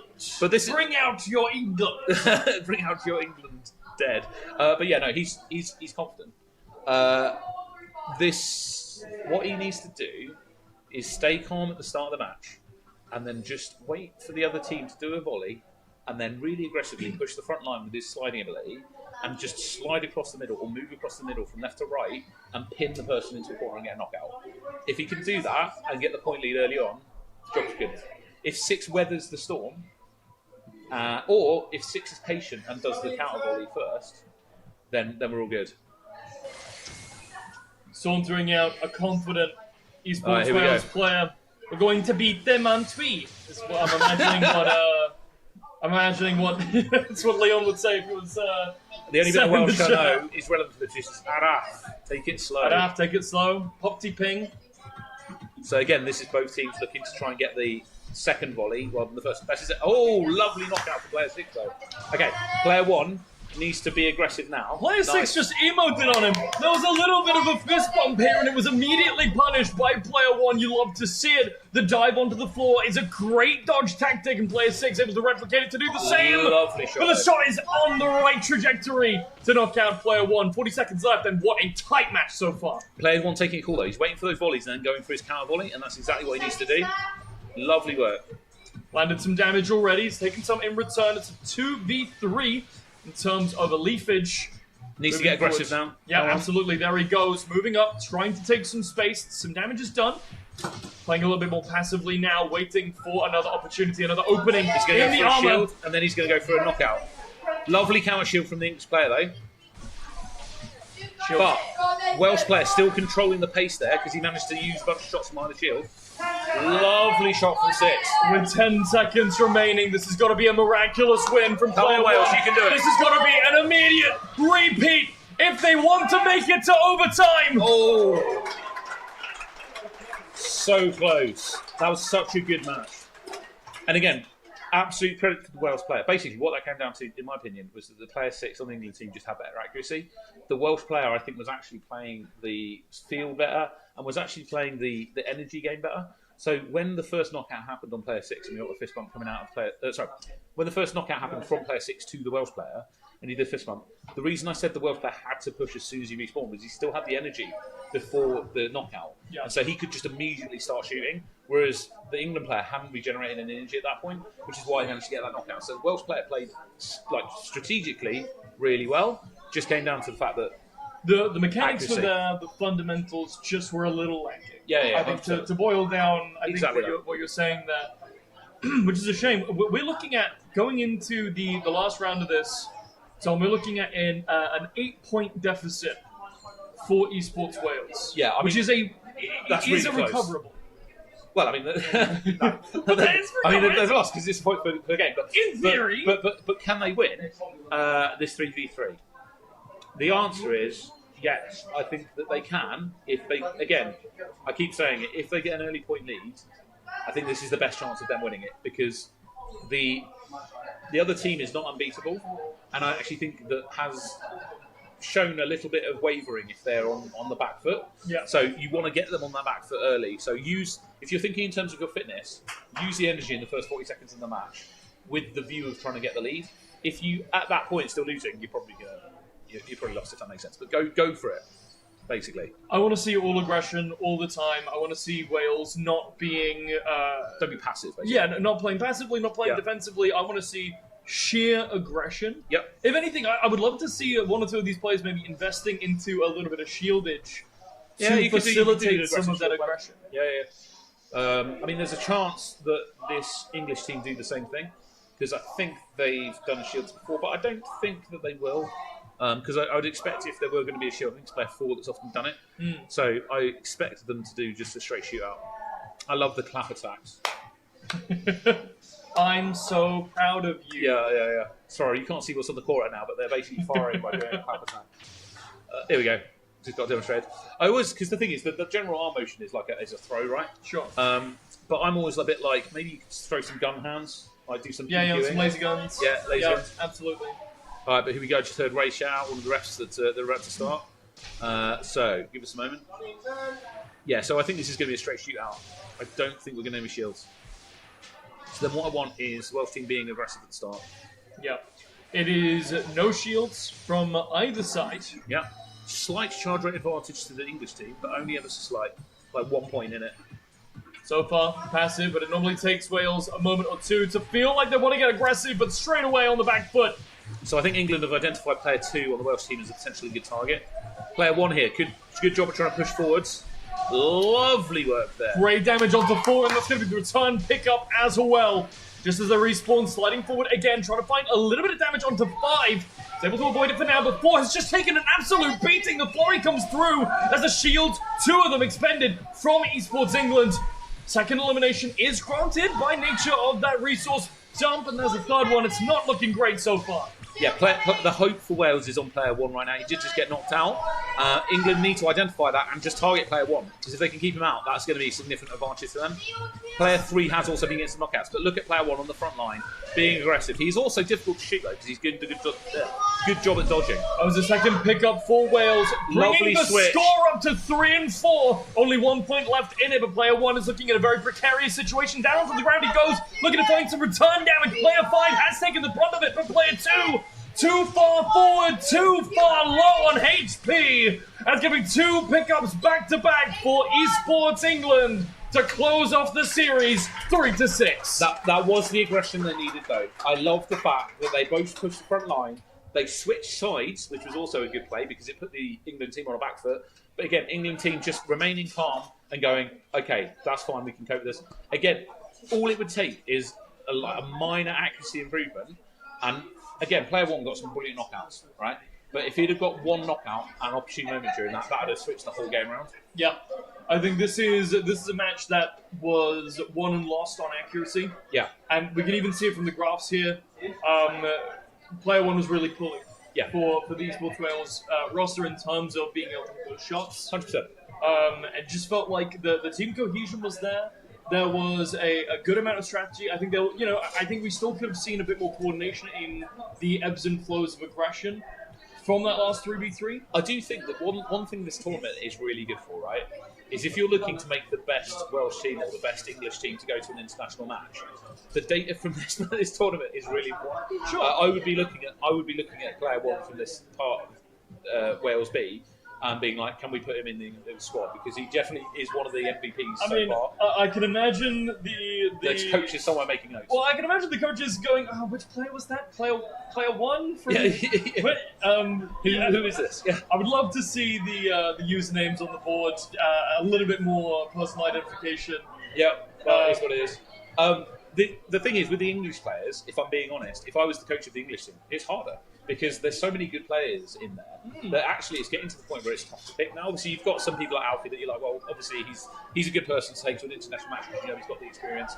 He's not going to panic under the spotlight that in foreign country and all that sort of stuff. But there's people in there that I think are tactically getting better than him, if that makes sense, or accuracy-wise and dodging ability might be getting better than him, which is a really good place to be if you're basically going. The trouble as a coach I've got is I've got too many good players to pick from. Yeah, that's a better place to be than going, okay, well, we've only got 3 of you, that's it, we'll send you.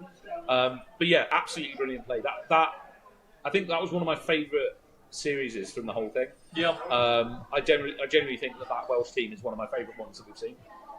Really well played. I think for sure the most competitive match that we've seen so far. Yeah, definitely. 2 teams I think are at the absolute top of their game, but not to coming take up away to from the the end. conversation of our grand finale match, England A versus Wales A. Do we think that the lines are going to match up like you were talking about earlier? I mean, the theory has kind of held up so far. It has. It is the gap. It's getting closer and closer. The gap is getting smaller and smaller. Yeah. To the point where I think England are going to have to mind the gap. And with that, I'm going to go away. Thank you very much for having me. Cheers. Oh dear. Getting the train puns is the most British thing I think I've ever heard. Yeah, that was an incredible liner to jump off with that one. That was amazing. 10 out of 10. Okay, so who's Fire. your money in this final match? I'm going with England just because statistics say it's probable. Cymru and Bith, let's go Wales. I have to root for the team right, and I also feel like Blazey's on track. The statistics are lining up with the observation. Yeah, right? yeah, 100%. And this is the strongest Wales team in your opinion, right? Yes. Right. This is I think the team, sneak player one from that last team in as a sub, and you maybe might be there's some golden. roster changes going forward. We'll see. We'll see. But no, I definitely think that I hope at least Wales is putting their best foot forwards for this lineup, right?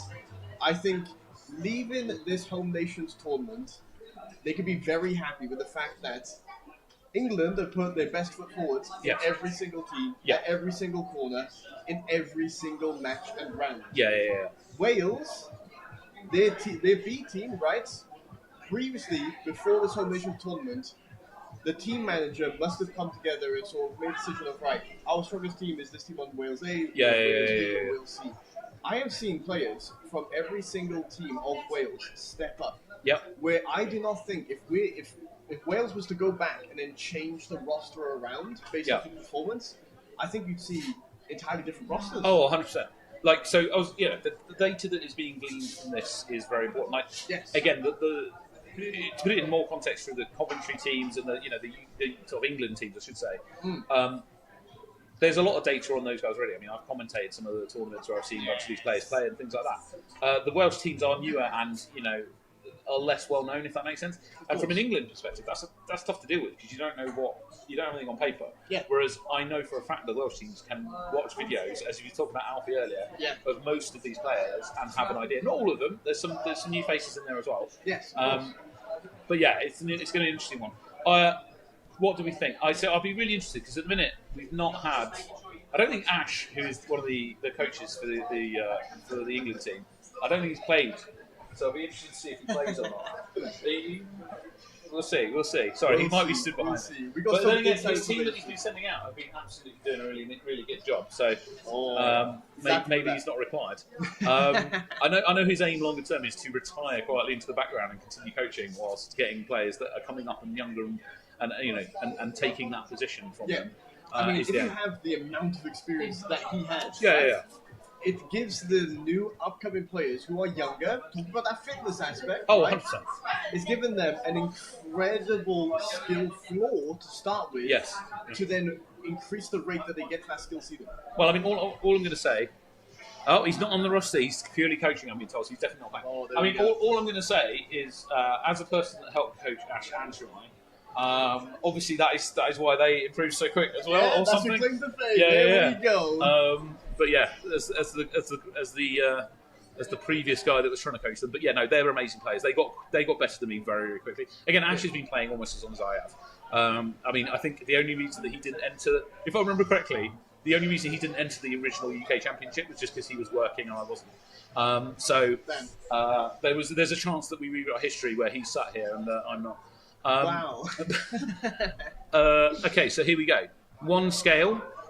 These are the games that we've seen a lot actually end up being quite close. And I think it's because in many ways people are just, in general, everyone's uncomfortable with one scale. It's not a build you would ever pick. Yeah, but I feel like the accuracy for England lends to them performing better. It's true, I it don't does help. think Yeah. out of all of the games and the game modes that have been in these matches, Yeah. I think scale 1 has probably been the one where England just comes out with a barrage, creates a bunch of pressure, Yep. kind of cools down when the cooldowns come down, right? And then they just hit them with those accurate, clean, concise shots, and usually they get a point, maybe 2 ahead, a couple of knockouts, and then Wales really struggles with getting that momentum back. But I feel like it's natural, right? Again, there's a minute for them to play. All of this prep, all of this study of the footage, the VOD reviews, the strategies, the discussing a little tactic, maybe bringing something else out new, all of this boils down to a minute. Yeah, I mean, it goes out the window when you've got like 8 seconds on the clock. It's that thing of, I mean, it's a good example for when I used to play. The first year I was competing, me and my team didn't lose a single game in that year. Wow. Okay, and then we were looking at statistics and going, we came into the second World Cup, basically, not World Cup, sorry, National Championship, the UK Championship, going, well, we're going to win, right? And the team we came up against basically turned up and they told us, oh, we've only been playing for 2 weeks. And I was like, okay, cool, let's go in, we'll be chill. As soon as it started, 5 seconds in, we're like, this is not a 2-week team. Yeah. Right? We looked at their stats afterwards. In the 6 months that they've been playing, they had played 3 times as many games as us, basically, that we've done in a year. So it's like, and we got a complete chance. And again, that first 5 to 10 seconds just changed the dynamic of that game completely. Yeah. You've only got 80 seconds. It's difficult to recover in that period. Again, in that game, we brought it back to a tie and then lost in overtime. So, Oh, bless. it's what it is. They were a very good team. Right, here we go. One stat. Scale 1. England on the red side on the left. Wales in red, but on the blue team on the right. Yes, easily identifiable by the jerseys. We kick off the match. A lot of movement, a little bit of a skirmish going on, but nothing really hits it just yet. 2 petals drop for Wales, make that 3. England creating a lot of pressure, some communication from Ash, the coach. Yep, he's literally saying make sure to pressure the left-hand player, which is player 5, which is Yes. right because he was being left alone, and now they've got the lockout on him. Look at that, the comms coming through, leading England towards a victory in this first round, but it's early days. Ooh, a good flurry of shots going to the right Shield side. about He's to on come 1 in. petal. Shield pops up, protects player 6. Good shield from player 4. He tags back. They trade a shield again, but it gets dropped immediately. Oh no! And misplay by player 5. The shield doesn't come up. That's fine though. They were still in a good position. They could have got some knockouts from that front line position. Because the thing is, you got to remember, with one petal thing, with one scale thing, it's really difficult for someone to get one knockout on you. So playing to the front line is more doable. Oh, a pickup from Wales, but immediately answers back with 2 from England. 4 doing a brilliant cross shot. That's what we like. One more of them, please. Yeah, good awareness. The shield comes up, immediately shot down. Wales with only 8 seconds on the clock. We're going to try and go for a flurry. They're communicating that they're going in, trying to make something happen. Lovely work from 4. Definitely, again, MVP of that team. Beautiful dodge, but nothing comes from it. Really nice try. Tadpole jumping up into the middle there, more than happy to get into the line of fire, trying to get his team back into the round. 100%. I mean, Tadpole definitely feels like the MVP of that team. Really good positioning in the respective. At one point, pushed forward to the front right position, did a brilliant cross shot across. Yes. And that's exactly what we need. Is again knocking people out when they're not paying attention. 99 bullets used is an absolutely insane number of shots. Yeah. That's incredible. 99. Sorry, that was Ash, one of the coaches, going, what? Is that even possible? Sorry. I remember back in the day, me and Ash stood on a court trying to fire as many shots as we could, just to determine what is the maximum number of shots you can Now, get out. And I don't think I managed to do 99. This is go back to what you were saying with the new sensors that you can do it better. The new sensor, right? Previously, literally as we were coming down, Yeah, Reese, who is player 60, Deathwatch is the username. yeah. He said, "I've got the record right Okay. now for the most shots shot or the most energy balls shot across the pitch," Yeah. and he said it was 93. Wow. So Okay. he So has just that just it's beaten. smashed the record in an official match. We love to see that. As far as I'm aware, he's the record holder. So Wales stepping up mechanically Yeah. to perform. It's just translating that to a win. Yeah. I'm saying. So basically, 99 shots is absolutely It's insane. nuts. It's Incredible. insane. And again, like the thing there is that fundamentally you need to consider the fact you're also being shot at. Yeah. Right? So you've got to be dodging and being able to fire, and you might get knocked out and stuff like that. If you remember, during that round as well, Deathwatch Reese on number 6, right? Player number 6 was getting a lot Lots of of fire, shot coming at him, right? yeah. And then player 4, Tadpole, jumps in front, throws the shield up, and Yep. then immediately Deathwatch trades it with another shield Yeah, to yeah, ensure that he can get that flurry of shots off. Yeah, no, absolutely amazing play. Again, that's the sort of thing we like. Lots of energy orbs, and it's good aggression because it makes the other team move. Yeah. Now, obviously, the downside you've got is the England team are good at dodging and finding those moments in their dodge to fire. Yes. And that is the sort of next level. It's that, dodging and firing combined, where you're landing on a foot, firing, and then carrying on moving. Yeah, Or absolutely. Or ending up in a position where you're like, I know there's no orbs coming to run out. Take a second, fire a couple of shots, and then move. Yeah. For that first match, by the way, scale 1 between obviously England A and Wales A, it was only a 4-1 score difference. We're going to see some. I want some games taken by the Welsh team. Yes. Just one, even if it's the 1v1. I We're mean, my rooted. ideal here would be the 1v1 goes to Wales, Yeah. and the 3v3 goes to Wales. I mean, obviously we want them to go to Wales at this point, but that would be like the dramatic end to the thing. It's like a 1v1 mix-up and then the 3v3. Yes, All but right. we're headed into the next game, a 2v2 coming up. On the side of Wales, we have Tadpole player 4 and Yayan player 5. Yayan was the one who was under a lot of pressure in that last Yep. round, but still managed to Still weave good in play. a good amount of shots. Yeah. Now, Player 3, I think, is the threat here Yes. from the Reds team or the England team. But again, both England players are both good. But I expect what they'll do is player 2 will be quite aggressive in the front. yeah. Player 3 is pretty chill, but don't They're rule it targeting out. player 5. They don't want to deal with Tadpole's mobility here, so they're trying to take that player 5 early and he falls. The thing is, once you've done that, it's then easy to crash on. Back to back. Again, they're so aware of that cooldown. Hitting the bottom petal. And again. Nice Ooh. cross shot coming in from Tapol. That's what he needs to do. Take advantage of the fact that 3's getting drawn into player 5 and get the knockout. Here we go. Player 4, do a cross shot on player 3. They're looking for Yes, it. Oh, nice, he hits nice. it, but he's aware. The England player dodges in time. Player 3 aware of the cross shot now that he's received it once. Ooh, And then getting his Tadpole. own cross shots back. He's like, no, I'm not letting you get away with it. There's still shields on the side of England, and we're at the 30-second mark. We might see them come out now, play a little bit more defensive.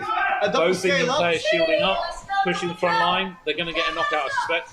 20 seconds on the clock. There it is. Now they switch over to the other player, on player 4. Ooh. And then the counter 3 and trying to get the first play. Again, England doing an absolutely brilliant job of switching players they're shooting at. Yeah, good coordination. The communication from the camp of England is going incredibly well. All points are coming from player 3. They need to knock him out.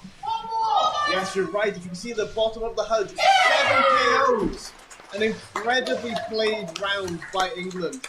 It feels, again, intentional, concise. Yeah. I mean, player 3, look, fundamentally, yeah, he's staying low. He's little. People don't like shooting the little people because they have to aim down. Yeah. And I know it's silly, but like actively moving your head down is hard work in this. Yes. You can't just look with your eyes. You have to like. You have a move your headset chin. attached to you. Yeah, you know? yeah. You've got chin in, and that's hard, right? But you have to do it. You can't leave a player like that unattended. But again, the one time they got a cross shot, Yeah. he dodged it. Like 45% hit rate, by the way, for the English player. Incredibly well placed. Accurate shots. Again, it's that difference. If there's one mechanic that I can see between the two teams, it is the accuracy. I'm just looking over at the England team right now. They're just chilling. Yeah, unbothered. But unbothered. But again, that's good. They're experienced, if that makes sense. Yes. So this is going to be a 7 shield. By the way, the only points that Wales got in that match, Yeah. right, was that cross shot from Tadpole, right, Yeah. player 4, and then England were aware of that for the rest of the round. match. Yeah. They made one mistake Yep. and they improved on it Immediately. Yeah, 100%. Again, Wow. given how young these kids are as well, like the ability to recover, and because so again, this is a really positive thing about this sport is that when we used to play, there was always younger kids playing it because it's great fun for them. And again, the great thing about this sport is you can have a young kid play against an adult, and there's no problem with that in the sport. The physical differences between them isn't a blockage. Yeah. However, what they historically would deal with is they get stressed because they're losing or whatever. This kid's amazing. Like he literally just like got a knockout, immediately just went, okay, cool, all right, I'll adjust my playstyle. I'm not going to let you do that again. Yeah. Brilliant. And to have the awareness of that at this age, right? Oh yeah, I mean, where's he going to be? He's like in a few years. Like, I'm 26 years old, right? Yeah. I've competed, not at the highest level, but I've competed a lot in, honestly, a handful of different esports, Yeah. right? And for me to develop the mental capacity, to develop the skills that these players at this young age are displaying, is a testament to the coaching staff. First things first. But secondly, to the players themselves. So when we go to international matches, our team, the England team, is often consists of some younger players than the other international teams. I 100% see that as a strength. Yes. Okay, because some of the teams that are coming out of Japan and stuff like that, we're still talking older teenagers, young adults, right? Yeah. That's great, but these kids that we're bringing into the UK are already nearly on par with that, if that makes sense. Yeah. And they're going to be 2 years on. They're going to be absolutely dominating. Yeah, absolutely. Investing in the future of HADO England right now, right? 100%. Like I know HADO's England's goal is, win the World Cup. Like fundamentally, right? like it isn't. Let's do all right. It's like It's like we're going to beat Japan. We're going to beat South Korea. We're going to beat China. We're going to beat. USA came third. We're gonna win it. I've heard a lot of stories from the Welsh players from that Shanghai international tournament that they played in, right? And the amount of respect that was shown from other countries to the English roster was tangible, right? You walk into the room and you can clearly see the respect, and vice versa again for the players across the pond. Alfie winning the MVP. It's a as testament. a kid at a tournament, and all the other players were like, he's the best player. Like, Right, here we go. 7 shields. Let's go. Both shielders positioned in the middle of their course for either side, Wales and England. A couple of shots coming through. Player 1 doing a great job at dodging. Player 5 under an absolute barrage. Finally gets taken down, but immediately traded. Nice. Wales gets one. 1-1 right now. Tadpole scales up, trying to find the shot. Lovely and he work. nails it. So basically 4 put up his shield, so get 5 shield up. Yeah. Now, what player 5 needs to do is make a decision here. Is he going to put another shield up or is he leaving? He's going for it. He's going for it. They're up a point advantage and trying to pick up momentum. He needs to get out of that position and let They got somebody else another come one. in. That's But nice. Player 4, Tadpole, playing that assassin role, his dedicated role that he usually plays, is now finding value. Now Lovely counter shields. Okay, he needs to put his other shield up and get out of the way. Oh, the side angle, player 3! He knocked out Tadpole just beforehand. An Brilliant work incredible from player 3. Now, England taking the lead, 20 seconds left on the clock. England, another shot, getting it, another KO. Tadpole scaling up, trying to go for a cross shot. Doesn't land. He's dealing with his lane right now, 10 seconds remaining. Player 1 damage down. This is a brilliant bit of play from Wales, but England have remained calm and weathered the storm. 3 did a brilliant job on those cross shots, and that's it. I'll be honest, there was only one slight error for the Welsh team. It's a really minor thing that they can sort really quickly. Yes. And it's basically when the shielder puts the shield up, get out of the way. Overstays welcome, right? He overstays welcome. And then the other problem is because of where he was, his teammate couldn't get behind the shield properly, which is where 3 then got the cross shot. So basically, as soon as you put the shield up as the shielder, get out, let the player, because they can't be where you are, basically. I'd argue that there was another crucial error, right? Something that you've highlighted throughout this tournament so far. Yep. The shields for Wales were placed on the far right side of the court. Yep. Far up, stacked on the same line. Yeah. England, Could the get around awareness from player 3 to go around and get those, that was the difference maker because Tadpole managed to snipe off 2 people. Yeah. before that. 100%. He traded, but they still had a 1-point difference at that point, right? If Wales could hold on for a second and not make that mistake, different outcome potentially. I think, again, it's an experience of putting the shield thing up. Because if you saw the first shield, what happened was Tadpole led it, he pushed in, put a small shield up, to then get his teammate in to stay calm to put the shield up, and it was a better placed shield. Yeah. When they went to the far side, they didn't have that ability. So there was a bit more, not panic, but under pressure. Yeah. And so effectively the shield position just wasn't quite as good, which meant that they had to put multiple up. And then it also meant that they stood there too long because they're like, oh, how do I make these shields better for my teammate? Yeah, how do I utilize them, Yeah, right? but by doing that, they got blocked punished. their teammate. Yeah, they got punished. So, Tom, best case scenario, they mess up the shields. Yeah. What are you saying? Drop back, play for dodge? Well, so at the point they got the point lead, Yeah. I genuinely think that they should have used the shields further back, just as a defensive and up their dodging. I still don't think that they'd have won, if I'm being completely honest, Yeah. because with the England team, the way that they were playing in that match, there's a very good chance of them remaining calm. But it Yes. would have put the pressure on the England team to be like, well, now you've got to catch up, and they're Yeah. not coming to you. Like, you have to... Because the problem is, again, when you're up front like that with the shield, you know, it's more difficult for you to see the cross shots coming from player 3 when you push that front corner. Yeah. So, yes, it's great, but you also open yourself up to counterplay. By the way, player 3, to secure that cross shot position so far up on the line, Also had to not be hit by a tap hole. knocked out Tadpole beforehand. Yeah. Just to get the job done. Yeah. Literally, the awareness to be like, I have this window. Yeah, Next now's my second, time. I can take this. Yep. Incredible play by Team England right there. Now, we can see, of course, again, the ace for this little Wales A roster, Tadpole, I think he stepping might up. have this. He's going for the 1v1. He's been in every single 1v1 for Wales A's team throughout today. I think he stands a good chance of having this. Yeah. The England player is good. Don't get me wrong, but I like basically based on how Tapol's been playing, and also I feel Tapol's one of those players that the more pressure he's under, the better his game becomes. That's esports experience. That's what I mean. Right? Like, he pushes himself to another level rather than like being overwhelmed by it. So He's been there before, so that experience is translated over, and it's going to be interesting to see if the English player can keep up. Oh, 100%. Again, I think if the English, mechanically- if the English player gets a lead, I think we'll see. But if Tapol gets an early lead, we'll see what happens. It's a matchup in the allocation of skills. Here comes the 1v1. We're charging up. Getting a little guesstimate. Ooh, England trying to bait out Showing some moves. movement. Ooh, Tadpole losing a petal in that engagement, but he's Player still keeping 2 calm. is just chilling.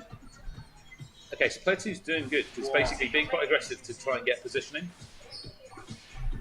Ooh, I like that archery tag. He's been punished for moving his head too much because he ends up shooting his shot off.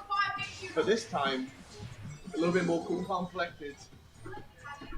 Ooh, well Okay, played so shot. Oh! The thing to know, right, when player 2's crouching, you know they're going to stand up left or right. So you want to fire one shot to get them to move, and then you predict where the other shot's going. Don't keep them low. Yeah, I think that's some solid advice. I wish we could check that out onto the court right now. However, 30 seconds remaining. There's still time. Tadpole, still cool, calm, collected. Yeah. Ooh, There's beautiful now, dodge. they've got the shield, right? So there's a chance. What Tapol should do, charge up. Charge up. No. Don't shield, then charge. That was a mistake. maybe that was a panic shield. It was, yeah. 10 seconds remaining. Oh, what a beautiful play shot from player 2. The energy ball. England really doing a good job there. Player 2 absolutely doing a brilliant job. Wow, well done. Player 2 for England stepped up and played an incredible game there. What I love about that from player 2 as well is there's no fear on any bit of the court. Yeah. Literally, I'm going anywhere I want, and you could see him pushing Tadpole around. Like, Yes. I'm going to come here, which means you've got to go there, which means you've got less place to move. And it was like your positioning on the court in a 1v1 is really important because it Yes. pushes the other person into a position. And again, Yeah, you kind Tadpole of remaining mirror it. calm. Yeah, Yeah. you kind of in the mirror. Tadpole's remaining calm, but at the same time, that was a brilliant play. Yeah, I think Tadpole definitely was setting the pace. I feel like he was creating pressure, Yeah. dodging a lot of the flurry coming from England. I think England definitely got a lot more shots off Yeah, before yeah. against Wales, right? And then it was getting that point against Tadpole where he kind of, for the gamer terminology, locked in a bit more, right? Yes, yeah. And so they're trying to see where he could place his shots a bit better. But the energy balls from England and the accuracy, it's not just in one lane. Yeah, It yeah. feels like when they throw an energy ball across the court, is with the intent of one or two things. One, to move them to a position. Yep. Or two, to create pressure where then they can not aim back and then you can throw that flurry to follow it up. It's a really minor thing, but Tadpole, for example, at one point I saw him fire 2 shots low, Yes. right? And that's generally a nervousness of my first shot isn't going to hit the target. Yeah. But the problem is, he's crouching, you know that he's going to go up, right? Because, I mean, some of them, they can move across the floor laterally. fall low, so you've got to take that into account. But generally, they're going to go up. Yeah. So what you want to do is fire one roughly at them to get them to stand out. Yeah. But your second one wants to be high. Yeah, So right? so to double tap low basically implies the tapper wasn't 100% confident on the first shot hitting. Yeah. But it's like, well, you need to hit where they're going to be, not where they were. Well, I'll tell you one thing. Wales has a mountain of opportunities to improve from this home nation, and I'm hoping I know for sure they'll definitely watch this VOD back at home, discussing what went well and what they can improve on. I definitely feel like, on average, the Welsh team are moving a lot, but as the day has gone on, I feel like the English team, especially being a lot younger, has actually maintained their mobility, but typically, again, Well, they've also got in that one lane. they've got subs. So Yeah, very true. Very true. That's a major advantage. Well, I guess optimistically, Wales gets more. Wales can get more right? subs and get more. Yeah. What I would say is that fundamentally, I mean, it's final 3v3, right? What I would say is Wales should be proud of themselves because they've played absolutely amazing. For the fact that they've fielded 3 teams, right? England's fielded 3 teams as well.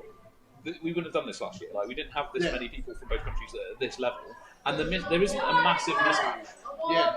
There's a slight mismatch of that. In the final 3v3 for the day, This is England it, versus all Wales. We have a shield for the side of Wales. We get early knockdown. Deathwatch falls. Player 6 falling down. They need to nullify player 3. The problem is, to do that, they might have to open themselves up to the other players. Yes, you can see Tadpole and Yayan playing for that bunker strat on the left side, trying to go for the assassin kill. Oh! Lovely cross shot. Slipped around the shield. And then lovely knocking them out as soon as the shield's down.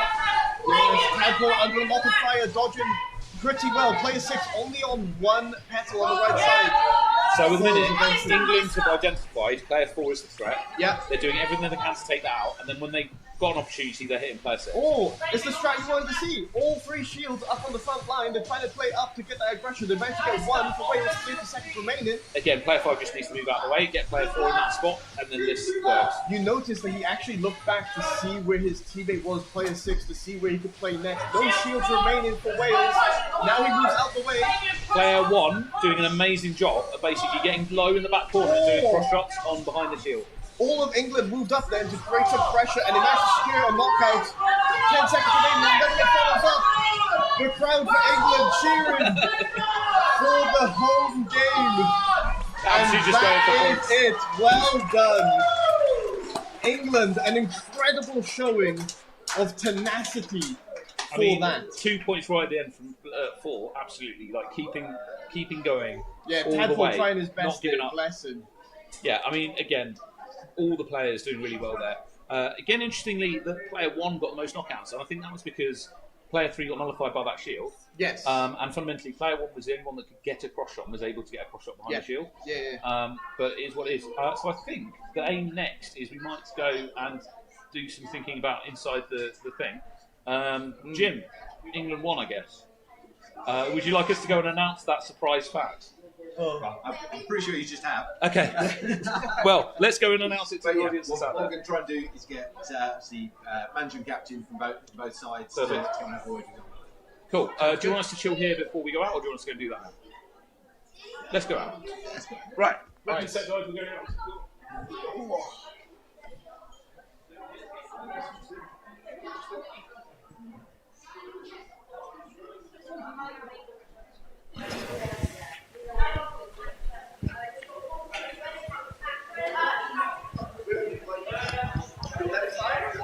Yeah, do you want to come over here and then come to my left? Yeah, I was about to say, I'm not sure if we're live even, so I'm going to assume we are. Have you guys enjoyed it? That's the question. I'll pass over to you first. I've watched HADO before, and I feel like this might be your first time, so I want to know your experience with this, Blazy. Well, it's always a treat getting to experience a new esport, experience a new side of things, especially AR and VR esports are something that I've always really found super interesting, but I've never really had an opportunity to be super involved in. So it's really awesome to see all of these teams come together and really showcase how awesome VR esports can be. Yes. Now, I've seen this team, Wales and England, compete on the biggest stages, and it's lovely to see this at-home rivalry going on. We've been treated to some incredible games today, and we should have some of the team managers stepping up for some commentary after the game. Perfect. All I'm going to say is you two better start doing some commentary in Wales of the Welsh games so we can get the views in on what they're doing over there. Hello, welcome. If you wouldn't mind saying your name to the lovely camera up here. Yeah, Rhys Deathwatch Richardson, co-captain of Team Wales. Oh, perfect. Have you enjoyed yourself today, despite the scoreline? Yeah, it's been fantastic. It's always great when we come up to Coventry. We're well received by all the teams, players, the staff here is fantastic. Awesome. Is there anyone on your teams that you're particularly happy with today? Like, do you have an MVP thought of yourself? I'm putting you on the spot here. If not, that's all good. I've got some thoughts of my own that I can tell you about later. But is there anyone in your team or the other teams that have come from Wales that you're particularly proud of today? I definitely think Rhys and Hugh from our B team were fantastic today. Durbin played stellar as well. He's a fantastic player. So yeah, those three I think for me. Oh, perfect. I think that actually ties in with one of the ones I thought of as well. So there we go. I'd just like to say thanks to the Welsh team for coming along. Genuinely, really appreciate it. It's been brilliant to watch you. From my perspective, you guys have been playing absolutely amazing. I know the scores didn't necessarily go the way you wanted. What are your plans for the future? Are you going to continue training as the teams you are? Are you going to try and mix and match? What's your thought process? Mix and match in our training sessions. We'll be back here on the 7th for the Cup final for the Autumn Cup. And then, continue into the Spring Cup as well. Perfect. Well, in that case, I guess we'll call it there for you, and we'll try and get somebody else in. But thank you very much. Thank you. All right, do we have an equivalent from England?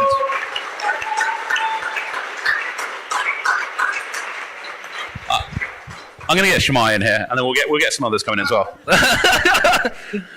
We mainly just wanted some experienced thoughts for the England side. Obviously, Shemai, introduce yourself to the people at home. There's a camera there. I'm Shemai, call me Sham. I've been playing HADO for 4 years now. That's about it, really. Yeah, obviously you're one of the UK coaches, right? Or the England coach, I should say, not UK, sorry. We've been saying this all day. How do you feel that the England teams today did? And in fact, how do you think the Welsh teams did? They did well. They were very competitive, to be fair. Obviously, England were favourites, as most people would know, but all Wales teams had their own, which was very, very good. Did you feel any pressure from any of the Welsh teams? Were there any that you were actually like, I'm worried about this at any moment? There was a couple. I'm not going to say which games, but I would say there was a couple, and I'm pretty sure the other England teams would agree as well. Anyone on the England team that you want to particularly give a shout out to that played particularly well or anything like that? Again, I've got my thoughts on who some MVPs might be, but what are your thoughts? Without bias, if possible. I think every single player, should I say, did extremely, extremely well. I can't really choose who was the MVP or whatever, but people would agree. A big shout out to boy Alistair, who shot so much bullets on broadcast today. In fact, Alistair, could you come here for a second? Sorry, I as the commentator, do we agree? Yeah. Right, we're all in agreement. You were definitely, from our perspective, the MVP for today. Absolutely well played. Have you got anything you want to say to the people at home? If so, there's a camera there. It was hard. Did you enjoy it? Yeah, I enjoyed it. I recommend, if you're watching this, to try and come to HADO. Maybe join an academy first, and if you like it more than you expected, then you can be a membership. Hey, whoever trained you on the sales pitch, I approve. All right. I think we're going to call it there, unless anyone's got anything else they want to say. But absolutely brilliant job, guys. Thank you very much to all the audience for coming. Thank you very much for all the players. Yes, England won it, but absolutely credit to the Welsh teams. Guys, you played absolutely amazingly. English players, all of you brilliant. Thank you very much to the audience at home as well. Have a lovely rest of your day. Cheers, guys.